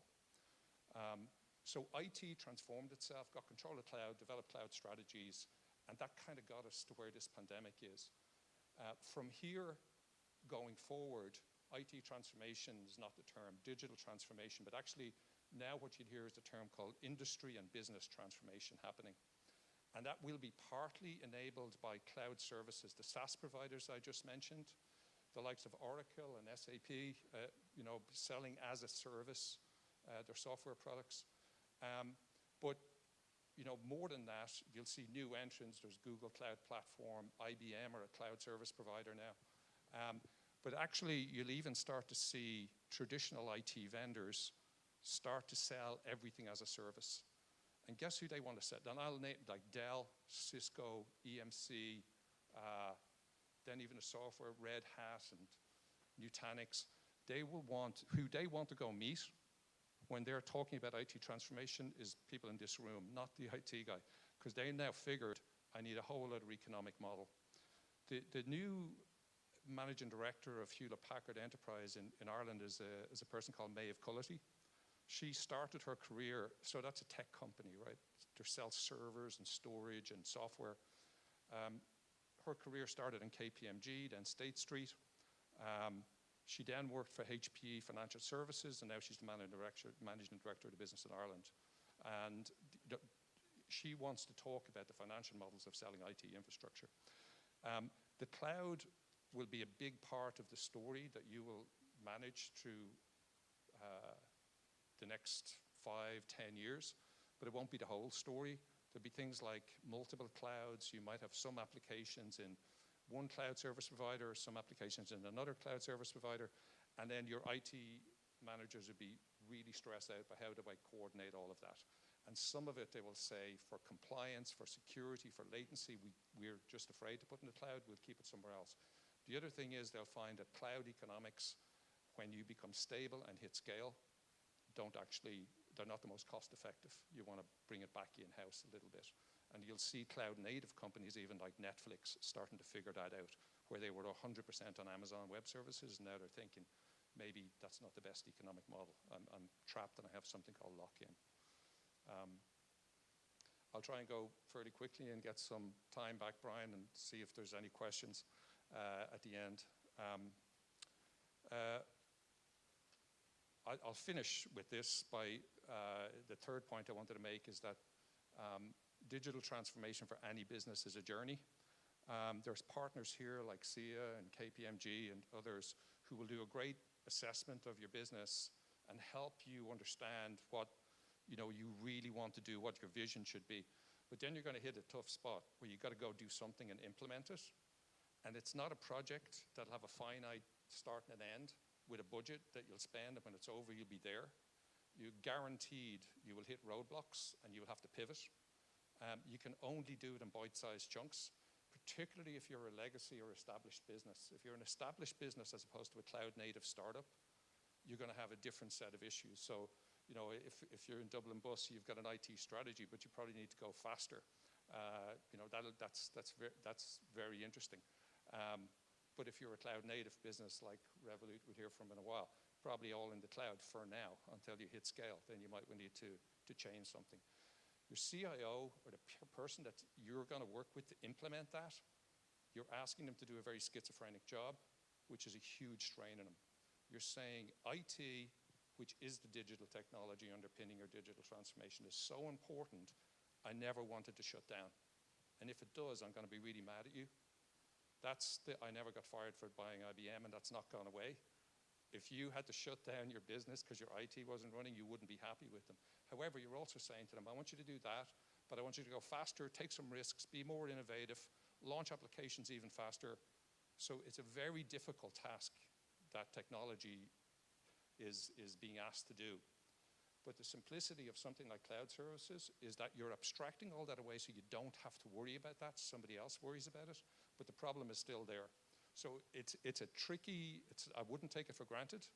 And every digital transformation has to be taken in bite-sized chunks. For a project, for a workload, if it's implementing an MRP or an ERP system, take that project as one project.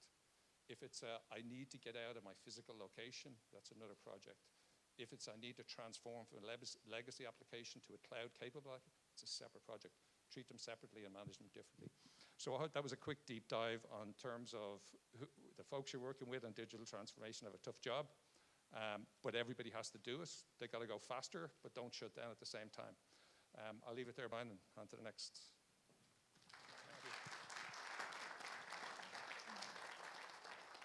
Seamus, thanks very much indeed. I think we're going to come back to that idea of the cloud economics and how much of it can be outsourced, how much of it can be internal because of the risks as businesses get bigger. So thank you very much for that. Our next speaker is Donald Corbett. He is a CFO from Revolut Ireland, and he's interim CFO for Revolut Lithuania. Revolut are well known to people in our audience. With other digital banks such as Starling and N26, they've made a big impact as a brand in terms of the payment space in Ireland, in Europe and elsewhere, especially so in Ireland, because one of the good things about Ireland is the level of adaptation. People will try an app. They will try things in a way that maybe other countries don't. And it speaks to that adaptation issue around digital that is so there.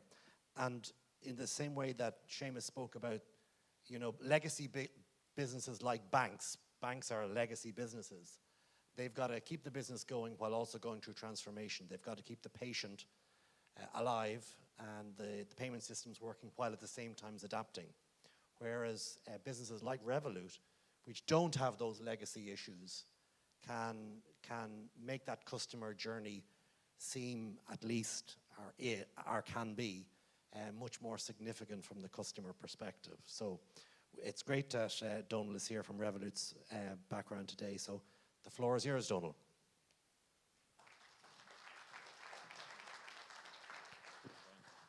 Okay, thank you very much, Brian. I suppose the great thing about being here today is actually being here today.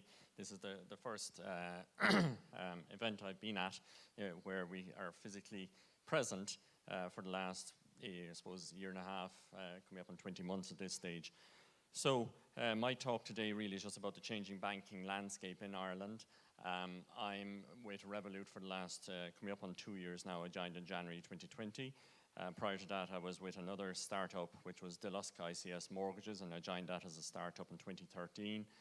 Before that, I was with Ulster Bank for a number of years, and First Active before that, and then I was PwC before that. So that's sort of my career. I suppose looking at the banking landscape, and just before that, as Brian said in the introduction, as I stand here today, I'm a Lithuanian employee. So I am 50% employed by Revolut Payment UAB, which is the payments company, and 50% by Revolut Bank UAB, which is the bank that we have in Lithuania. Anybody here who is a customer of Revolut, you are a customer of the Lithuanian entity today. That is our entity for operations in the EU. So we are going through a license process in Ireland through the central bank to get an e-money license here, and that's ongoing at the moment. It's a tough bar, it's a high bar, and there's a lot of effort going into achieving that license. But before I come on to discussing this about Revolut and what we do, I'll just look at, macro level from the banks here, and none of this will be a surprise to anybody in the room, but we have significant bank departures from Ireland, in particular Ulster Bank, where I formerly worked.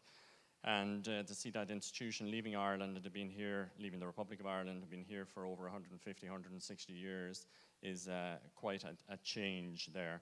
And then to see, following soon after that announcement with KBC, who have been here for decades, and them leaving as well. And then the closure of branches, particularly the most recent from Bank of Ireland, where they closed a significant number of branches, but other banks have been closing branches as well. So that gives a sense of the rapid transformation that is taking place in the banking landscape. So there's something significant going on. People don't visit branches anymore, we know that, but so it's all moving online, and like the digital transformation that has been spoken about in other industries, it's happening in banking to a rapid pace as well. Revolut have sort of come in on that space. It's only 6 years old, but the transformation and what we're doing and the growth has been absolutely phenomenal.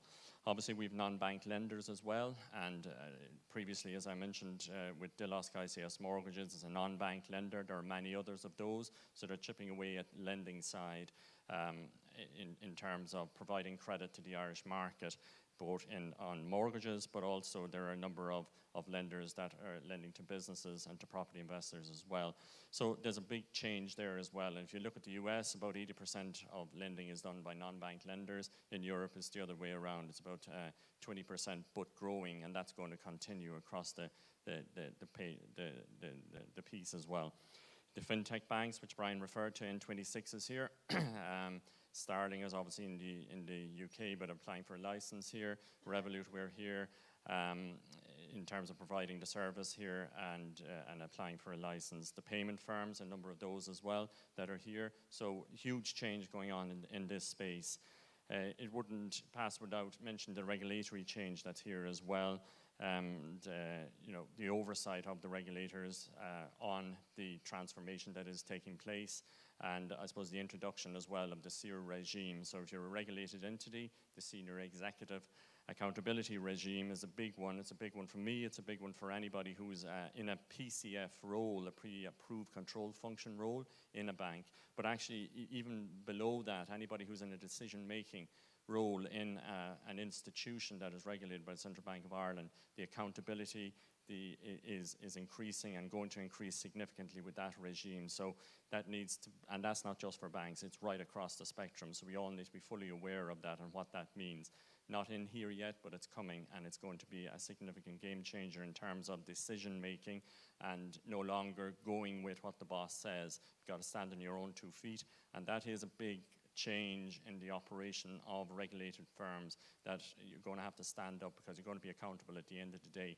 So it wasn't a case of following orders, it was a case of making your own decision and having to stand behind it, and sometimes this will get awkward.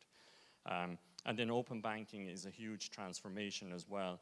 We are about to introduce lending to Ireland, particularly on the credit cards and unsecured personal lending. But what is enabling a huge speed of this is open banking. So anybody here who has Revolut will have accounts in other institutions like I have, and then you link your accounts in. So if we want to do a credit search or a search of transactions, once the customer links their accounts, then we can do a quick search very, very quickly through open banking. So open banking is a big transformative event as well for us in this space, and there's going to be more and more use of that as time goes by, but we'll be using it in the coming months. Looking at customers from a retail perspective, obviously there are significant changing habits here, and I mentioned about nobody goes to a branch anymore, or at least have drastically reduced the amount of times you go to a branch. The second one here is crucial, I think. We are time poor. The pressure on us, the things we have to do, the amount of things we have to get through has increased, it's fair to say, enormously, but we're also attention poor, and the attention poor is a crucial one here. Like, we have done surveys around people having to do an additional, just one click on something that they want to do, and that extra click, and it rises exponentially. The more clicks you have, the more customers you lose. So people are attention poor. I think we're attention poor in general, through scrolling, through flicking. We don't want to read a full story in a newspaper. We just want the headlines and move to the next one and move to the next one. I think the whole smartphone revolution that is taking place is driving a lot of that attention poor. We want a hit. We want a quick hit as often as possible. And so when we want to do our banking, we don't want to spend too long doing it. We want it to be simple. We want it to be extremely quick, and that we're not confused by it, constantly clicking, going over and back. We want it to be straightforward. And that is a big transformation, not just in banking, but I think across the piece in many industries at this stage. Convenience as well. We want it on our app. We want it in our pocket. We want to be able to do it now. We want to be able to do it after hours, early hours, weekends, night time when we're out. So it's no longer a 9 to 5 opening, or even a half 9 to half 4 or 4 o'clock. This is, we want it all the time, 24/7. So, and that is important as well, and obviously from a banking perspective is crucial. We want it, as I mentioned, to be simple, we want it to be fast, and then the distribution of the service as well. We have it with us at all times. We don't need to go to a branch, hence the big transformation on the physical location of banking. Then from a business perspective, as Brian mentioned earlier, the move to card payments that has happened during COVID has been absolutely astronomical. When COVID hit last year, 2 months after I joining our business, it was very uncertain for a while as to what way it actually would work, what way things would go. We saw a dip in March and April last year in terms of card payments, but then it rocketed after that. As businesses had to adapt to the fact that their customers were not physically present anymore, it all moved, or vast majority of it moved to online. So then our business recovered and went back higher and is above where it was pre-pandemic.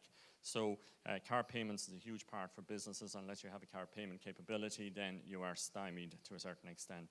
A few other of the items, the fragmentation of services, you don't have to get it all from your one bank anymore. You can get different services from different people. So, and that's important from a banking perspective. So we have providers that don't want to be all things to all people, so they pick off a certain section of the banking service in its entirety and be very good at that, but not be all things to all people across the piece. So be a non-bank lender, a mortgage lender, do that extremely well, offer very good value, very good customer service, but don't want to do anything else. And we have those.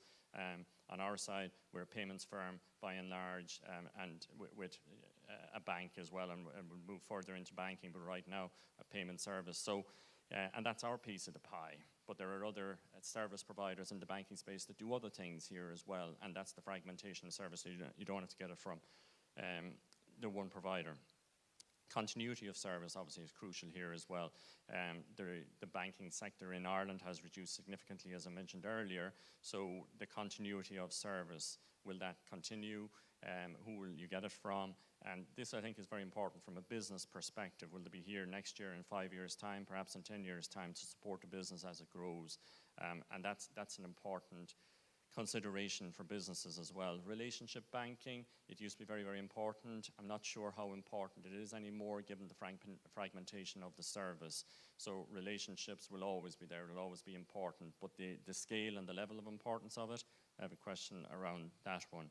The next one is negative interest, and this has hit many corporates in particular. I'm not sure it'll ever get to the retail side, I hope not, but on the corporate side, and the balances have reduced as well. The banks are suffering significantly from placing funds with in particular with their own central banks, with negative interest of -50 at the moment, and some of the other banks, large banks, charging maybe -60, -70 basis points. So this is a big consideration as well in terms of do you split it, do you ensure you don't go above the minimum balances. So negative interest is here, it's here to stay, looks like, for quite a period of time in the Eurozone, not so much in sterling or dollars, but particularly in the Eurozone. And then back again, speed of service is crucial here as well for businesses as it is for retail. And then there's the people providing the service as well. And let's not forget about the people. So we've retail, we've corporate, but then we've the people as well. Enormous rate of change, and people working in banking, how they are adapting to that, and the amount of training, the amount of upskilling that is taking place, the change that is taking place as to how the banking service is being provided, that all has an impact on staff, that all has an impact on the people that are providing that service, and they have to adapt and have to change. So and that impacts and affects employees, so that's big consideration as well. They need to be adaptable and agile. And then I mentioned the SEER regime earlier, and that is something that's very, very important for a regulated firm into the future. On our side, just to finish off really on Revolut itself, it's a 6-year-old company. We are throughout the world at this stage. As I say, I'm employed by the Vilnius operation in Lithuania at the moment, but we have in Ireland, we've about 70 people at the moment. Not all employed or working in the Irish entities. Actually, we hire remotely, and so they're based in Ireland. They're paid by the Irish entity, but then they're actually working for maybe the UK, Poland, Portugal, various areas. But we hire remotely.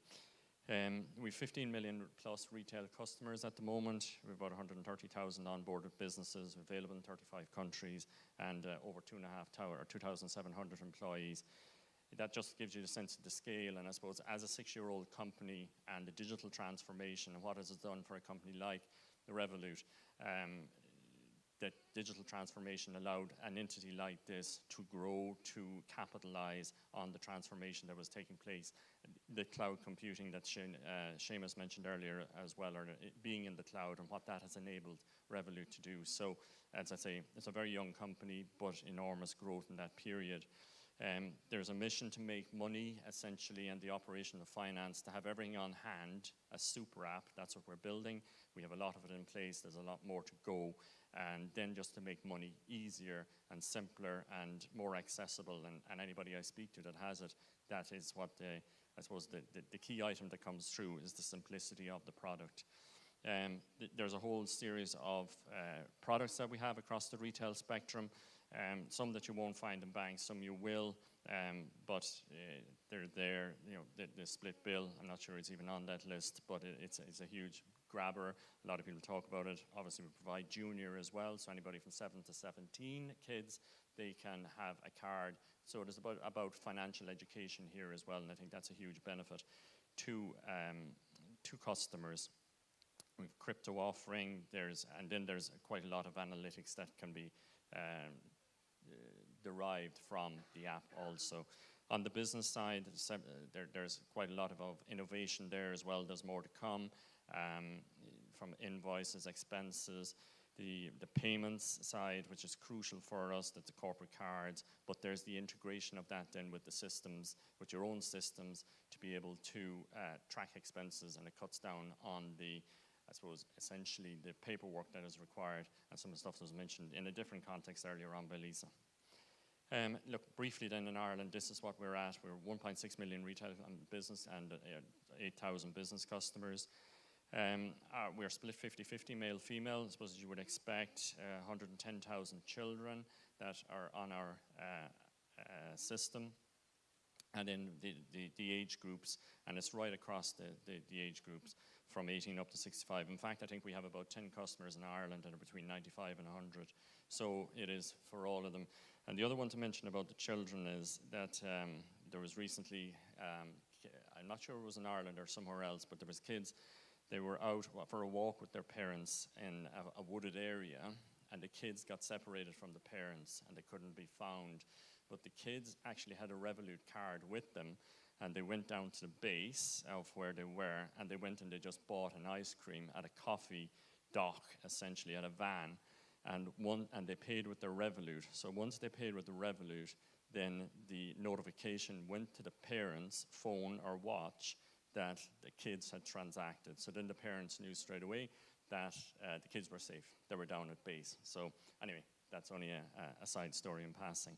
So hopefully I've given you a flavour for the changing pace of banking in Ireland and what we're about and what we have done and the transformation that we are seeing, the rate of change and the pace of change in our organisation, but actually in this whole space of digital banking, of the neobanks and the providers there and what service we provide. So I'll leave it there.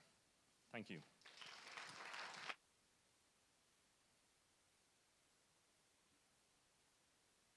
Donald, thanks a million for that. Very interesting remarks there. I mean, that idea of multi-banking, it was a key aspect of our own EY report 2 weeks ago, that the future of banking is going to be customers having a variety of different accounts, a variety there, rather than being stuck in one bank or in one payment service provider. They will have a variety. So that will create more competitive edge. And of course, the other challenge on the payment business, the payment business is a very difficult business because the margins are tight. So it's very much a scale business. So having strong brands and having good customer experience is absolutely crucial to make sure you can make any money in a payment business. Not least, that's even before you start giving out money by way of lending to people, which is another risky business in itself. Our last speaker is Andrea Keane. She's another CFO, but from a company, a very well-known company, Dublin Bus. Andrea is CFO and Company Secretary of Dublin Bus. Dublin Bus is an organisation that's gone through tremendous change in the very recent past. I have my Leap card here. It's possible to have a card or do it electronically. It's a great service that it's provided, and also a great service in recent times in terms of the new routes that have gone on, the orbital routes that have often caused controversy, but nonetheless, it's at the heart of what we're trying to do in terms of modal shift of transport from cars to public transport. So really looking forward to hearing how the reimagining of the financial function in public transport is working out from Dublin Bus's perspective. Andrea.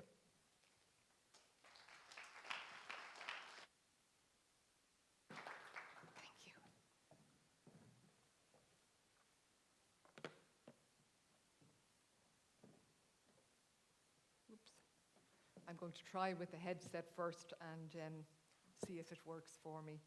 So, good afternoon. I'm delighted to have the opportunity to talk to you this afternoon. I'm very conscious that I'm coming after some really high quality presenters, and just even in some of the most recent comments, there's been so many little snippets that have resonated with me. But I was very mindful that I was going to be the final speaker in this session, and no doubt people are tired. So I was trying to think of something different.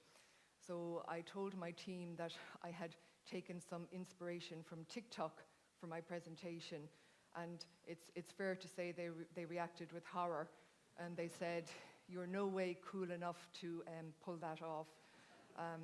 We have a speak-up culture in Dublin Bus that we value, but maybe they said a little bit too much. But they were forgetting the most important point, that they are not going to be here to witness.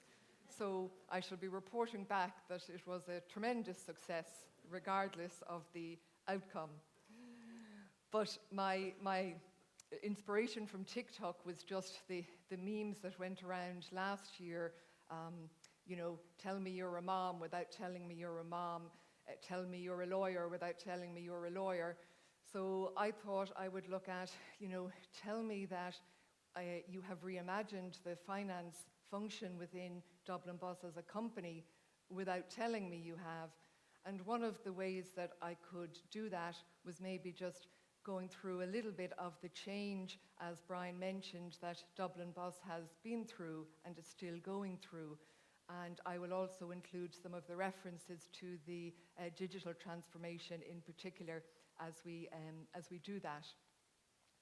So a little bit about myself. First, I've been with Dublin Bus since 2016, but I have worked in transport most of my career, and that would be both in the private sector and in public transport, and particularly in some of the other CIE group companies.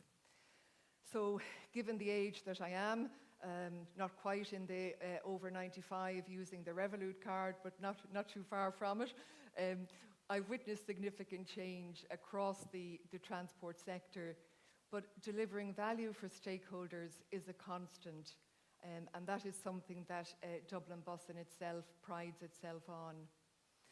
If I was to mention two words for the finance team, flexible and resilient would come to mind. And that would encompass both our transformation, our reacting to change, but also the recent year. There's a culture of continuous learning, which I think has to underpin everything we do. And my core belief, a personal belief, is that the development of a high-performance team is one of the key responsibilities of any CFO. And just a tiny snippet on that I just referenced with one of the comment that Seamus made. Way back, I was at a finance lab session with a global company, and their vice president was updating about some change that the company had been through that had, you know, really significantly positioned them to compete, to increase their value, and really to position them for a future. And he mentioned that they would not have been able to deliver that change at the pace required and with the outcome that they had achieved without a high-performing finance team. And they are not that common. In fact, they are very rare.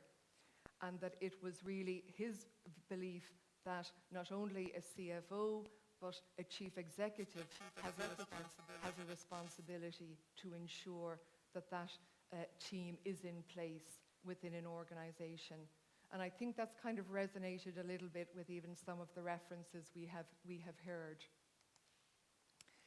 So in line with my TikTok inspiration, I'm going to maybe give a little overview of Dublin Bus itself as an organization and some of the changes that we have worked through, a lot that we are still working through, and maybe then just to reference how that is feeding into the development of a high-performing team. And that will link in, obviously, with the digital transformation as well. So the traditional view of finance that many might kind of recognize, which is long in the past, but kind of maintaining control and reporting on past performance. I would argue that that was really never the reality in public transport, and probably was never the reality in any organization within, if they were to survive.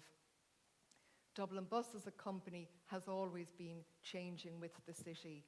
We were established in 1987 following the breakup of CIE. We remain a subsidiary of CIE, but we very much see our purpose as leading the way to better mobility solutions for everyone, so that individuals, communities, society, and the economy grows. So there's been references, to software as a service, and the view now is that transport is a service as well. People are looking for demand-responsive transport. They want to have options available on their app. They want to be able to really tailor make the requirements of transport into their lives, and that's what Dublin Bus is also seeking to do. But just sometimes it's useful to look at the numbers in terms of getting, a sense of the digital transformation within the organisation. So in terms of scale, Dublin Bus carries around 142 million customer journeys a year, and this would obviously be pre-COVID. We are the largest transport provider in Ireland, with over 58% of the transport journeys in Dublin taking place on Dublin Bus services.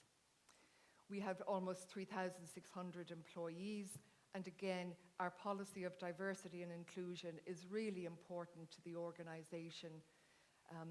We have employees from over 73 countries, and 21% come from countries other than Ireland.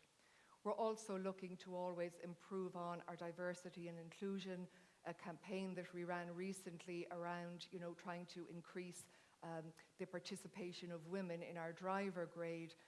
Pre-COVID, we had a significant campaign there, which was significantly successful, a little bit paused because of COVID, but again, we used a lot of the digital strategies and social media to try and get that message across. And it's just an example of an area where you may not immediately think of digital within Dublin Bus, but people would have a view that a bus is this huge thing, very difficult to drive, all of that. Would I be safe? How would I actually operate it? So using some of our tools and technologies, we were able to demonstrate to people that actually is not the case. So just a small example of using technology to improve our overall perspective. Even in terms of fleet, we are undergoing now a massive transformation with fleet.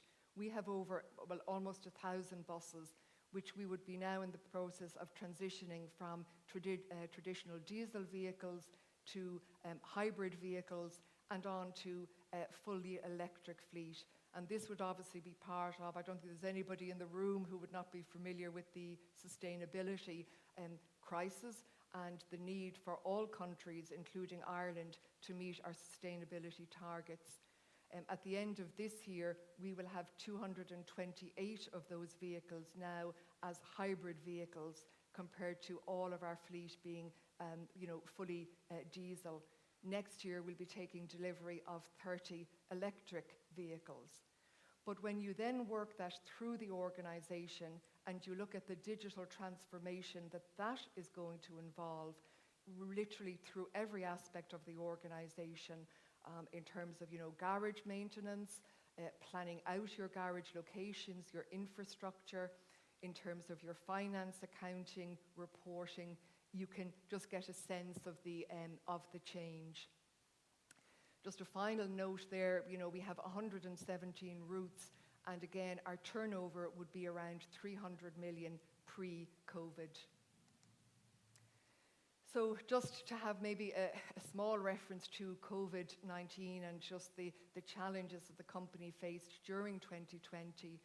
So obviously our journeys would have dramatically reduced. In line with the government guidelines for long periods of 2020, people were asked not to travel on public transport unless their journeys were essential.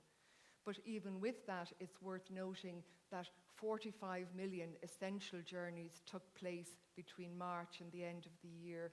So this would be bringing people to hospitals, to people working in food manufacturing, in supermarkets, in vital services. So Dublin Bus was really proud to be able to do that and to still operate those journeys. It was a fast-moving work environment during the pandemic. There were, along with every organisation, we had to pivot very, very quickly to put in a range of safety measures that would look after our customers and our staff. And there is no doubt, without some of the digital transformation, some of the tools that we had, we would not be able to pivot as quickly. I've just thrown up a few stats there. I'm afraid numbers they're always in the DNA of an accountant, but it just helps give a sense. Over 50,000 seat signs fitted onto the fleet, 7,000 signs displayed on board to promote safety measures. But maybe the bottom piece there is maybe worth mentioning. I mean, it's only 7 words, and I'd say everybody here has been through similar, but rigorous financial management through a challenging year. I think that kind of summarizes what everybody in the organization had to go through, led by the finance team, but also all areas of the business. So just to hone in a little bit more maybe around where we are engaging with the digital transformation in particular, Dublin Bus operates services for public service contracts for the NTA. And most people will probably, this would be the Dublin Bus service that you would recognise, the bus that would go along. But Dublin Bus operates those now under a set contract with the National Transport Authority. So those contracts now impose a significant performance targets on the company. They must be managed. They must also, we have key deliverables, and we are looking to our digital strategies to help us support that. And certainly we're looking to the finance team to be a real strategic partner for the business in helping them to manage these new contracts. Just in 2020, it is worth mentioning that we would have migrated from what we call a net cost contract to a gross cost. And that was important for the organisation in that the difference between those two contracts is basically that revenue is now accounted for by the NTA as opposed to Dublin Bus. But it did mean that there was a very significant cultural shift and new mindset for all staff. And again, our digital strategies would have been really important in helping us to manage that change, to meet the challenge, and to be able to continue to meet the contract effectively and to manage the contract effectively. I think most people here would accept, we signed that contract in 2019, so our first year of operations was a challenging year anyway. But in every business now, your planning for your next contract really starts the day you sign the old one. Dublin Bus must seek a new contract from the NTA every 5 years. So we have direct competition now. We have Go Ahead Ireland running certain routes. We have other operators. We've always had competition from cars and other modes of transport. So planning for the future contract had to start in 2020, and a large element of that would be our digital strategies and what we can deliver in terms of helping us meet our performance targets under the contract, deliver cost efficiencies for all of the stakeholders, and really operate the contract to the highest standard. Just wanted to mention then Bus Connects as being one of the most significant projects for the National Transport Authority at the moment. So you would probably have come across this in the media. It is one of the really significant government projects to enhance public transport, not only in Dublin, but in cities outside of Dublin. The planned total investment is 2 billion, and that will be implemented, over 11 phases, commencing in 2021 and running right up to 2024. So that is one of the most significant investments in public transport, and that will encompass, the move to a fully electric fleet. It will look at enhancement for routes, park and ride, on-street infrastructure, and all of the items that will have a digital side to make sure that transport can run seamlessly for customers, and to make sure that Dublin Bus is in a position to support customers through this. Sustainability is another really key area, as we mentioned with the fleet. But I think everybody is realizing now that sustainability is not just the fact of, a bus having diesel emissions. It's far, far wider, and will go through every organization and go through every aspect of the organization. And certainly your digital tools are going to be a huge element of this. and we would see the finance team having a significant role in helping organisations to deliver on this. A recent survey showed that there were over 614 sustainability reporting requirements across 80 countries. But sustainability can never be just a box-ticking exercise, or filling in the grids, looking at the level of information. But given the scale of change that we are facing in Dublin Bus, along with other organisations, we will obviously be looking to digital tools and technologies to assist within that. We already have a number of strategies in place, but there is always more to do, and there is a significant step forward for all organisations over the next number of years. In terms of Dublin Bus, one of the tools that we are looking at there, for example, would be progressing our energy awareness campaigns, and it's small things as well as large. For example, we had a new depot that was opening in Broadstone, a 15 million investment to enable us to deliver new buses for the city. But we also linked up with the Swift Conservation project to enable us use some facilities around that depot that would be of assistance to the birds for increasing, their own ability to grow and thrive within a city. So, as I said, it's small as well as large items. So finally, just how does the finance team support these plans? I have mentioned my own belief that a high-performing team is essential to that, because the pace of change we have to deliver is such that you need a team that can react to this and really be a strategic partner for the business. And they are going to need an agile mindset. They are going to need, if you like, a more flexible operating model. And we're moving away from, prizing subject expert. A subject expert and deep business knowledge is always going to be needed, but that is now going to be complemented by having talent that we can deploy to key business challenges. And it is really going to be more of a project-based future where we can align those talents to the business needs. And a large element of that is going to be the development of a digital skill set, utilising alliances where appropriate, and I know that was referenced by an earlier speaker, but all of those key challenges will definitely depend on a large digital footprint to see them.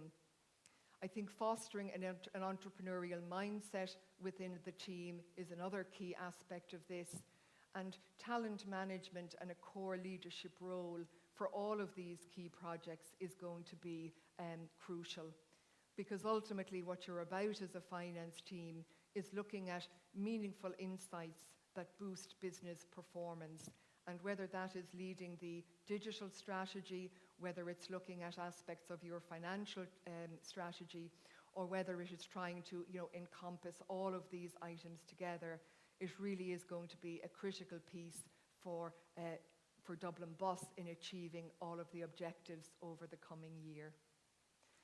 So thank you very much for the attention, and I'm looking forward to the Q&A session later on. Thank you, Brian.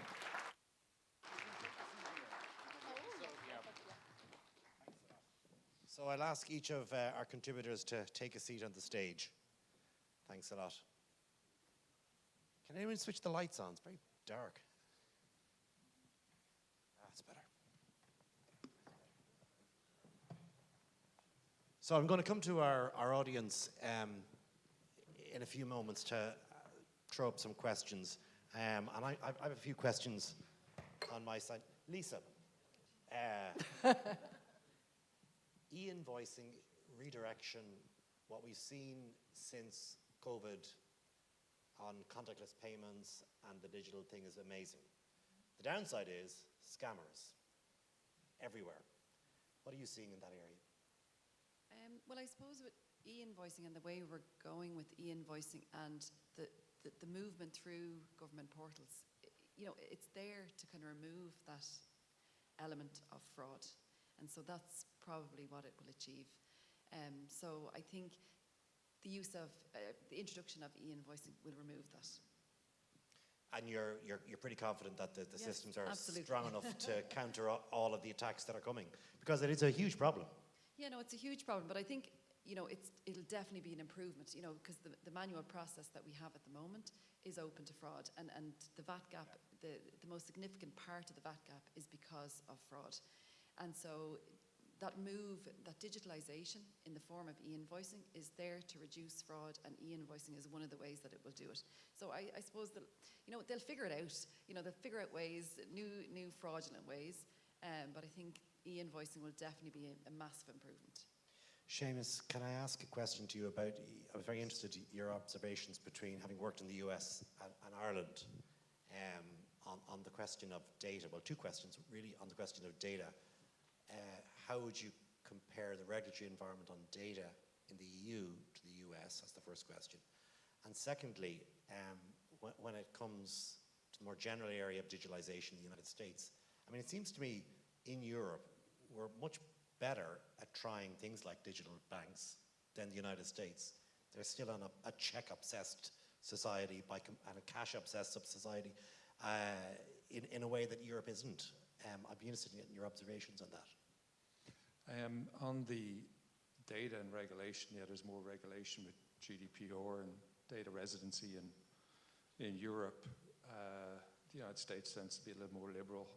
And between the United States and Europe, there's kind of a standoff. There's a general agreement, but there's a lot of wait and see about how regulation is going to unfold between the European Union and now with Brexit and the United States. But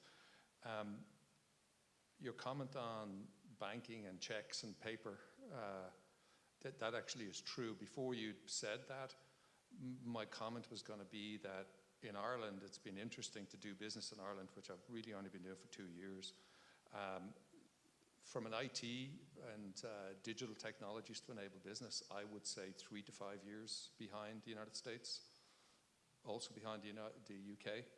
The UK tends to be the more progressive information technology and digital implementation. It was interesting to hear the comment earlier on Estonia. So, you made that, yeah.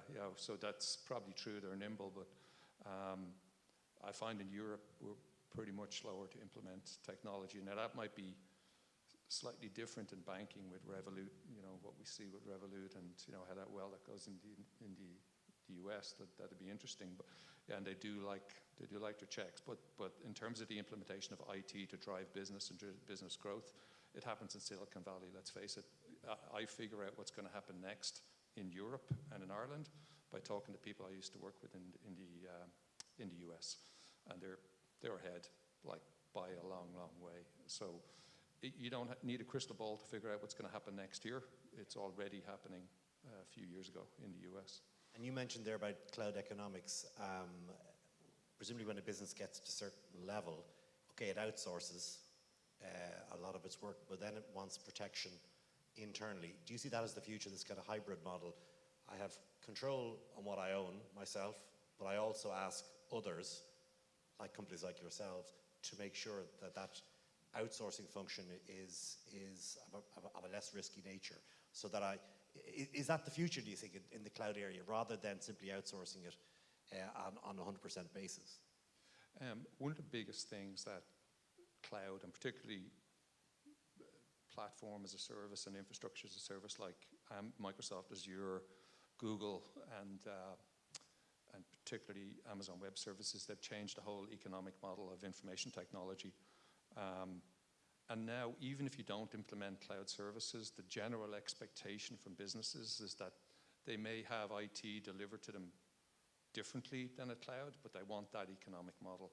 And that economic model is generally delivered as a service without any CapEx budget, that's scalable from zero, back down to zero, to up to whatever capacity they need, and it's seamless and immediate. It's a capital expenditure. An operating expense. It's not a capital expenditure. And so all of the other IT providers, be they infrastructure or software, are reacting to that. And they want to deliver a cloud experience, even if it's not an actual cloud model. And that's a significant change. And underpinning that economic model is speed and agility. So there's also technology shifts under that. You'll hear things like DevOps and containerization. That's to deliver new services like in micro ways really fast without disturbing your IT. But that all has to happen in a new economic model way. It can't be just a ballooning cost. Can I ask maybe our two CFOs, albeit two CFOs in two different business settings, maybe to Donald first and then to Andrea. I was struck actually by what Seamus and Lisa said really on the digital transformation piece, that actually you spoke about high-performing teams in the finance area. It seems to me, listening to what you guys are saying, that you want people in your finance area who actually have a big understanding of digital, that actually the traditional role of a traditional bank, that the COO held the purse strings when it came to making decisions on big transformation pieces.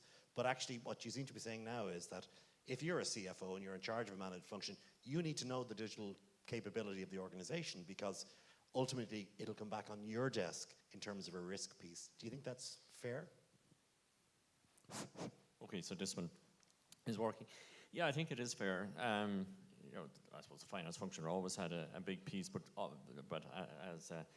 as you said, it was, as Andrea said, it was the traditional was counting it after the event. Yeah. So finance is it certainly now, and it has been going on for quite a period of time. It's not today or yesterday, but in terms of business partnering. So to partner with an IT department, you've got to understand what they do and what they're about. But in new businesses, take Revolut, for instance, and we were asked a question along the way in our application process, etc., how many people are in your IT department? And the answer back was that there isn't anybody in our IT department. We don't have an IT department, because the way it works is that each area, be it foreign exchange, be it payments, any of the services we provide, they have their own software engineers, including finance, by the way. So they have their own software engineers, they do their own development, and then they integrate what they're doing into the app. So hence the speed of bringing new products has vastly increased. So it's not a case of the old way of an IT department, get your project in, manage it out next, and that it went through a kind of a conveyor belt. Now it's so disparate in terms of being spread across, and one area might not actually know when the other area is bringing a product. So, and finance is a part of all of that, to understand what exactly is going on. So all of these projects obviously have to be approved by various areas, including finance, but it's a different way of doing it. And IT finance, there's a huge partnering going on and an understanding. It has to be. Maybe Andrea. I would just maybe add to that. I think there certainly is a need, and this has been coming for a long time, for finance people to also have much greater appreciation of the IT side. But I think there is also a value of maybe, understanding where you need to have a strategic alliance, where you need to bring in the expertise to utilize that within the, whether that would be from the company or from the outside environment as well. But I think the pace of change now is constant, and that is not going to go away. So I think you have to be equipped to manage that.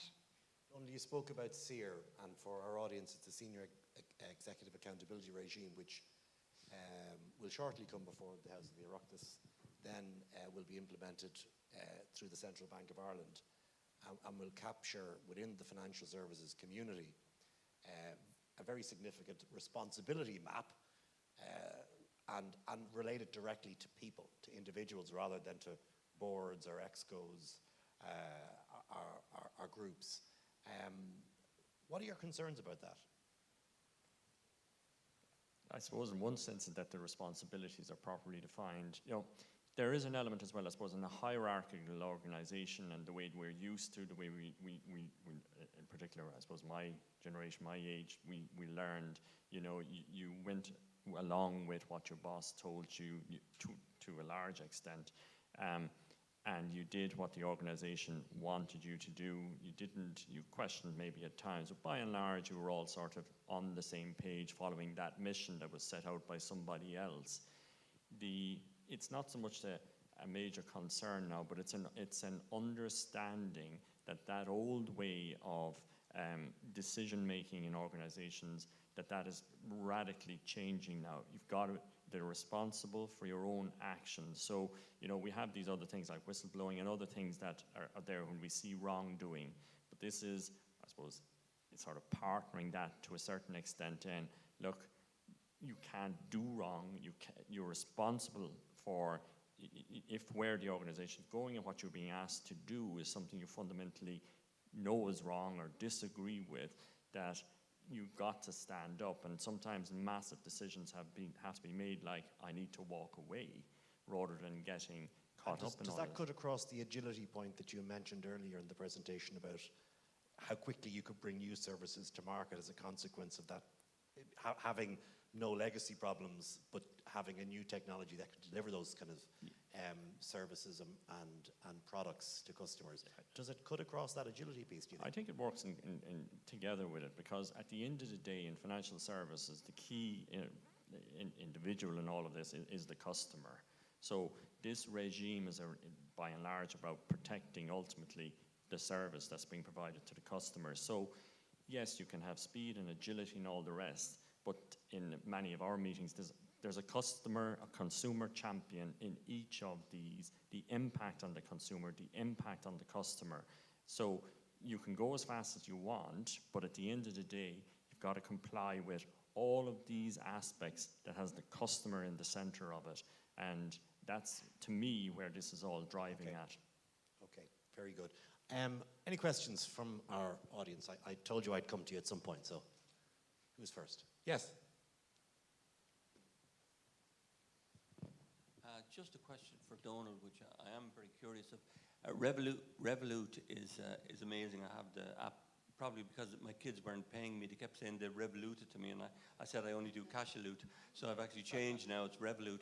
But anyway, I'm just curious as to the model. Like, it's fabulous growth, but the model is that, if I'm right, it's a payments company at the moment, and some foreign exchange and crypto, et cetera.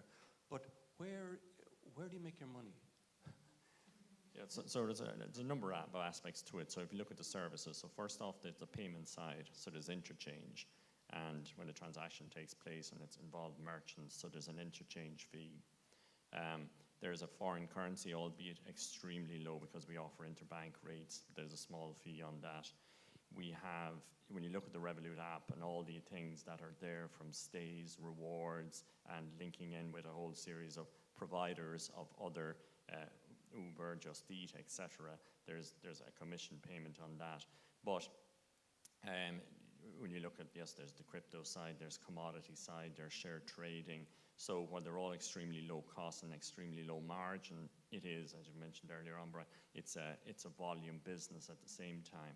So there are a number of different aspects of income coming into the organization from all of those activities. And one of the other big ones for us really is the subscriptions. So if you want to be a premium customer, at the moment you pay $7.99, or a metal customer, you pay essentially €14 a month. So, and that's a big provider of funding to us as well. Now you get a lot of services for those costs, but hopefully giving you a sense there of where the income is coming in. And then in due course, you know, we have, and it's, I suppose we don't promote it enough in terms of where anybody places funds with Revolut. They're not actually with Revolut. They are safeguarded under a very strict regime with large international banks. So, in due course, as we're going for banking licenses now in various jurisdictions, so then those safeguarded funds essentially will become deposits, and then we're entering the lending space. So this is, I suppose, a longer term play, but right now I've just described where the income is coming in, but in the future where it's aiming to go to and provide a larger, wider spectrum of banking services. So the mortgages will be coming soon. That's the net issue, is it? Good luck with that, says you. Well, one of the things we showed in our recent report is that 80% of the Irish banking payment is based on interest payment. It's very little money in payments. The money is in lending, and that's where the risk is. And that's when rubber hits road, because people sometimes don't pay it back.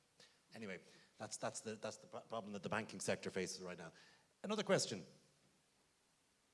Yes.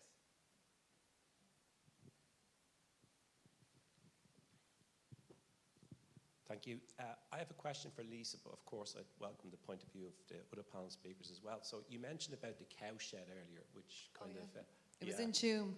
Yeah, you're in tune, okay. So my question is, so do you still experience with different, so how have different SMEs and smaller organizations, etc., over the years, have they evolved from a digital transformation and innovation point of view over the years as well? Have you seen that, or do you still find that there's staples being pulled out, etc.? Like, what have they done to transform over the years in terms of really kind of them being able to take on board what you spoke about earlier in terms of what TaxBack did? Yeah, so I suppose they have evolved, but to a slower rate or slower pace. And so we still have businesses that we're still dealing with paper, and they're still couriering boxes of invoices to us to go through and deduct the VAT. So it still is there. And with the SMEs, there definitely is evolution. But I suppose the resources, the technology resources, are not really readily available to them as much as it would be to a global organisation. So I think the evolution is slower, for sure. Anybody else? Any other question? Yes.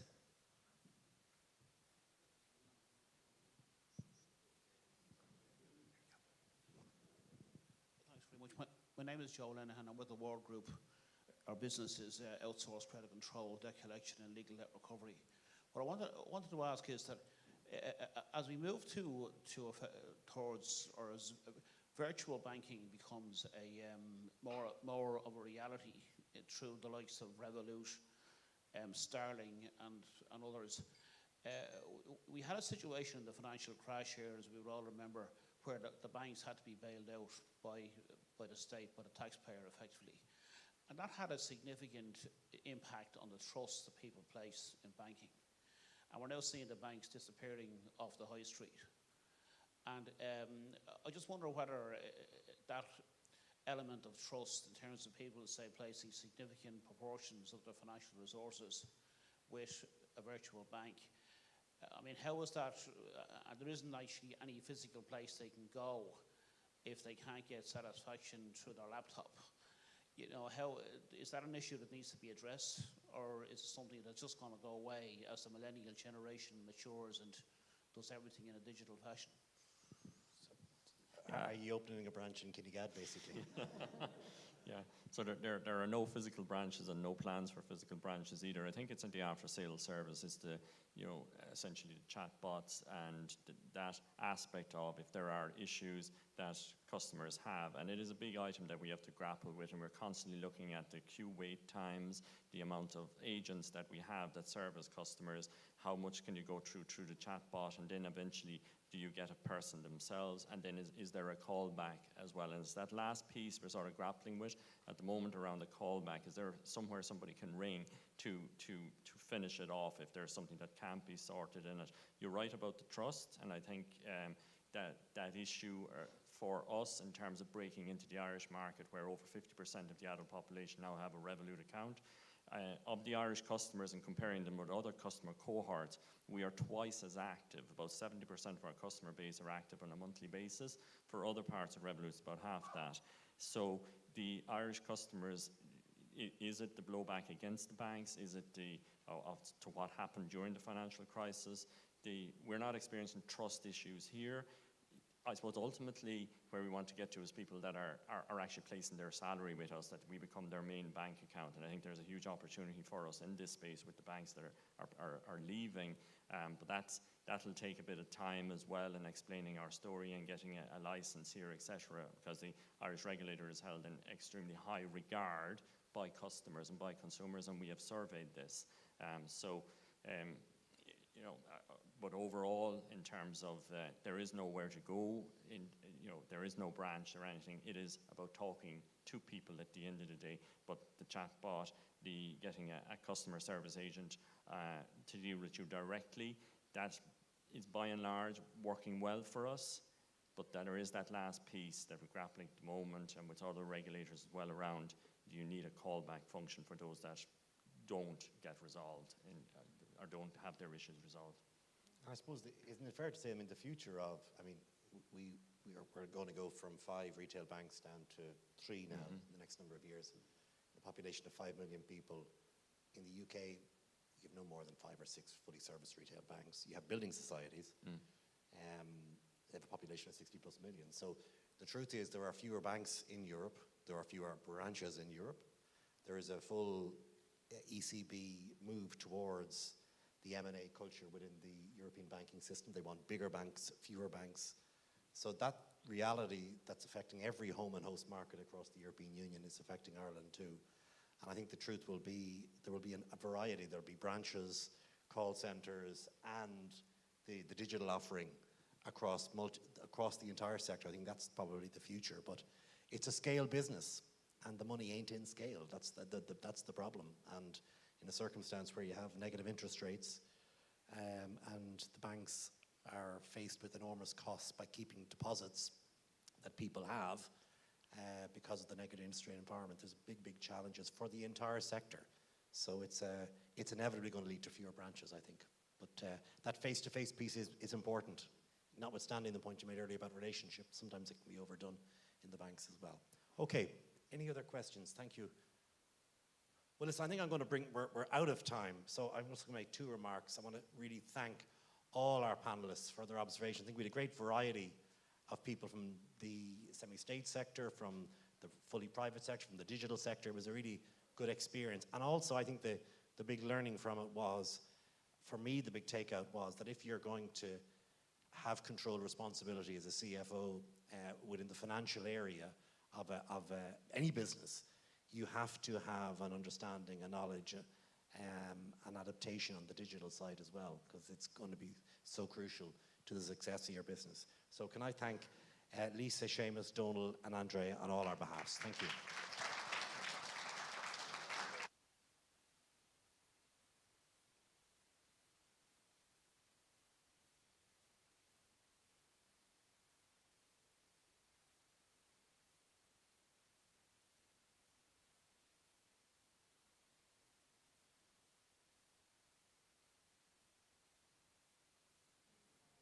Hello? Can you hear me? Sorry, we're coming to the end of our program now, so just want to thank Brian and the last speakers there, Lisa, Seamus, Donal and Andrea, for a great final session and a great wrap up to this day. I think it's a testament to this event how we can bring together people from all different industries and walks of life with the common thread of the CFO and the challenge of the finance team runs through it all. So it's a great escape for us all, and I've really enjoyed the day. The last part of today is just to have the summary and closing remarks. So it falls to my colleague and fellow partner and CA partners, Lawrence Vesey, to summarise and give us some closing remarks. So thank you all.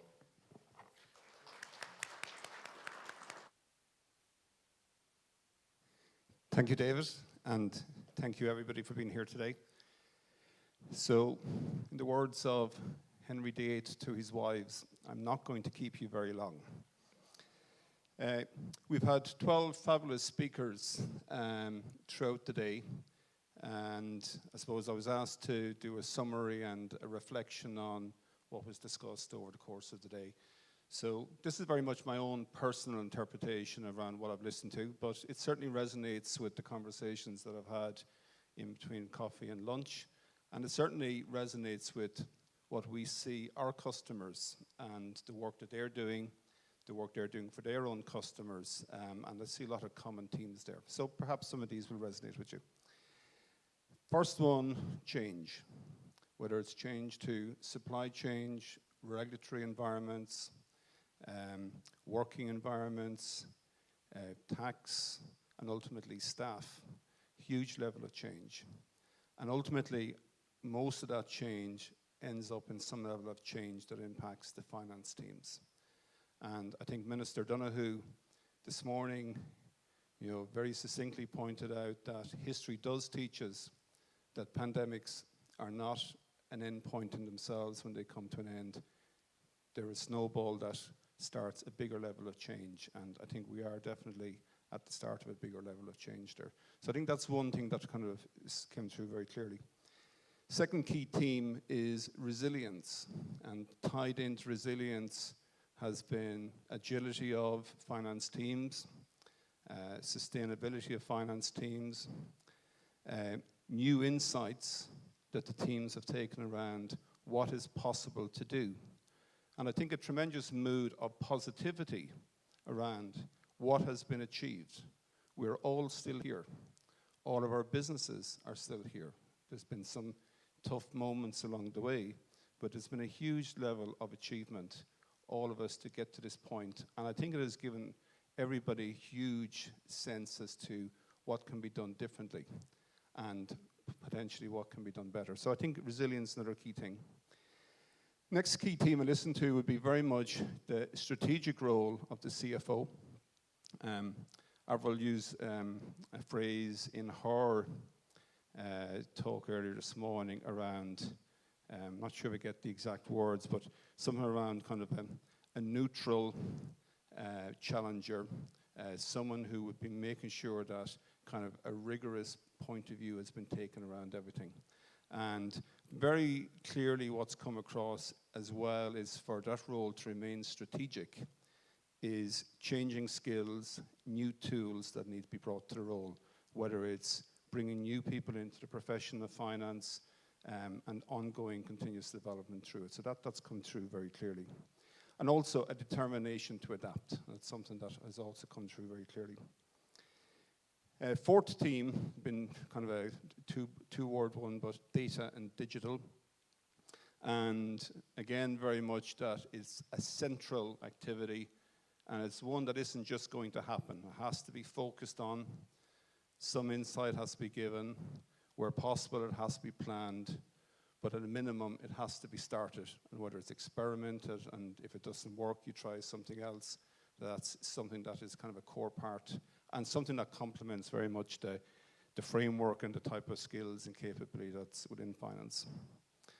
And then lastly, and possibly most importantly, and when this summit started 3 years ago, if my memory serves me right, it was called the Finance Summit. But it's now called the Finance Leadership Summit. I think that word leadership is really, really important. And that's kind of the last theme that I would see coming through. Because ultimately, finance, in the same way as every other part of business, it's down to people, it's down to relationships, both internally within the organization and externally with suppliers and customers. And that's a key part of making sure that finance stays relevant. And I'm from a vintage that in my college days, there was a recent academic book in the late 80s that was still topical on university courses by well-known academic Robert Kaplan. It's known as Relevance Lost. Some of you can see are nodding here. I think if Robert Kaplan was writing about the finance function today, A, it would be probably a podcast, and B, I think it would be probably much more around relevance retained. So congratulations to all of you. A big thank you to our fellow sponsors, because it takes a lot and there's a big investment to go into this. Thank you to the hotel staff here for a great venue and for all the facilities here. Our speakers and our chair facilitators, thank you for your time. We appreciate you're all very, very busy people in terms of taking time out from your day, and we absolutely appreciate your commitment and your generosity. I suppose, well, one doesn't like to mention names individually because there's always a big risk that someone will get forgotten. I suppose a particular thank you to David Neville and his team from InvestNet, who've done a fantastic job at pulling this together. It's been a very, very difficult world we've all come out of, and the world of events I've been particularly impacted by that. So I think a big well done and thank you to David. And then finally, in the spirit of sustainability, just been asked to remind you all that on the way out, we can recycle and reuse and reduce waste by just dropping your lanyards into a little box as you collect your coats and stuff on the way out. So I'd like to wish all of you the very best for the rest of this year and your own businesses, your own staff, continued success going into next year. Some of us will still be sticking around for a few minutes afterwards. We'd be delighted to talk to you if any would like to. And I think then I'd just like to declare the Finance Leadership Summit 2021 is closed. Thank you very much.